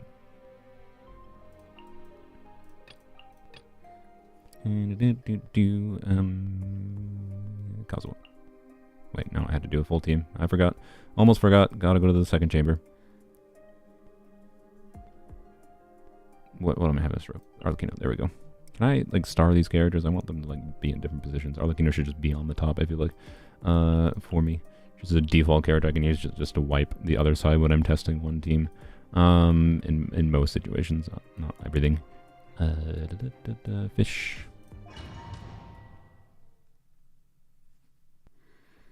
You can test what? Oh, test I mean, I'm not gonna recommend burst DPS focus Mualani. Like, you should probably do 2-piece Mualani, realistically. Even if you want to, like, focus on Mualani's burst, just play her in team, like you should be using double hydro variations of Mualani's teams, realistically. Of which there are a decent number that are doable, including ones that can get vapes. So, like, if you want a low investment double hydro team that could enable you to burst consistently on Mualani and still get big vapes, both on her burst and her normal attacks, like that Candace, Nahida, Dehya Mualani team is pretty compelling for a lower investment version of the team. I don't think it actually makes sense to do 4-piece emblem, but like it'll work in weird contexts. If you, I haven't found right now the context where I'd say it truly makes sense for her to doing a burst DPS Mualani where you don't actually spend a bunch of field time on her. But I would like to find some way to do that. Right now, I could say, I don't know, if you want to burst DPS Mualani, just do 2-piece combos. So yeah, do I need cons on Candace? No, Constellation 6 on Candace can actually actively interfere in some ways. So, but you can rewind the stream to when I was using Candace and I talked about that more. Do I have to? Yes, I do. Okay, so that's a slight issue with this team then. Have to? I guess it's fine. It's not that big a deal. Lose a little bit of uptime in VV potentially here. I'm having to do this first before Xilonen. Shoot! Pwah.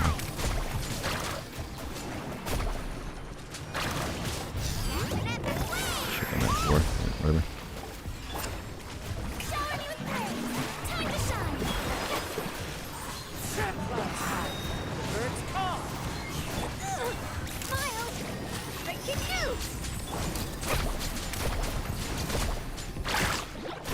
Didn't crit. Sad. I should have done that. You're already at. Yep. Whoops. That was literally just a waste. Alright. Good job, me. Whatever. It's fine. We're not really testing. We're not really properly. I mean, we're getting damage. Like, it's usable.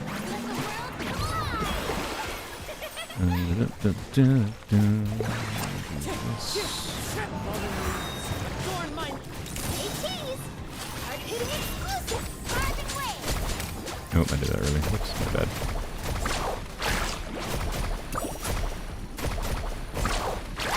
Oh my god, why can't I crit? What's happening? Do I not have the what?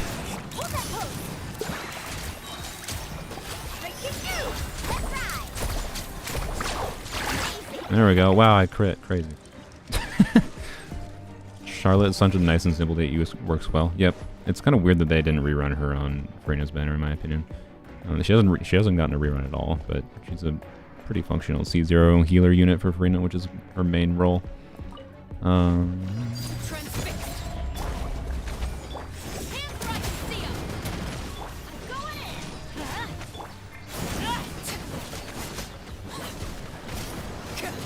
Crit rate in Genshin Impact? What's that? Indeed. Apparently I did not have any of it. Alright. Hopefully.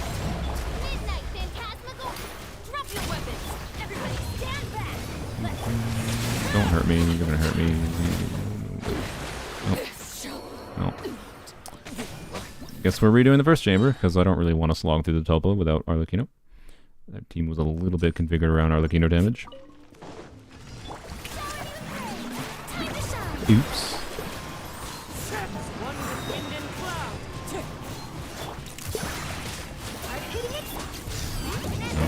That hits. I mean, it's hit every time before. Yeah, okay, it's really fun. Okay. How am I not critting? I have MH stacks. What do I have with MH? I don't know. I forgot what exactly my crit rate was with MH, but... Oh, god dang it. Well, we can do this while you're landing.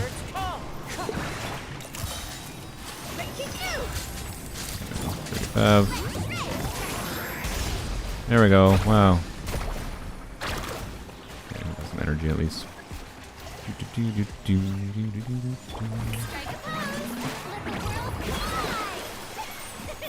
Let's sit. Whoa.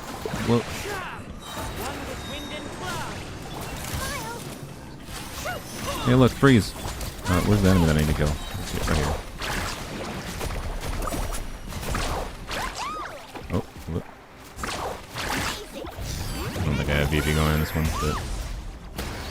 Nope. Well, why did it just go black? I've been blinded. Oops, I just canceled everything. Oh, that was good of me. That's what we wanted. Oops. Okay, well, I scuffed that out there. Okay. Need more characters that can't crit? True. I honestly think it would be cool, but they're never gonna do it because they know how stupid the response was from people with Kokomi. And I guarantee they're just not gonna do a character with negative crit rate again. They absolutely should.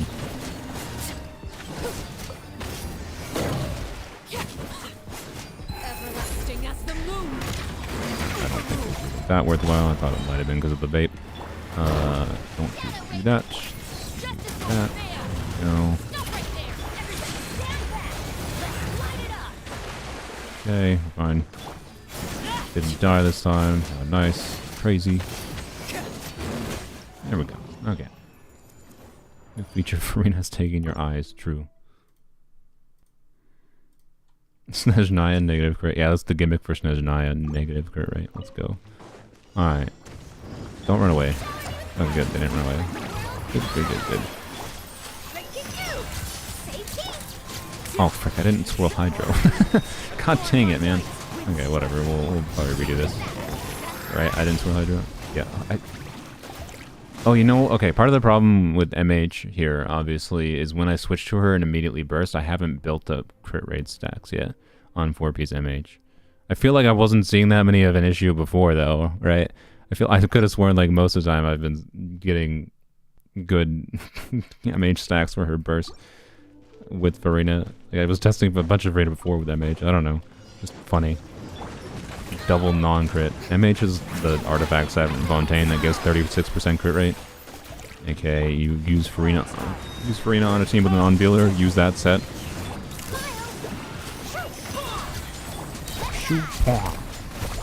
Did I actually swirl Hydro? I don't think I swirl Hydro again. God freaking damn it. My brain. Okay, no, we're gonna redo and actually swirl Hydro. Does the burst snapshot? No, it doesn't snapshot. I think I'm just not getting the crit stacks. Or getting unlucky, I don't know. Need a surfboard? Don't run! So I don't care about freeze, by the way. Because, like, you still, like, get interrupted and enemies are still annoying because they, like, do that. Like, freeze barely feels relevant. Man. Sorry. I didn't swirl Hydro! Brain! Or maybe I hate freeze because I'm just dumb. I mean, that could be it too. No!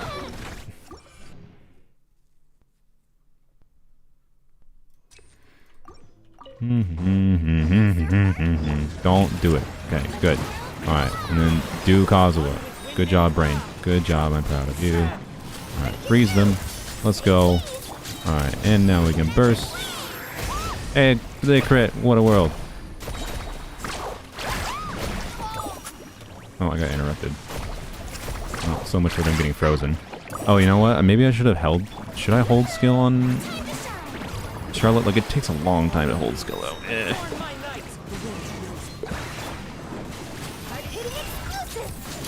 Oh, it's so slow. It's slow. It's so slow.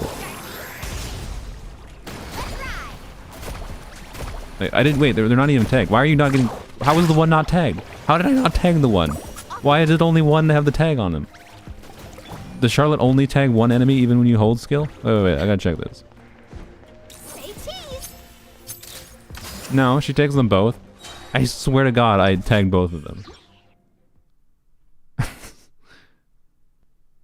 Only enemy inside a frame. Oh, that's what it is. I was. Oh yeah, I'm. Oh God. Yeah, I. Why? Like, I like how Mihayo's just like, no. Nahida's too easy to use. We can't give a cryo 4-star the ease of use of Nahida. Like, that's a Charlotte problem. That has nothing to do with Mualani. But like, why does Mihoyo hate cryo units? Like, Charlotte could have been a completely balanced and more enjoyable character if like her hold skill wasn't just kind of awful. Like, hopefully that hit. So, like, we actually have consistent freezing going on is the hope there.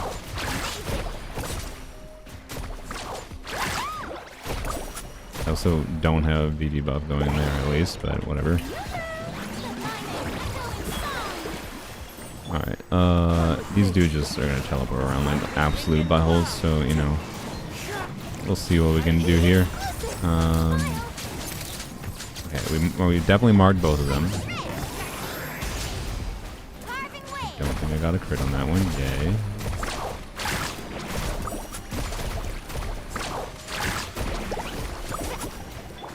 Like, I don't know, the freeze is doing something. If Charlotte wasn't a bit clunky to use, I think it'd feel much better.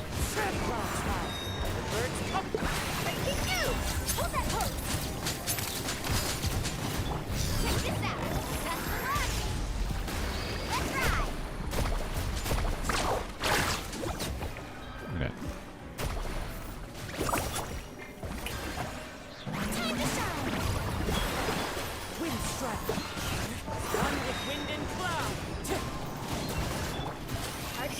There might also be the alternative of just trying to infuse cryo on Kazuha burst in order to get extra cryo application for freezing. Oh my god, how am I not critting? Like, what is happening?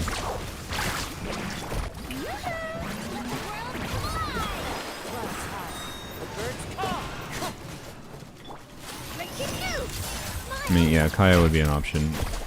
There we go, okay. I swear to God, I don't understand why I was critting so little, but it works, obviously. Is it your default compelling choice? But yeah, Charlotte is a little bit clunky if you actually want to get value from her being a cryo unit there rather than just being a healer, is what I got from that. It's not like Freeze Mualani should be an interesting option in this game, I feel like. But like, we just don't have good enough options for cryo units, right? Like, we do have like Ganyu, Rosaria, Kaya could be a mix of like different options, or Layla for off-field cryo, but and Charlotte, yes, with her really awkward hold E, but they all have like downsides, right? Like, obviously we want a healer for Farina, and like this one's the only cryo healer that is relevant for Farina realistically in the context of trying to do something with freeze. Obviously, Mika still exists too for the attack speed and whatever, but for in some situations that could be better than Mika or better than Charlotte. But he applies 0 cryo.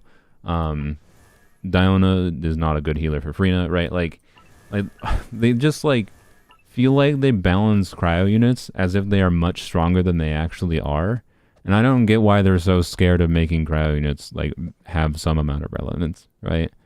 Like would it have been so freaking bad, Mihoyo, if, you know, Charlotte actually applied a little bit of cryo that was easy to use in her skill? Like, just Ganyu burst being immobile might be problematic. I mean, yeah, same thing with Rosaria. Like, Kaya is probably the most compelling, easy to use option, I'd say there. But then we don't have a healer for Farina, so like, okay, we switch from Kazuha to Jean. Now we don't have a Kazuha grouping. And like, right? Like, there's no winning combo, I'd say, for doing freeze, even in the situations where freeze could be valuable as a defensive utility and keeping enemies grouped or whatever. So I don't know. I'm not saying it's never relevant, but it's just like a problem with the fact that Mihoyo doesn't want to release cryo units that do enough relevant in their kit that synergize with existing characters in the game to make it worth using, versus like just doing mono hydro. Like, I think it's really dumb that there's such a reaction focus in the game, but because they have released no meaningfully relevant cryo units, like, they've just hampered them too much, that instead of it being better to do freeze and then do double hydro Mualani Anima unit and then do a cryo unit, it's actually just better to do 3 hydro units, right? Because that's how they balance the game. They just like are like, no, they love hydro but they hate cryo. That's what it feels like.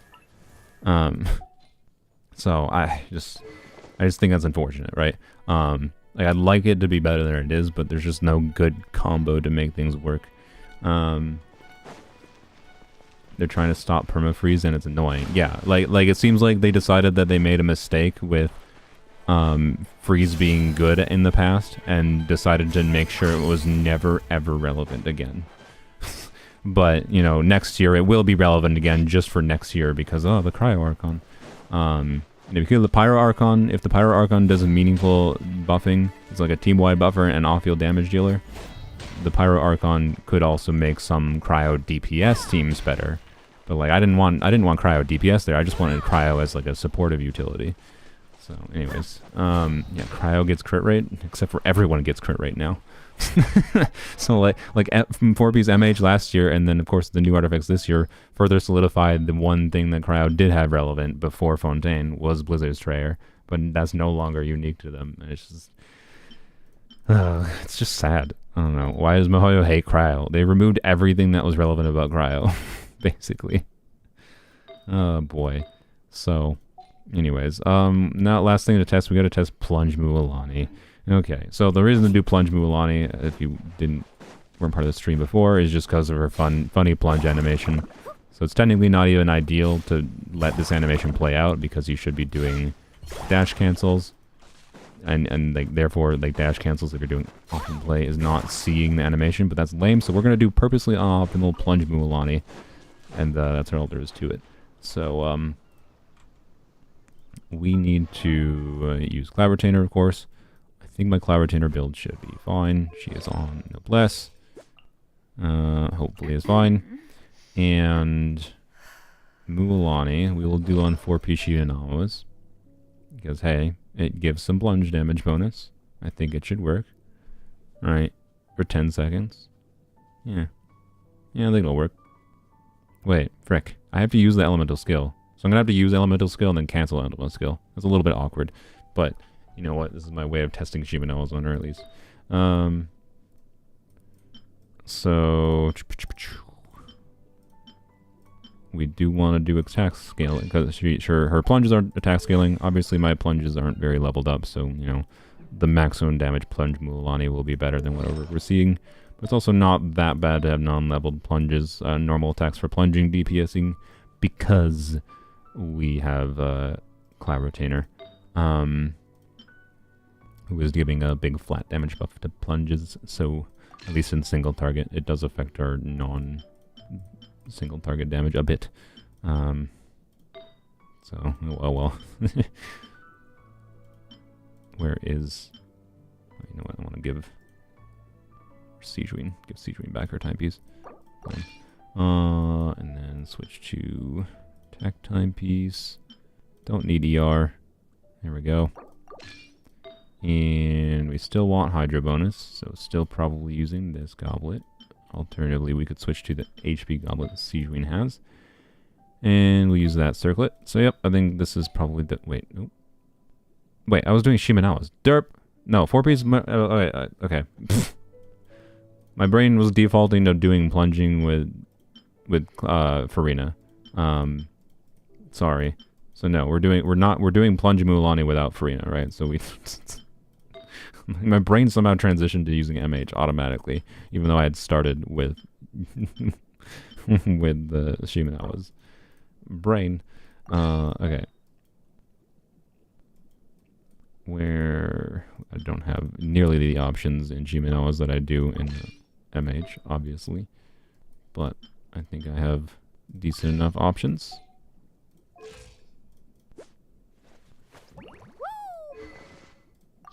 When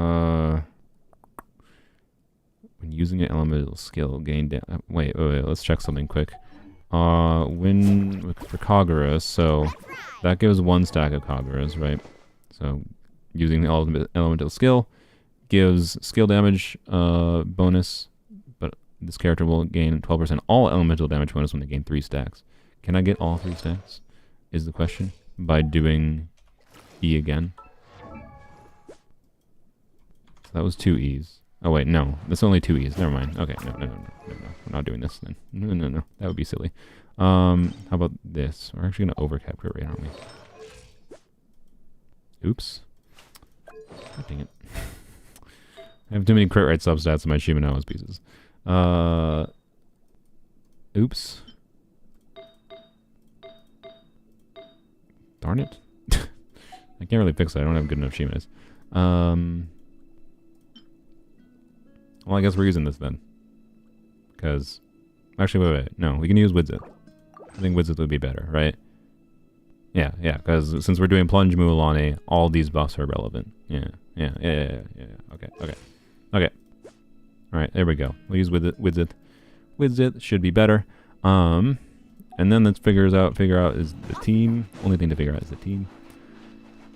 Probably Mualani, Bennett obviously, Cloud Retainer obviously, and then we probably need additional Pyro, of course, which probably means Xiongling.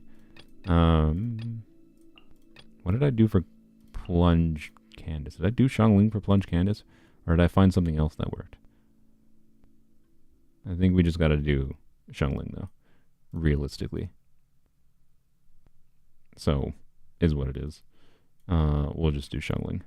It'll be fine. It'll be fine. We're just doing it for the funnies. This is something you could do with literally any Hydro Catalyst. So, not exactly unique. You can infuse Kazuha. Oh yeah, that's true. Can we get a Hydro Swirl and infuse Kazuha? We might try it. Yeah, let's try it, because it'll give us a bigger number of plunges. And what is the reason to do plunges other than bigger number, right? But we might just need to do Xiongling. Okay. So, what we want to do is Bennett after... So we do Cloud Retainer first, Mualani normal attack. Right? Yeah, we do Bennett first, Mualani normal attack, Kazuha... No, sorry, not Bennett first. Xianyun first. So EQ Xianglun... Xianglun? EQ Xianyun. Mualani normal attack, Swirl with Kazuha. Oh, wait. Ooh. Okay, Bennett uptime is going to be a little bit issue if we want to swirl Hydro at the same time. It's going to be... Whatever.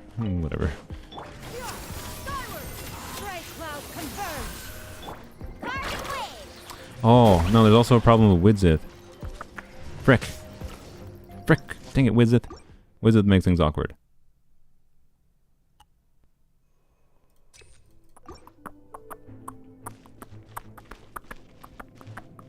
Swirling Hydro is hard. See? VV setups are weird and annoying. If only we had Xilonen, we wouldn't have to do this. Xiongling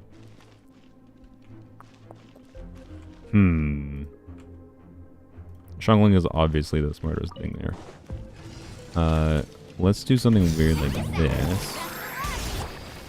Do that. Do this. Do this. I should have Cloud Retainer. I don't know. Cloud Retainer should have been first, but... this. There we go. Hey, it's working. Oh, I didn't get a vape there, but... Wait, I didn't Shiba Noah's. Frick. I didn't do the EE cancel. God dang it.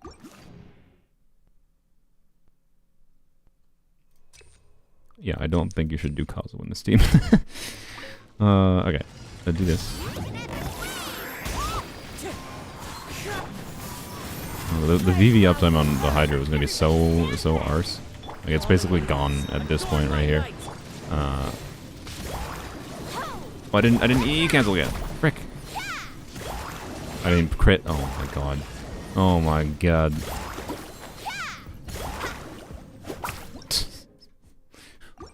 Okay, I should probably just do Xiongling. I should do Xiongling. I should just do Xiongling. Ooh, that's bad. Nope, that's bad. Don't infuse Hydro. Gone after 2 plunges, pretty much. You could do Sunfire. That is true. I could, but Xiongling would just be better. We already have an animal healer on the team. Like what I should technically do is like Xianyun on VV. So we can switch Xianyun to VV. Is the way to actually make this not hyper awkward. I think, but get the value from Vivi, right? And using Xilonen. What's the answer? Is she a good pull? Yeah, I think she's been good enough in enough different teams that I'm happy to say this is a pretty dang good character. She has a good amount of team versatility, decent amount of variety in ways she's be played, and she might have some unknown potential with the burst focus DPS playstyle and battery potential, if what the one person in chat said is true. Alright. Let's keep on janking with this, because I don't know. I like jank. Seize the skies. Going in. As one with wind and cloud. I didn't EE! God dang it, the Shimenawas is so awkward. Hey, 39k. Wow. No, okay, well. Okay, let's stop with Kazuha. Let's stop with Kazuha. Okay, fine. We'll switch on Yun's build. Ugh. Ugh. Noblesse is technically doing nothing because we have Bennett on the team. Oh boy. VV, yay. Alright. I think we just need to yoink my Gene's artifacts, basically. Other than the healing bonus circlet. Do I even have a VV timepiece? I don't think I do. So off-piece timepiece it is. And I do have an onset goblet on Gene. And I believe I have a circlet. Yes. Less ER than I had in the other build, but it'll probably be fine. Alright. So, the way to do this then is to Mualani with Widzit. She want to start with her on Widzit so that we have the Widzit buff after we actually switch to her, but we still want to start with her so we can apply Hydro before we switch to Cloud Retainer. So we'll do Mualani into Cloud Retainer into Bennett Xiangling, right? And we'll do her like that. But yeah, Mualani's a lot of fun. I like her. Okay, we have to remember to do the stupid Shimenawa's EE. Okay, Shimenawa's, because of the need to do like EE cancel for Plunge, absolutely not worth. Since I have her on a Shimenawa's build anyways. Actually, no, I don't think do I have an HP timepiece? I don't even think I can test Shimenawa's meaningfully on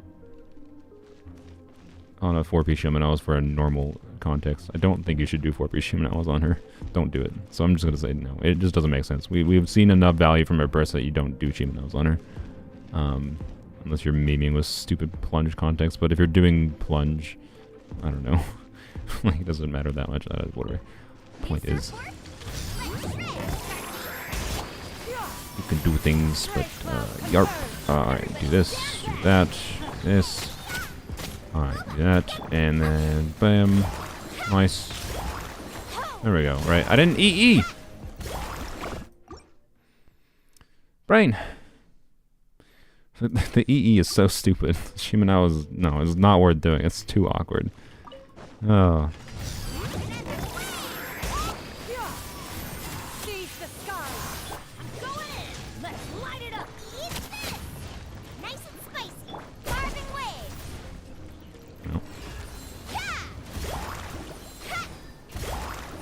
What? Why am I hitting less? Oh wait, Bennett buffed him, that's why, because he flew away. Well, okay.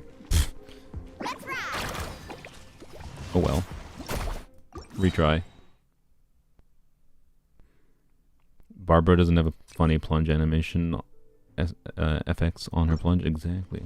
But yeah, I don't recommend the friggin' Shimenawa's jankness with this. Just like don't use Shimenawa. Just do whatever you can do elsewise for plunge. 2-piece combos will be fine. Oh boy.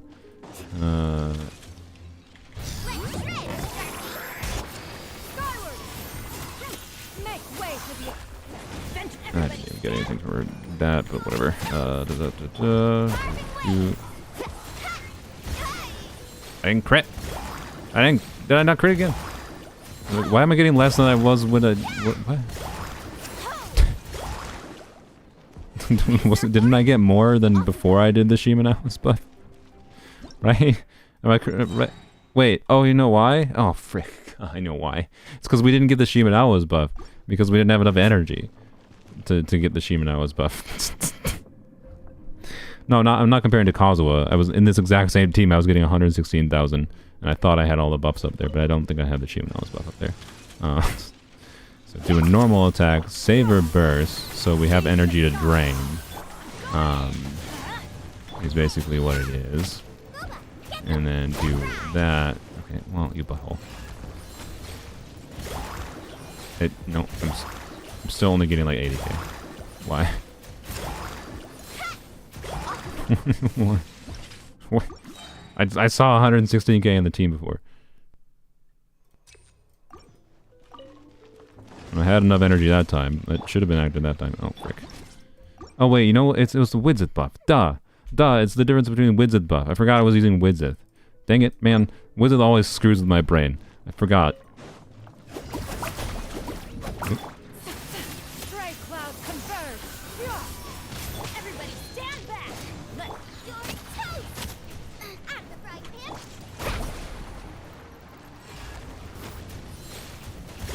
There we go. Look, 100.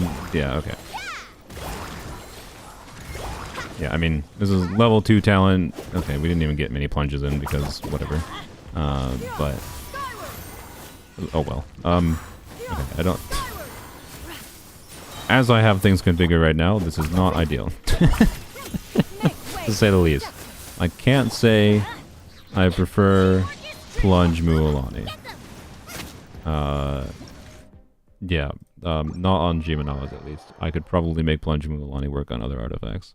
But I don't know. It's fun for the silly animation. That's all. Plunk.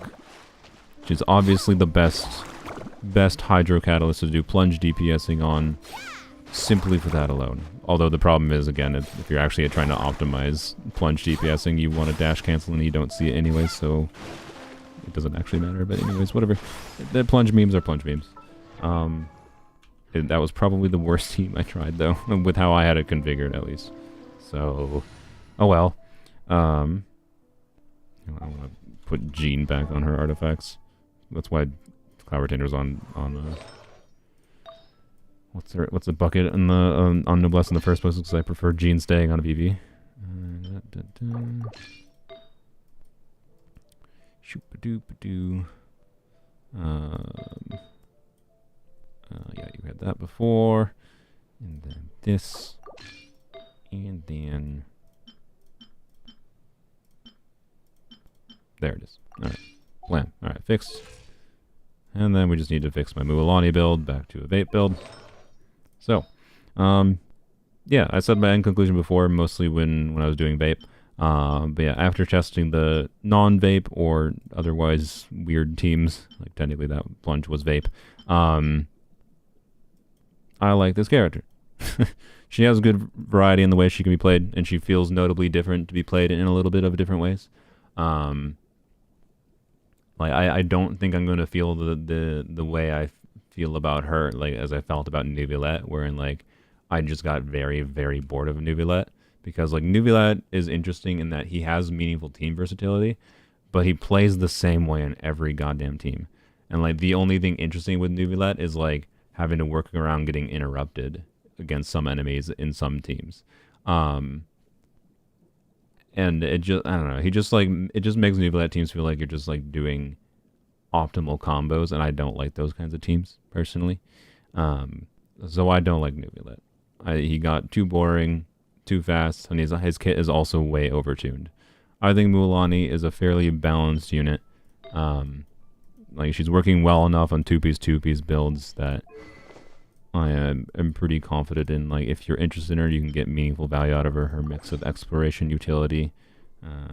Let's switch the eye back. Her mix of exploration utility and different viable teams to be compelling in the end game combat, I think makes her a pretty good, well-balanced character. Was my favorite non-vape setup. I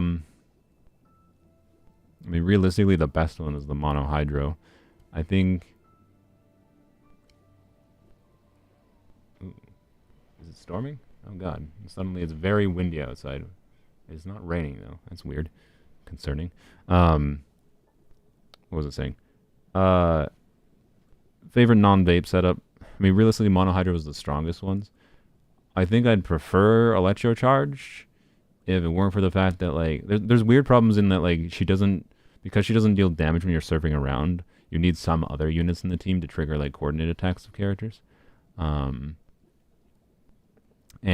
I don't know. So I might be able to find an Electrocharge team that I like. But yeah, it was realistically just the Mono Hydro teams felt pretty good. I wish the Freeze teams were more compelling. Oh, the Bloom teams were... Realistically, the Bloom team was one of the more compelling ones, right? A highly invested Bloom team with a Farina Mualani. Oh, now it's raining suddenly. And Kuki was really good. Because, you know, Hyper Bloom plus 2 good HP scaling damage dealers that synergize well with each other. And then you can put Mualani on 4-piece MH, and 4-piece MH with your existing artifacts will be basically the same damage output that you can get from Mualani on the new artifacts. But, of course, that restricts her to being used with Farina. Also, you can do the same. You can do Farina for the vape context, but you probably need to use Xiongling. But yeah. I don't think she's, like, super low investment friendly, other than the fact that HP scalers in general, I think, are a little bit more friendly investment-wise, because HP scalers aren't balanced around getting a bunch of other buffs normally. So, like, you can... Like if you look at, like, the damage output a level 50 Mualani does, with just, like, the right main stats kind of thing, because it would be, like... She'd be more viable than, like, an attack scaler being used without, like... Bennett, right, at the same level and same like very low investment of artifacts. So because she's an HP scale, my god, it's raining really hard outside right now. Like, can you hear the rain? It's really loud. So yeah. Anyways, I think she's not like as F2P friendly as it might seem, but in particular though, if you don't have Farina, her non-vape teams are much less compelling, probably. You can hear the rain? Okay, yeah. Yeah, it's very loud. Anyways. Yeah, talent priority, I think someone asked in chat. Skill, and then burst. Depending on the exact teams you're playing on, though, like, skill would be the definitely overburst. But if you are playing in teams where you can burst consistently on her, I think you level these up equally. So, like, I will keep these equal level. I will probably level them both to 9. And normal attack is only for memes like Plunge. Don't level the normal attack other than for meminess. But you can for meme, because it's attack scaling. Like, she doesn't... None of her damage in a normal context comes from her normal attack, so just don't level it up at all. Yeah. So, I like this character. I will continue farming for, the new artifacts a little bit in the future. To try to get, a 4-piece of this build going. And I'm hopefully on Sacrificial Jade to prove my point about Sacrificial Jade. And yeah, she's very, very fun to explore Natlan. I think she's a nice character. I like what they did with her. That's kind of all there is to it. Let's switch back to my two-piece build. I think I don't remember what feather I was using. I think I was using an off-piece. Oh frick me! I don't know. I was using my onset goblet, and then yeah, I think I was using this. The rain is so loud. Okay, and then I was doing this. Yes, and I was doing an off-piece. What? Oh, there we go. Off-piece circlet. Best F2B weapon, the craftable that you can get for free from the mail. This weapon. It's the new craftable. Oh, I think this was actually the circlet I was using before. Yeah, there we go. That's the build I was using before. So, stick with her on that for a while. Yeah, this team was probably my favorite vape team variation. That worked pretty well. I'm going to play with it a little bit more. Alternatively, I think I'll play with the Candace variations a little bit more. Yeah, I think I like using Emily, Dehya together. Yeah, obviously Candace instead of Xilonen in this team is less defensive utility, though, and that's a downside. So it's a little bit unfortunate that Candace, Emily, Nahida doesn't work for a vape core for her because of the fact that Nahida and Dehya are both coordinated attacks, and if Candace wouldn't be triggering because you're not actually doing normal attacks constantly. So yeah, anyways. Is Yunjin usable? No, don't use Yunjin with her. Yunjin's buff is relevant for low scaling normal attack damage. Mualani has very high scaling normal attack damage. You will see very, very little relative increase for Mualani for Yunjin, with Yunjin. Oh yeah, there is some stuff like with Kachina. I don't have like Kachina on the 4-piece set. You know, Kachina, if you are a lower, like a lower investment player, like Kachina is a compelling option, is a simple, like extremely low investment option of just get the force the 4-piece bonus on Kachina, right, of the new artifact set. And then if you like do a normal attack on Mualani to apply Hydro on enemies, do Kachina Crystallize. Where is she? Right, do Kachina Crystallize with her skill activation on the new artifact set, the scroll set. Where is it? The set, right? You get 40% damage bonus for Mualani. It'd be a free low investment way, extremely low investment way of getting some damage bonus on Mualani. You know, at investment levels like my account is at, there's not a lot of compelling reasons I'd say to use Kachina with Mualani.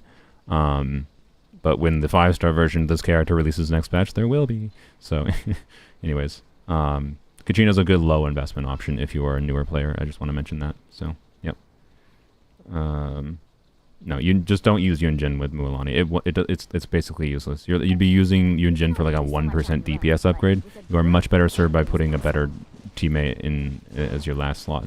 But like if you have an already well-built Yunjin and you have no other good, like you have a 3-unit core of doing Mualani, Dehya, you know, Nahida, or Emily, so that's your vape core, and then, you know, you want to use Yunjin in the last slot, I guess.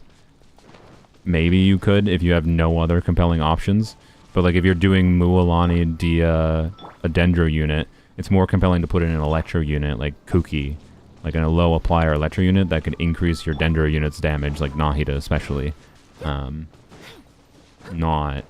Not Yunjin. It won't make sense. So, anyways,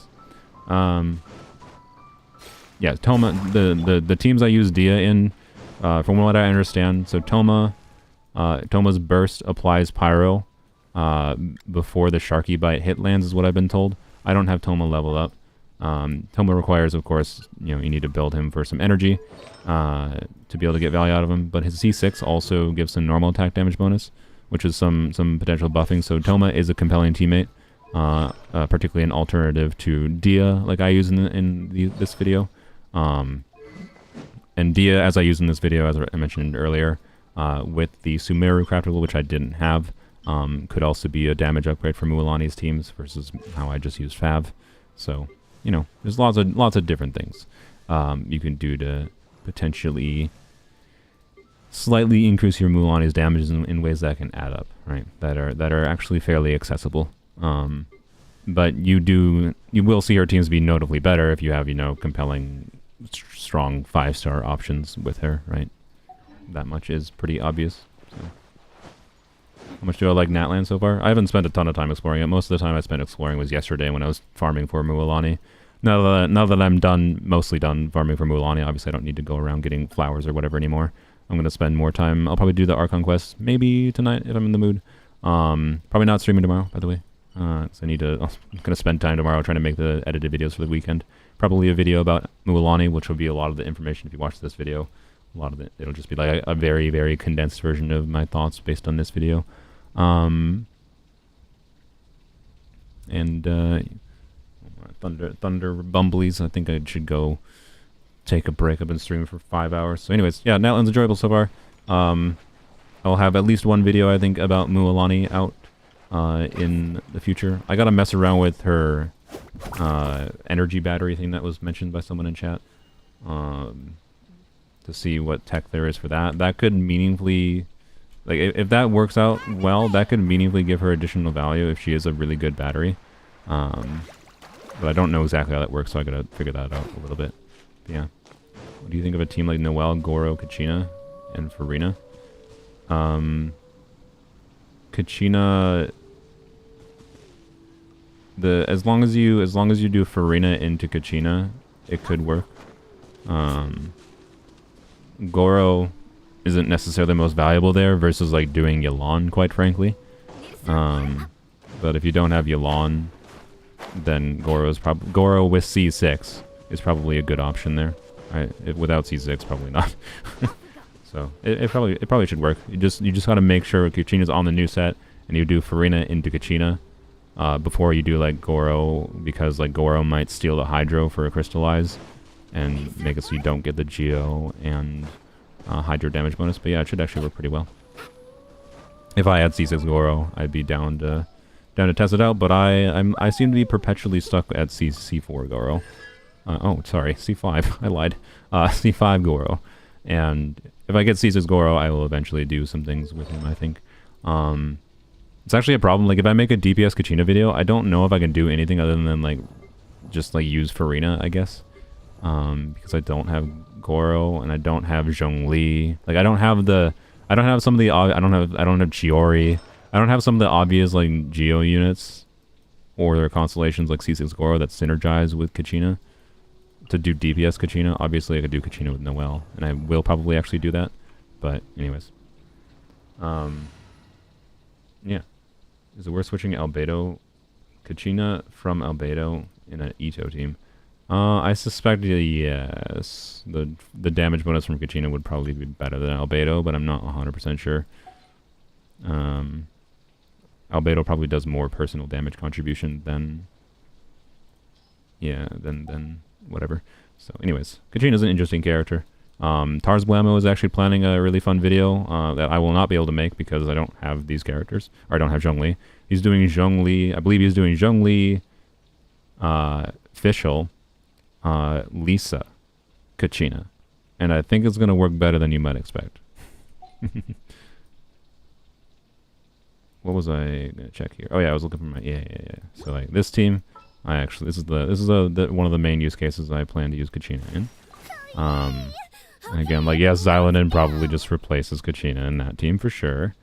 And the same thing in the other team, which would be... Oh, I don't even have a Navia team configured. No, I do. Yeah. You know, in some form of a Navia team, right? Kachina is a very good option, but... Anyways. Kachina E can trigger normal attack effects. Yep, it can. Yep, indeed it can. Her normal attack, like her jumping up and down on her drill, counts as a normal attack animation, but it counts as skill damage, but a normal attack animation, which means it triggers Yelan, Xingqiu, Official C6, Beidou, whatever, right? So, yep. Yeah, Kachina's actually an interesting character. The only sad thing about her is the only thing relevant with her kit over, like, Xilonen's kit is that Kachina makes a Geo construct. So the most unique thing you can do with Kachina would be utilizing her as a Geo construct with like Zhongli synergy or with Chiori synergy is what I would say. Otherwise, most of Kachina's utility will be replaced by Xilonen. But Xilonen is a 5-star. Kachina is a 4-star for free that has very good, very low investment utility. So it's a good thing. She's a good addition to the game for a free unit. But on a meta like level, like Xilonen is basically in almost every single team objectively better. But you know what? Kachina is also fun to do her drill thingy. But yeah. And I think I'll have fun DPSing her once I figure something out. But it also, you know, realistically, like DPSing Xilonen will be better than DPSing Kachina. But you know what I might do? Maybe I'll do a DPS Kachina video once Xilonen comes out, and I'll be, you know, I'll put, because I might have like cracked of the, maybe by then I'll have not cracked, but like good artifacts in the new set for DPS Kachina, and then I'll just put garbage artifacts like for support Xilonen, because that's what we do with powerful characters, right? I think it's more fun to use the powerful support units to make the weak characters stronger. So I'll use the powerful new Geo support to make Kachina stronger. That'll actually be a good option for me. And I can do Farina, Kachina, Xilonen, and like probably Fischl as the last one, just for some more off-field damage. It should be fun. But yeah, so I might wait for DPS Kachina for that. But we'll see. We'll see what happens. Anyways, thanks for watching. It was a fun stream. It was fun testing Mualani. I like her a lot. Fun character in kind of almost every way. Fairly balanced character. Nothing insane.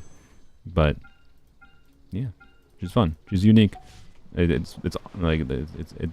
was surprised when I heard that they were going to make a Hydra unit around Babe. It's cool. It's cool. And this proves that they should be able to make cryo units that are better. But they just refuse to. whatever. Anyway. Does Xilonen buff Geo? Yes, she does. Yes, she does. Is Xilonen going to be meta? She will replace Kazuha in a lot of teams. And she can also replace Zhongli in a lot of teams. So, yeah.